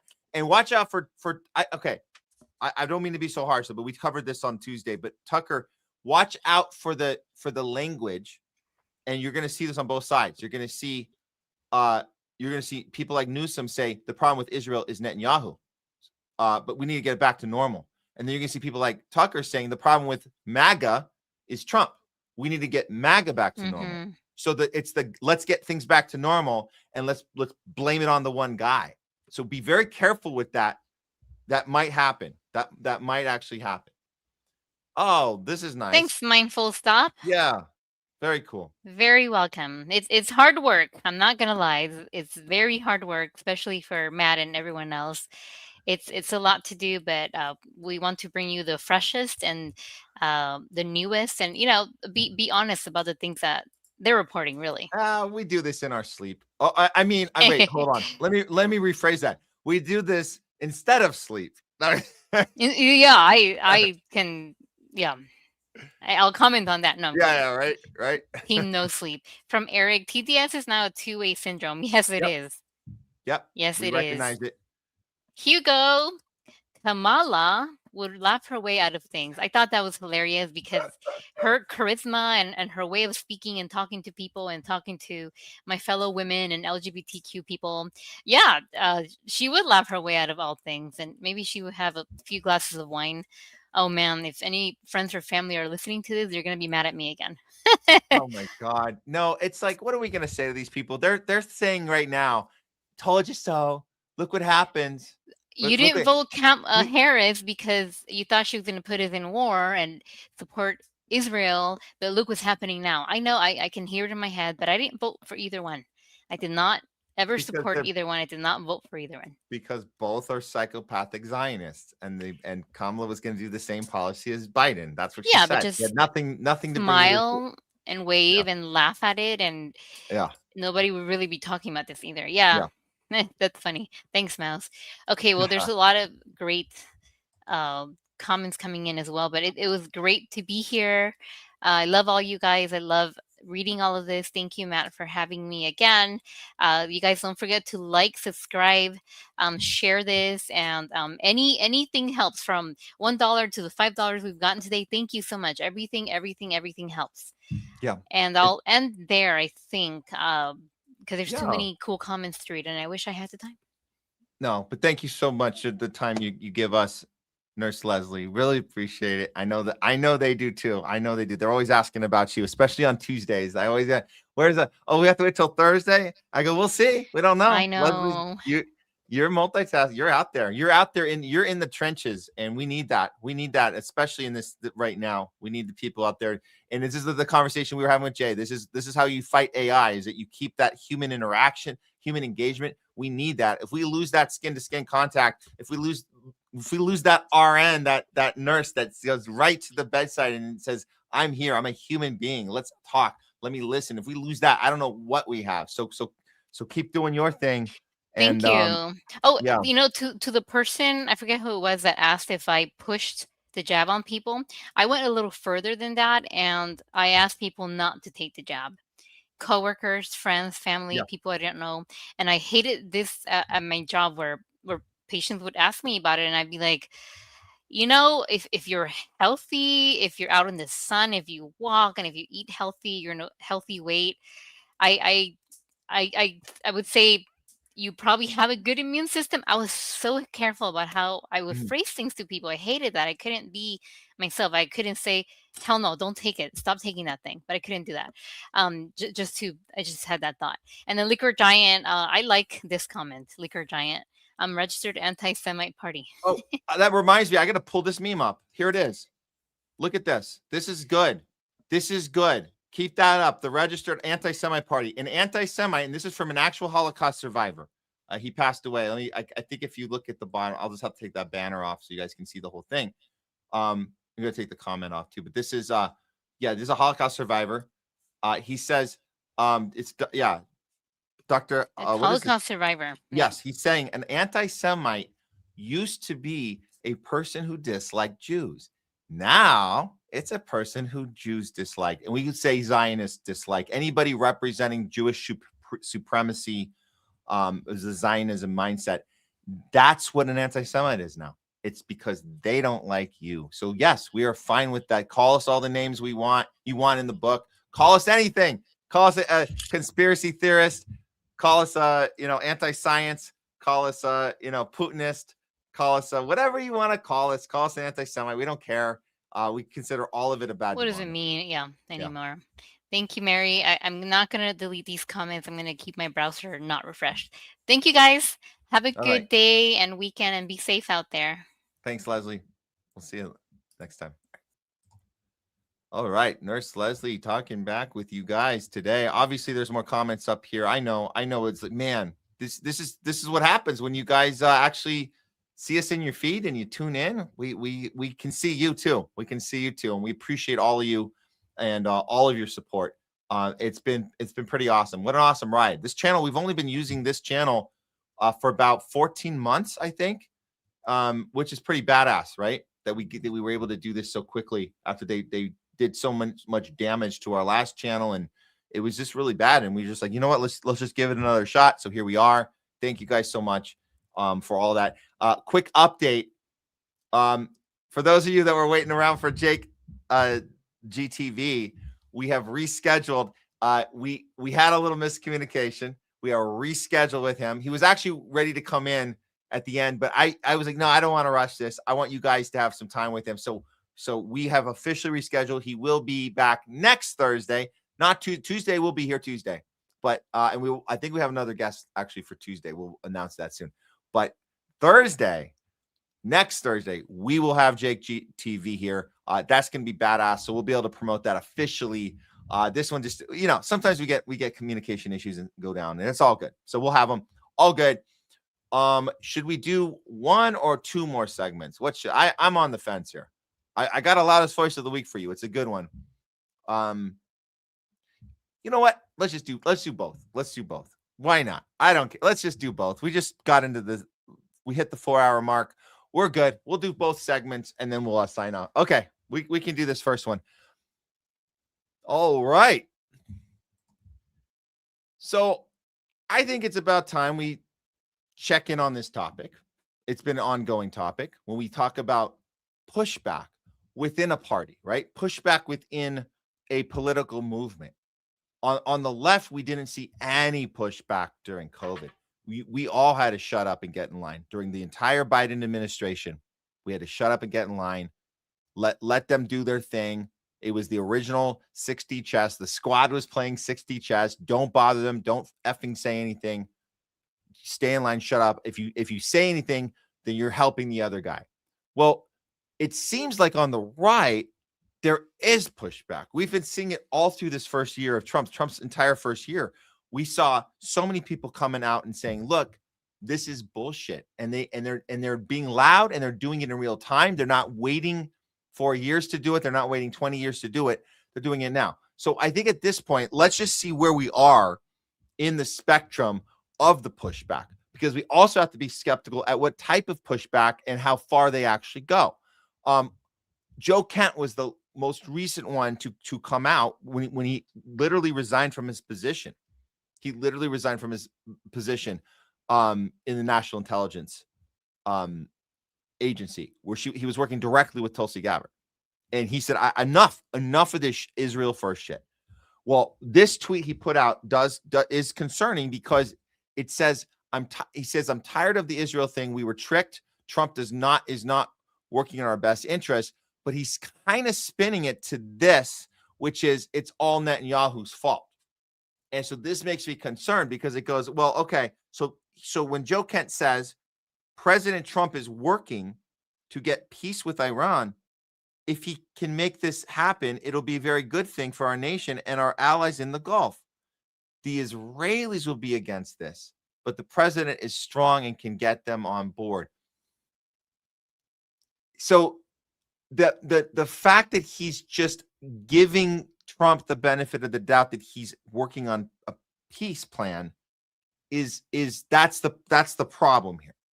I don't know. It seems to me like there's a call out method of this is not what we signed up for, but there's also a scapegoat of Israel's the only one standing in our way. Trump is trying, and to me, this is still coming across as a what we call it a kind of a 6D chess move. He's gonna do it. He's really trying. It doesn't look like he's trying. It looks like he's lying about all of this. I hope Joe can see that. So anyways, I'm glad he got out. I'm glad he was loud. Like I said earlier, nobody on the left was doing anything like this when Biden did 4 years of tyranny. Nothing like this was happening on the left. So that's good. Another one to note would be Marjorie Taylor Greene. But then something she does kind of is concerning too. It makes sense, but it's kind of concerning. She was another one that got up and left. She resigned. Very brave, very noble. She said, I was part of this thing, and now I'm not. I've hit my breaking point. Very cool to see. But she tweeted this out in regards to the Dems taking over, which obviously is how the pendulum swings. We knew this was coming. This is from interactive polls. And then I'm going to show you what Marjorie Taylor Greene said as a response. But in this poll, or this, it's not a poll. This is an actual performance of special elections. These are the actual outcomes. So it's not even an opinion. This is the 25-26, the over performances in 12 state legislative seats. So all 12 of these, look at the D's, every single one of these, look at how much they turn. Plus 32, plus 25, plus 22, plus 20, plus 19, plus 22, a 16, a 14, a 14, and a 13. And then the eights at the bottom are starting to look kind of small, but those are also pretty significant. So with all that, would we have any opinion from Marjorie Taylor Greene other than, well, I don't know. Something seems a little off about this. Here's what she says. I'd like to, and there's some sarcasm in here. I'd like to congratulate two-time congressional candidate loser. Actually, it's kind of sounding a little Trumpish right off the bat.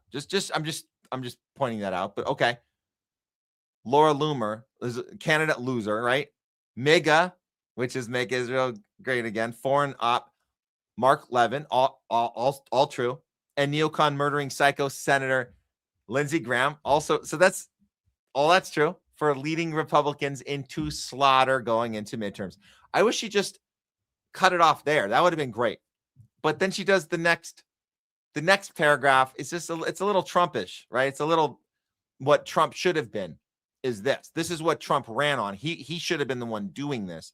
Your insistent lies to Trump have destroyed all faith in the GOP.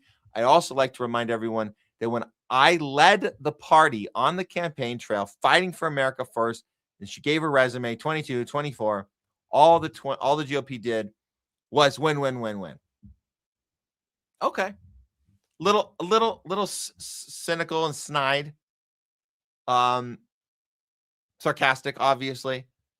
So is her next move going to be, I'm gonna run for something else? I'm gonna run for president? Probably not. Who is she going to support? Is she going to support if Tucker goes? Yeah, she would. Is she going to support if it's Massey? Yeah, she would. So would Massey or Tucker run as an independent? No, they won't. That's the problem. So all this, Trump is the insane individual dude that did this, or in the case of Joe Kent, Netanyahu is and Israel, they're independently doing this. Trump is trying to protect us. He's really, really working on a deal. It's not his fault. The Republicans need to get back on track, right? So let's just be careful about that. The Republicans just got to get back on track. No, they don't. Republicans and Democrats are done. Both of them are done. I'm telling you guys, and maybe this is too early to tell you, but I'm telling you, remember my words right now, because we're still in, first half of 26. And I'm telling you, when we get to 28, do not let either party reel you back in. Don't do it. I don't care if it's Tucker or Massey. They're just going to pull a Bernie Sanders on us. We know what a Bernie Sanders looks like. You might not know what that looks like because if you didn't spend enough time looking at what we went through, we know the game. I'm gonna stop it from within. I'm gonna fight them from within.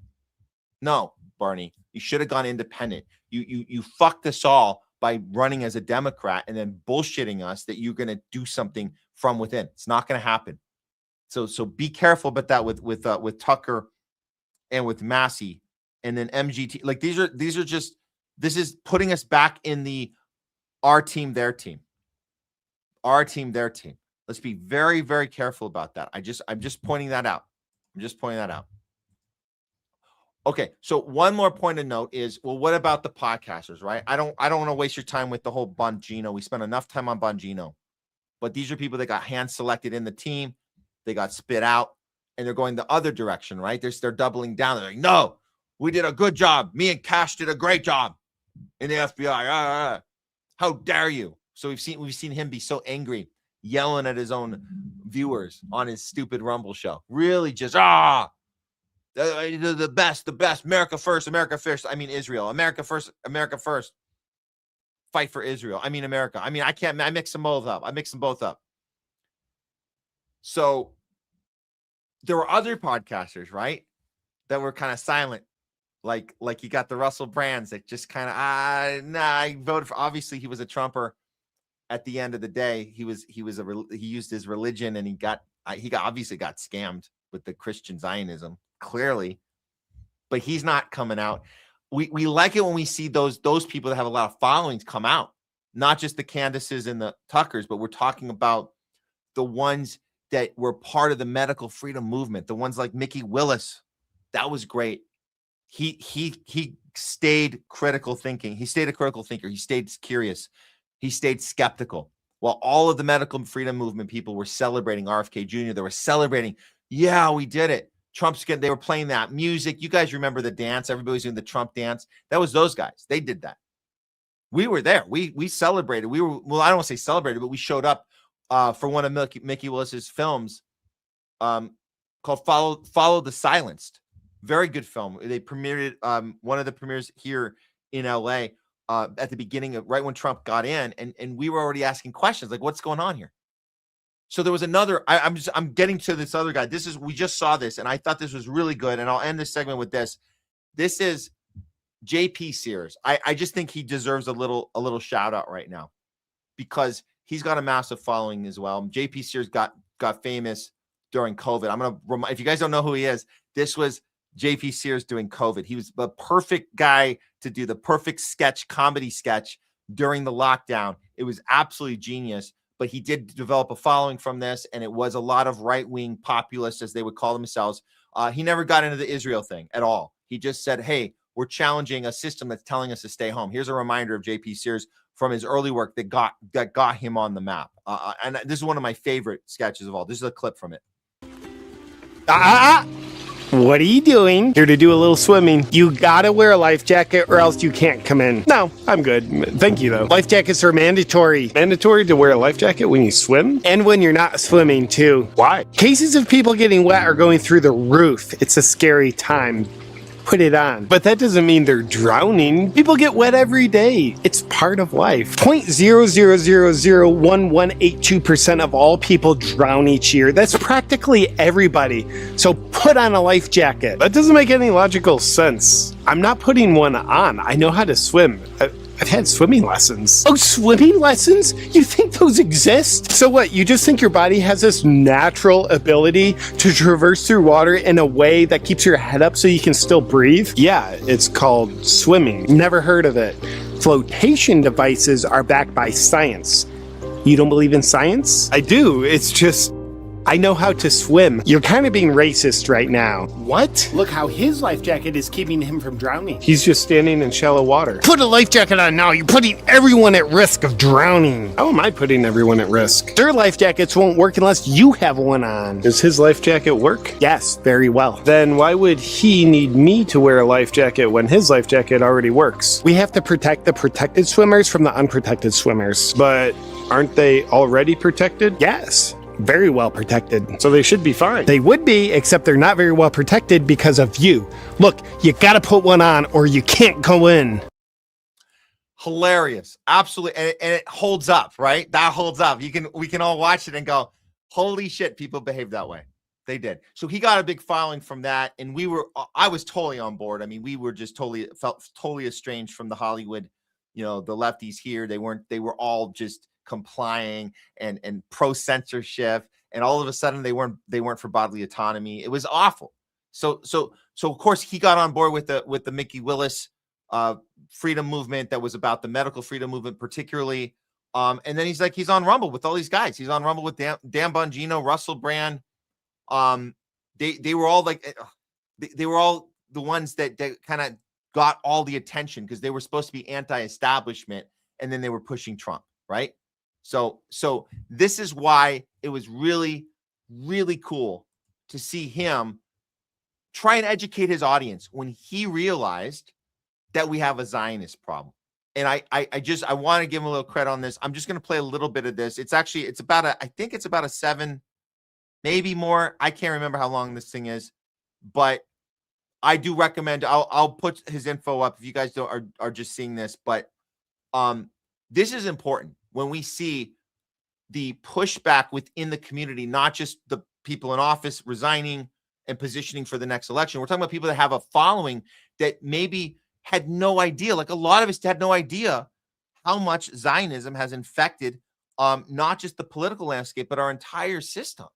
And it's really, so when a guy like this can admit that and then go the step further, use his comedy to educate the audience the way you saw that in the COVID video. He just put this one out a week ago. I recommend go check out the whole thing. I'll play a little bit of it, but this is him walking his audience through the problem with Zionism, but doing it in a fun way. I don't know if this one has as much laughs as the last one, but it's where he's talking to himself and trying to help guide his other person along who doesn't know what's happening and needs to be told what's going on. And this is how the audience should be paying attention, because they probably didn't know this entire time. Well, they should know now. If you better know now that Trump has put Israel first, not America, and you got duped. So here's JP Sears. Thanks coming in. Beautiful day. Yep, not yet. Hey, I've been seeing the Zionist stuff all over, but what's that mean? Zionism, is that a religion, like a form of Judaism? Oh, no, it's not a religion. It's a political movement. Became an organized movement in the 1890s with major financial backing from the Rothschilds. The Rothschilds? Yeah, the control banking, world government, secretive global control family. Those Rothschilds? Yep. Those Rothschilds. Specifically, it was Edmund D. Rothschild that helped launch Zionism. So it's not the same thing as Judaism? No. What Zionism runs in opposition to actual Judaism, which technically makes Zionism anti-Semitic when you think about it. But I don't think you're supposed to think about it because that creates problems for powerful people. Okay, so actual Judaism is not Zionism. Correct. Zionism violates the values of Judaism, so they're not the same and kind of very different. I thought Judaism and Zionism just went together. That's confusing. I think it's meant to be confusing. I thought Zionism was biblical. No, it's a political ideology from the 1890s. Judaism is the biblical one. Rothschilds, Zionism. So you're saying it's the same Rothschilds that most of us think control governments around the world? Yeah, same name, same bloodline. Huh. How would the Rothschilds control the U.S.? You ever hear of Israel? What do the Rothschilds have to do with Israel? They helped create it. They played a very pivotal role in the early development of the Zionist community in Palestine and the eventual creation of the State of Israel. So you think the Rothschilds might have some influence and control over something that they created? Yeah. Yeah. That's it. I mean, this is so, again, this is really important. I'm not going to waste time saying what took you so long. I'm never going to say that. Anybody who takes the time to do this, I'm not going to say what took you so long. Trump is still in the first half of his second term, and he's thoughtfully taking his audience, who he's going to get pushback from, because a lot of these people, they voted for Trump, and a lot of them are in denial about this still. So you have to walk people through this. So I applaud that. that JP Sears is doing this. His show is called Awaken with JP. This is the you can find him on both on YouTube and on the Rumble channel as well. And I would just go check it out. This is from last week, so you guys can watch the whole video on his channels, either with the Rumble or on YouTube. But I just gotta say, like, this is good. When we see this pushback coming from the ground, this is good. And I trust the sincerity of JP and someone like Mickey Willis, who's doing this. By the way, he's doing the same thing right now. Mickey Willis is saying, I'm skeptical of everything. Yes, I voted for Trump, but now I know stuff. And this is what we talk about. Intelligent people say, I got something wrong. What did I miss? What have I learned from this? And how is my opinion different? And what can I do about it next? That's what you got to do. So I respect that. And again, I'm not taking anything away from what Marjorie Taylor Greene has done or Joe Kent has done by resigning. You just have to be careful about where they're positioning themselves as far as our team versus your team. Because I got to say this, and maybe I could be wrong, but I got to say, I don't envision somebody like JP Sears or Mickey Willis ever again saying, I found the guy that is going to be the next guy that's everything, and he's the guy, and that's it, and he's the hero. I think they're done with that, and I think that's good. Their audiences would then be done with it too. I can't say the same for Tucker or for Candace. I can't say the same for people who've been totally silent, like Russell Brand doesn't like talking about Israel at all. So I could see them getting on board with, no, our team versus your team. The Reds are back. The Reds are back. So let's be careful with that. This is the Bernie lesson. We learned the Bernie lesson long ago, guys. Well, not all of us did. Some people still have Bernie in their little Bernie bumper stickers. They still have them. They still don't understand that this is it's a Pied Piper technique. Herd you right back into the party that we were supposed to be against and done with. Bernie herds you right back in. That's what he did in 2020. We should have said we were done in 2016. You saw what they did to you. Why the F would you sign up again for the same thing? So we will never fall for that again on the left. I hope that these people like JP and others are I think it's sincere. I think it's sincere. We want to learn more. We want to evolve our opinion, and we don't want to follow the same mistake again and the same cycle, the same shit every 4 years. We're done with it, and that's cool.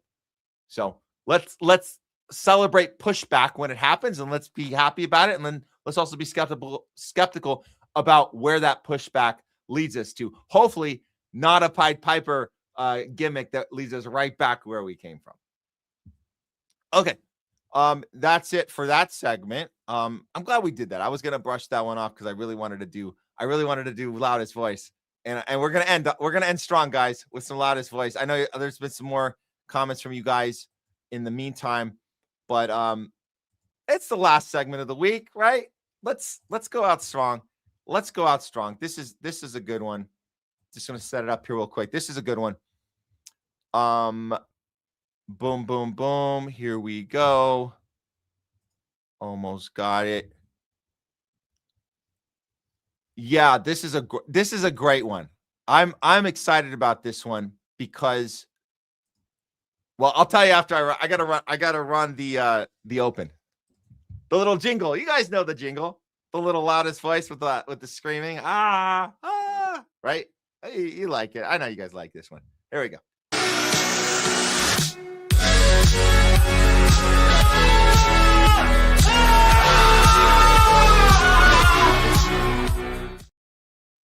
It's the Loudest Voice of the week. This week, we saw a pretty badass interview that occurred on Newsmax. Newsmax, not the greatest network, maybe one step better than Fox News, but that ain't saying much. That ain't saying much at all. But Newsmax at least was able to have a journalist come on who also isn't 100% the greatest journalist, but does get more things right than he gets wrong. So we're happy when he gets things right. I'll let Glenn Greenwald introduce this to you with his tweet because Glenn Greenwald noticed what happened and he wanted to give a little shout out. So Glenn Greenwald says, anyone in favor of the U.S. stranglehold on Cuba should listen to this Newsmax interview with Ryan Grimm, who just returned from there with harrowing stories. His key question, why do Americans want to dictate who governs Cuba while forcefully causing Cubans deaths from no fuel? Perfectly great question. And boy, does he do a good job with it. And this hits home with us because we know Craig Pasta has definitely spent some time in Cuba. We just had Danny Shaw on the show. Come check it out. That was our highest viewers show we've ever had on the channel. Danny Shaw also just got back from Cuba. He did a great story on it with the gray zone. But we also know that there's been this attacks coming from the right saying that the journalists going down there are effing around and staying in 5-star hotels and for some reason like to support communist dictators. That's what's going on the right. That's what Newsmax is telling their audience. And what Glenn Greenwald points out is watch the video. If you're a Newsmax audience and you happen to catch this live when it happened, I hope you learned something. If you're like us, you're already out of the two-party system, already out of the duopoly and the uniparty, you'll appreciate this probably even more because you understand what Ryan Grimm is up against when he agrees to go on. And you can see it on his face. He's kind of tired. He's kind of jet lagged. It was a hard trip. That's a hard trip to go to Cuba when you know the entire population is suffering more than they've ever been suffering. They've been on this constant blackout, no energy, everything closed, not a government lockdown. It's a we can't support our business. And then what happens is the electricity is cut off because we cut it off. They didn't cut it off. We cut it off. We allowed the 5-star hotels, just so you guys know, 5-star hotels have been allowed to stay electricity on because we say so, not them. We're the dictators. And then we send our reporters there and we say, you have to stay in the 5-star hotels because that's the only thing that has electricity. And that's how you set up the problem. It's on purpose. Ryan Grimm, fresh back from Cuba, goes on Newsmax and is ready to throw some punches. And he doesn't hold any. Check this out. Dropside News reporter Ryan Grimm also traveled to Cuba as well, reporting on all this. He's seen in this photo here.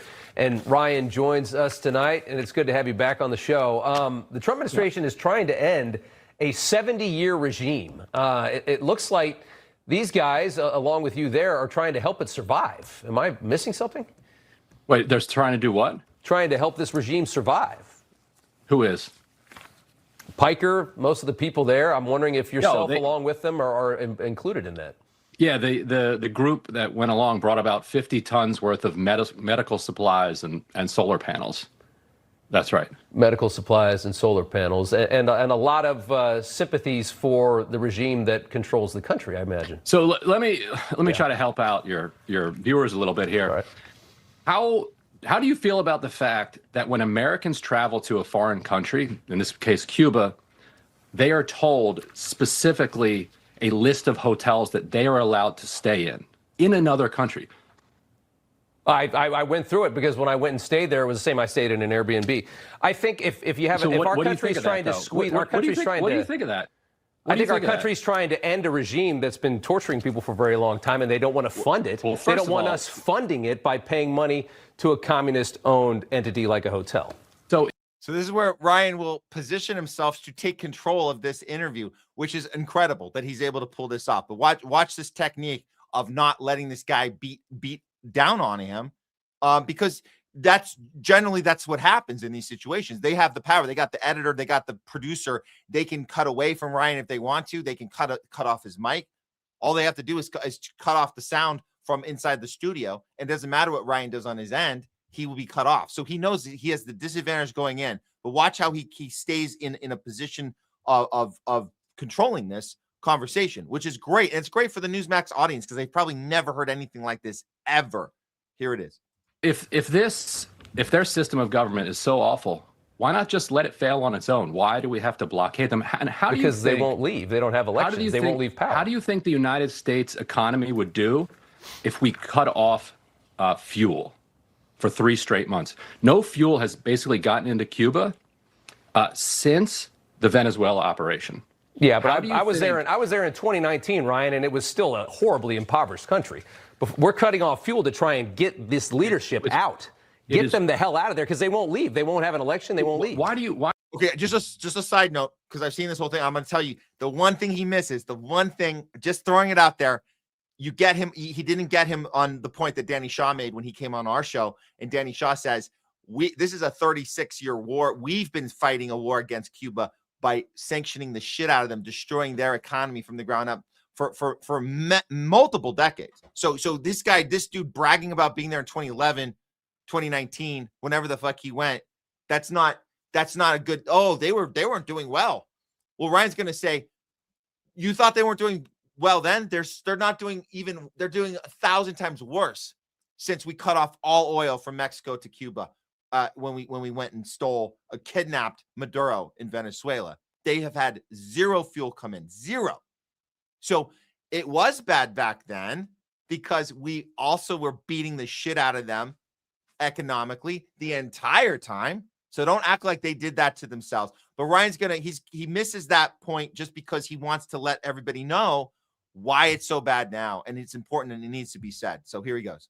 Why do you care about like who's in charge in Cuba? Who elected you to do that? It's such a bizarre, like there aren't enough problems in the United States here for you to worry about. Like that's another side of it. Really, like I can't even get my mind to a place where I would think it's my call.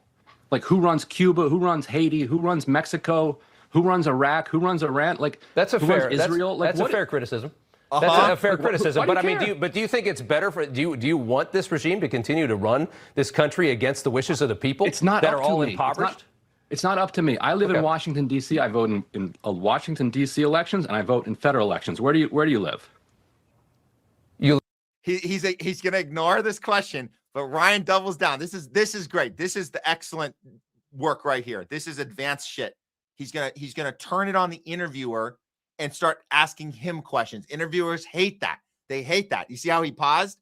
But Ryan's going to ask him again until he effing answers. And then he's going to use that against him because he deserves it. Here it is. That's fair. Where do you live? I live in New York. And it's not. Why should you vote? Why should you, what do you have to do with Cuba?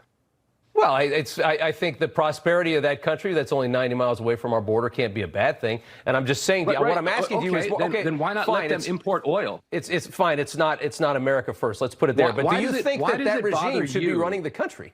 Why does it bother you if Mexico sells oil to Cuba? You live in New York.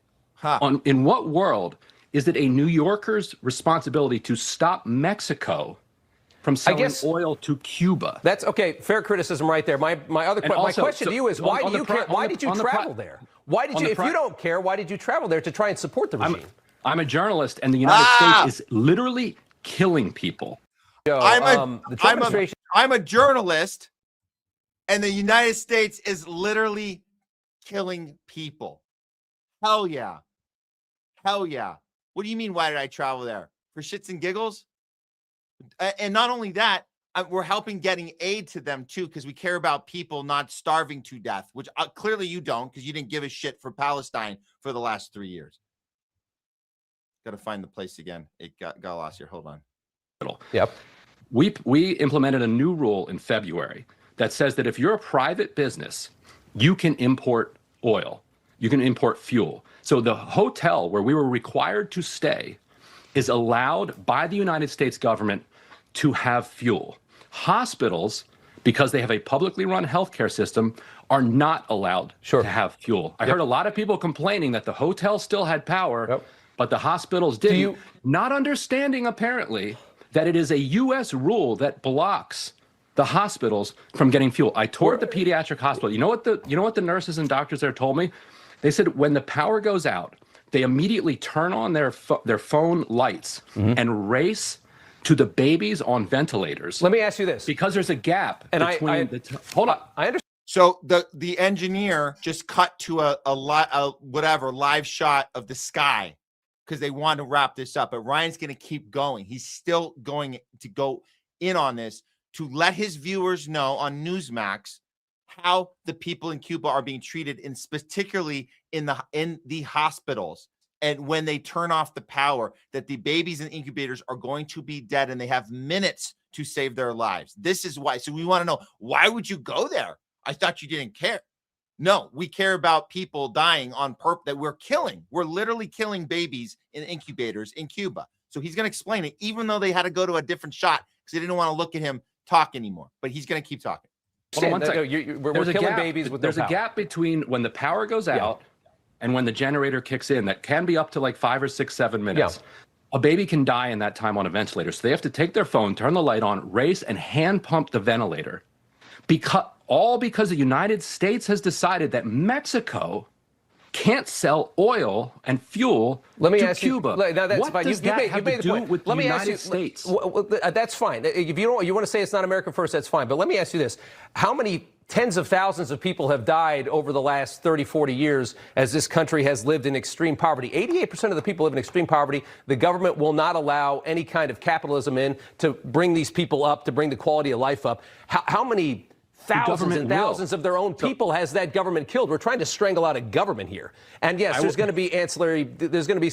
Ryan, we're trying to do a regime change here. What's wrong with you? Why don't you go along with it? You know, we always do those very well.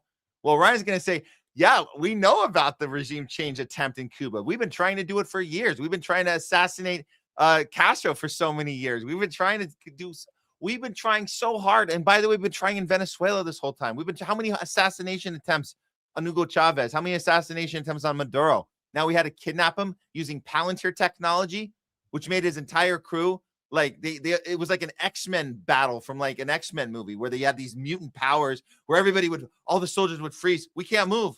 We're all frozen. And we took your president.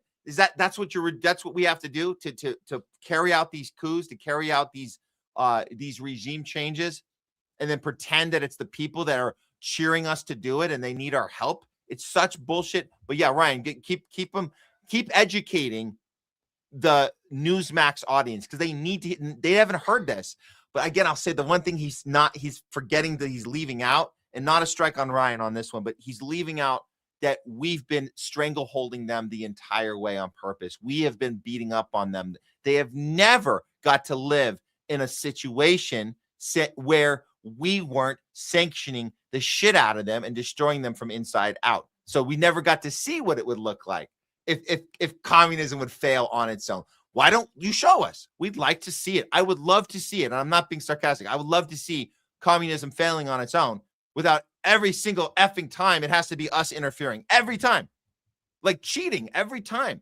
You want communism to lose. Can you just give me one effing example in the last, whatever, 20th century, 21st century? Give me one example where we didn't go in there and create the problem for it to fail. It's crazy that we would do that every single time. Some negative impacts of that, like you just described, that's fair. But how many people have died because of the government in power? I interviewed the number 3 guy in Cuba. Cuba. I will let you have the interview. You can air the entire thing. He said Cuban nationals, Americans, are welcome to invest in Cuba. He said they're open to, in a holistic negotiation, compensating Americans for property that was seized during the revolution. Well, they're capitulating now. Right. What they want. No, they offered that in the 1960s. The United States refused it because we thought we were going to do regime change. So why take a deal if we're just going to do regime change? Well, we didn't overthrow the government. We failed over and over and over. We tried to assassinate Fidel Castro, like a dozen plus times. We tried an invasion, Bay of Pigs. It didn't work. Every other country, Italy, France, Spain, they all took compensation for what was nationalized. So they're saying you can invest here. Yeah. We will compensate you for what was nationalized. All we're asking is that you lift the sanctions and leave us alone. Why is that a bad idea? Leave Cuba alone. Leave the regime alone and let the people continue to suffer. I mean, did you see the people there? The misery of the people that live in that country under these a-holes? It's horrific. The misery is like unspeakable. Unspeakable. It is unspeakable. Been that way for a long time. It's a lot worse. It's the people who were there in December and people who obviously live there telling me like it's noticeably worse. You have people like starvation and homelessness wasn't really a thing. Like there was poverty. It wasn't like extreme a rich poverty. country. Yeah. But even a few months ago, 90% of the people live under $2 a day. I mean, nobody in America lives under $2 a day. Not a single person. I gotta leave it there. I really do. You're a good sport for coming on, Ryan Grimm from Dropside News. You got it. Good to see you. It's all relative, man. No one in America lives under $2. You know our inflation is like, this is the time. This is when you're going to educate your audience and try and tell them we'll never be as bad as Cuba. Really? Now you're going to talk about that when we're about to face, we're literally in the middle of a global economic crisis, a complete meltdown of the petrodollar, a complete meltdown. How's all your 401ks doing, by the way? Jay warned us about all that.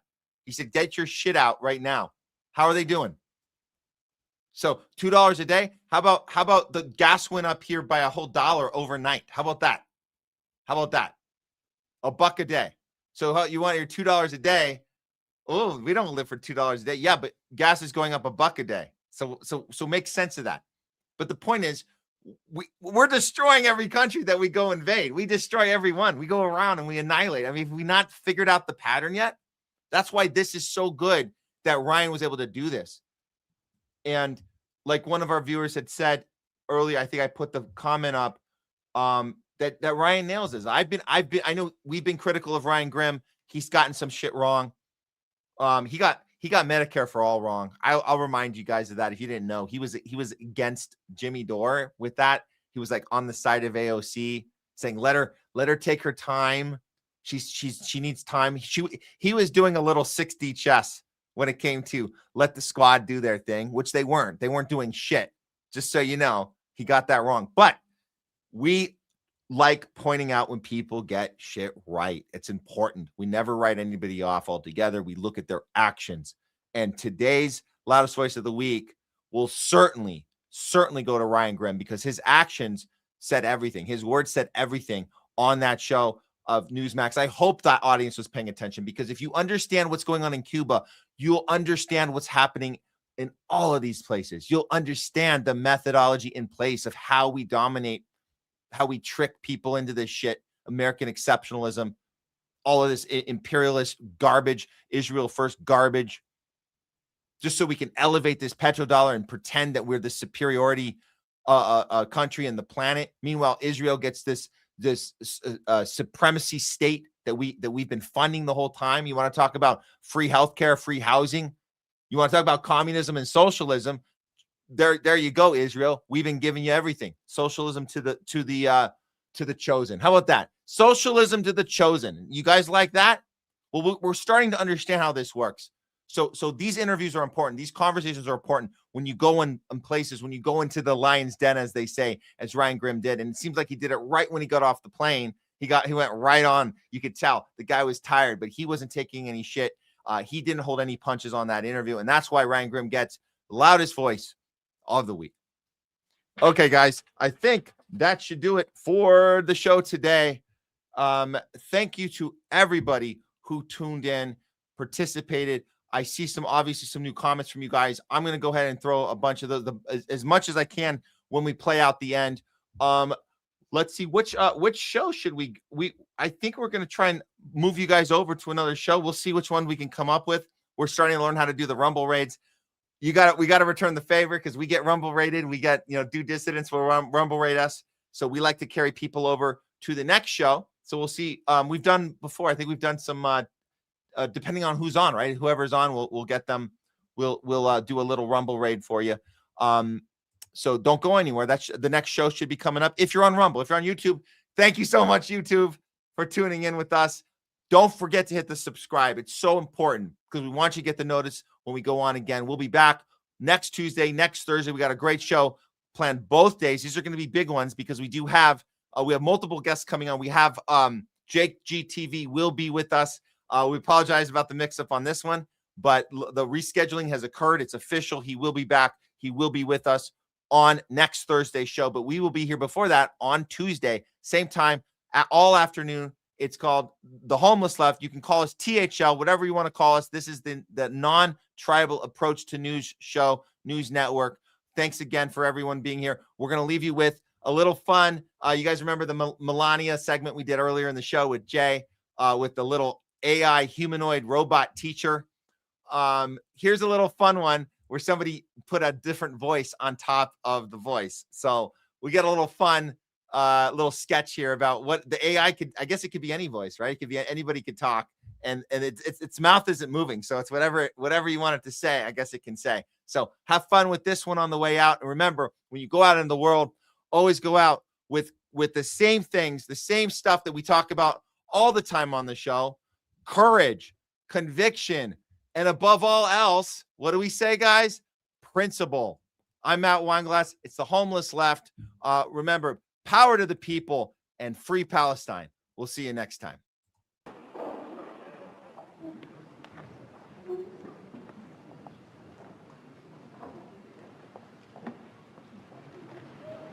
Good evening, everyone. I'm sorry I couldn't be there in person. I told my wife I had a very important meeting regarding the Iran situation.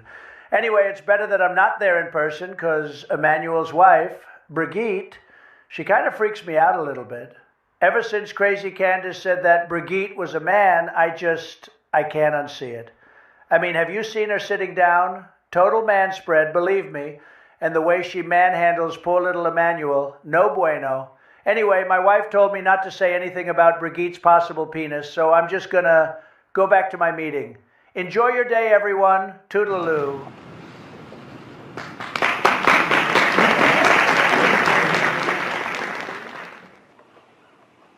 Please stop looking at my ass, s'il vous plaît. Thank you.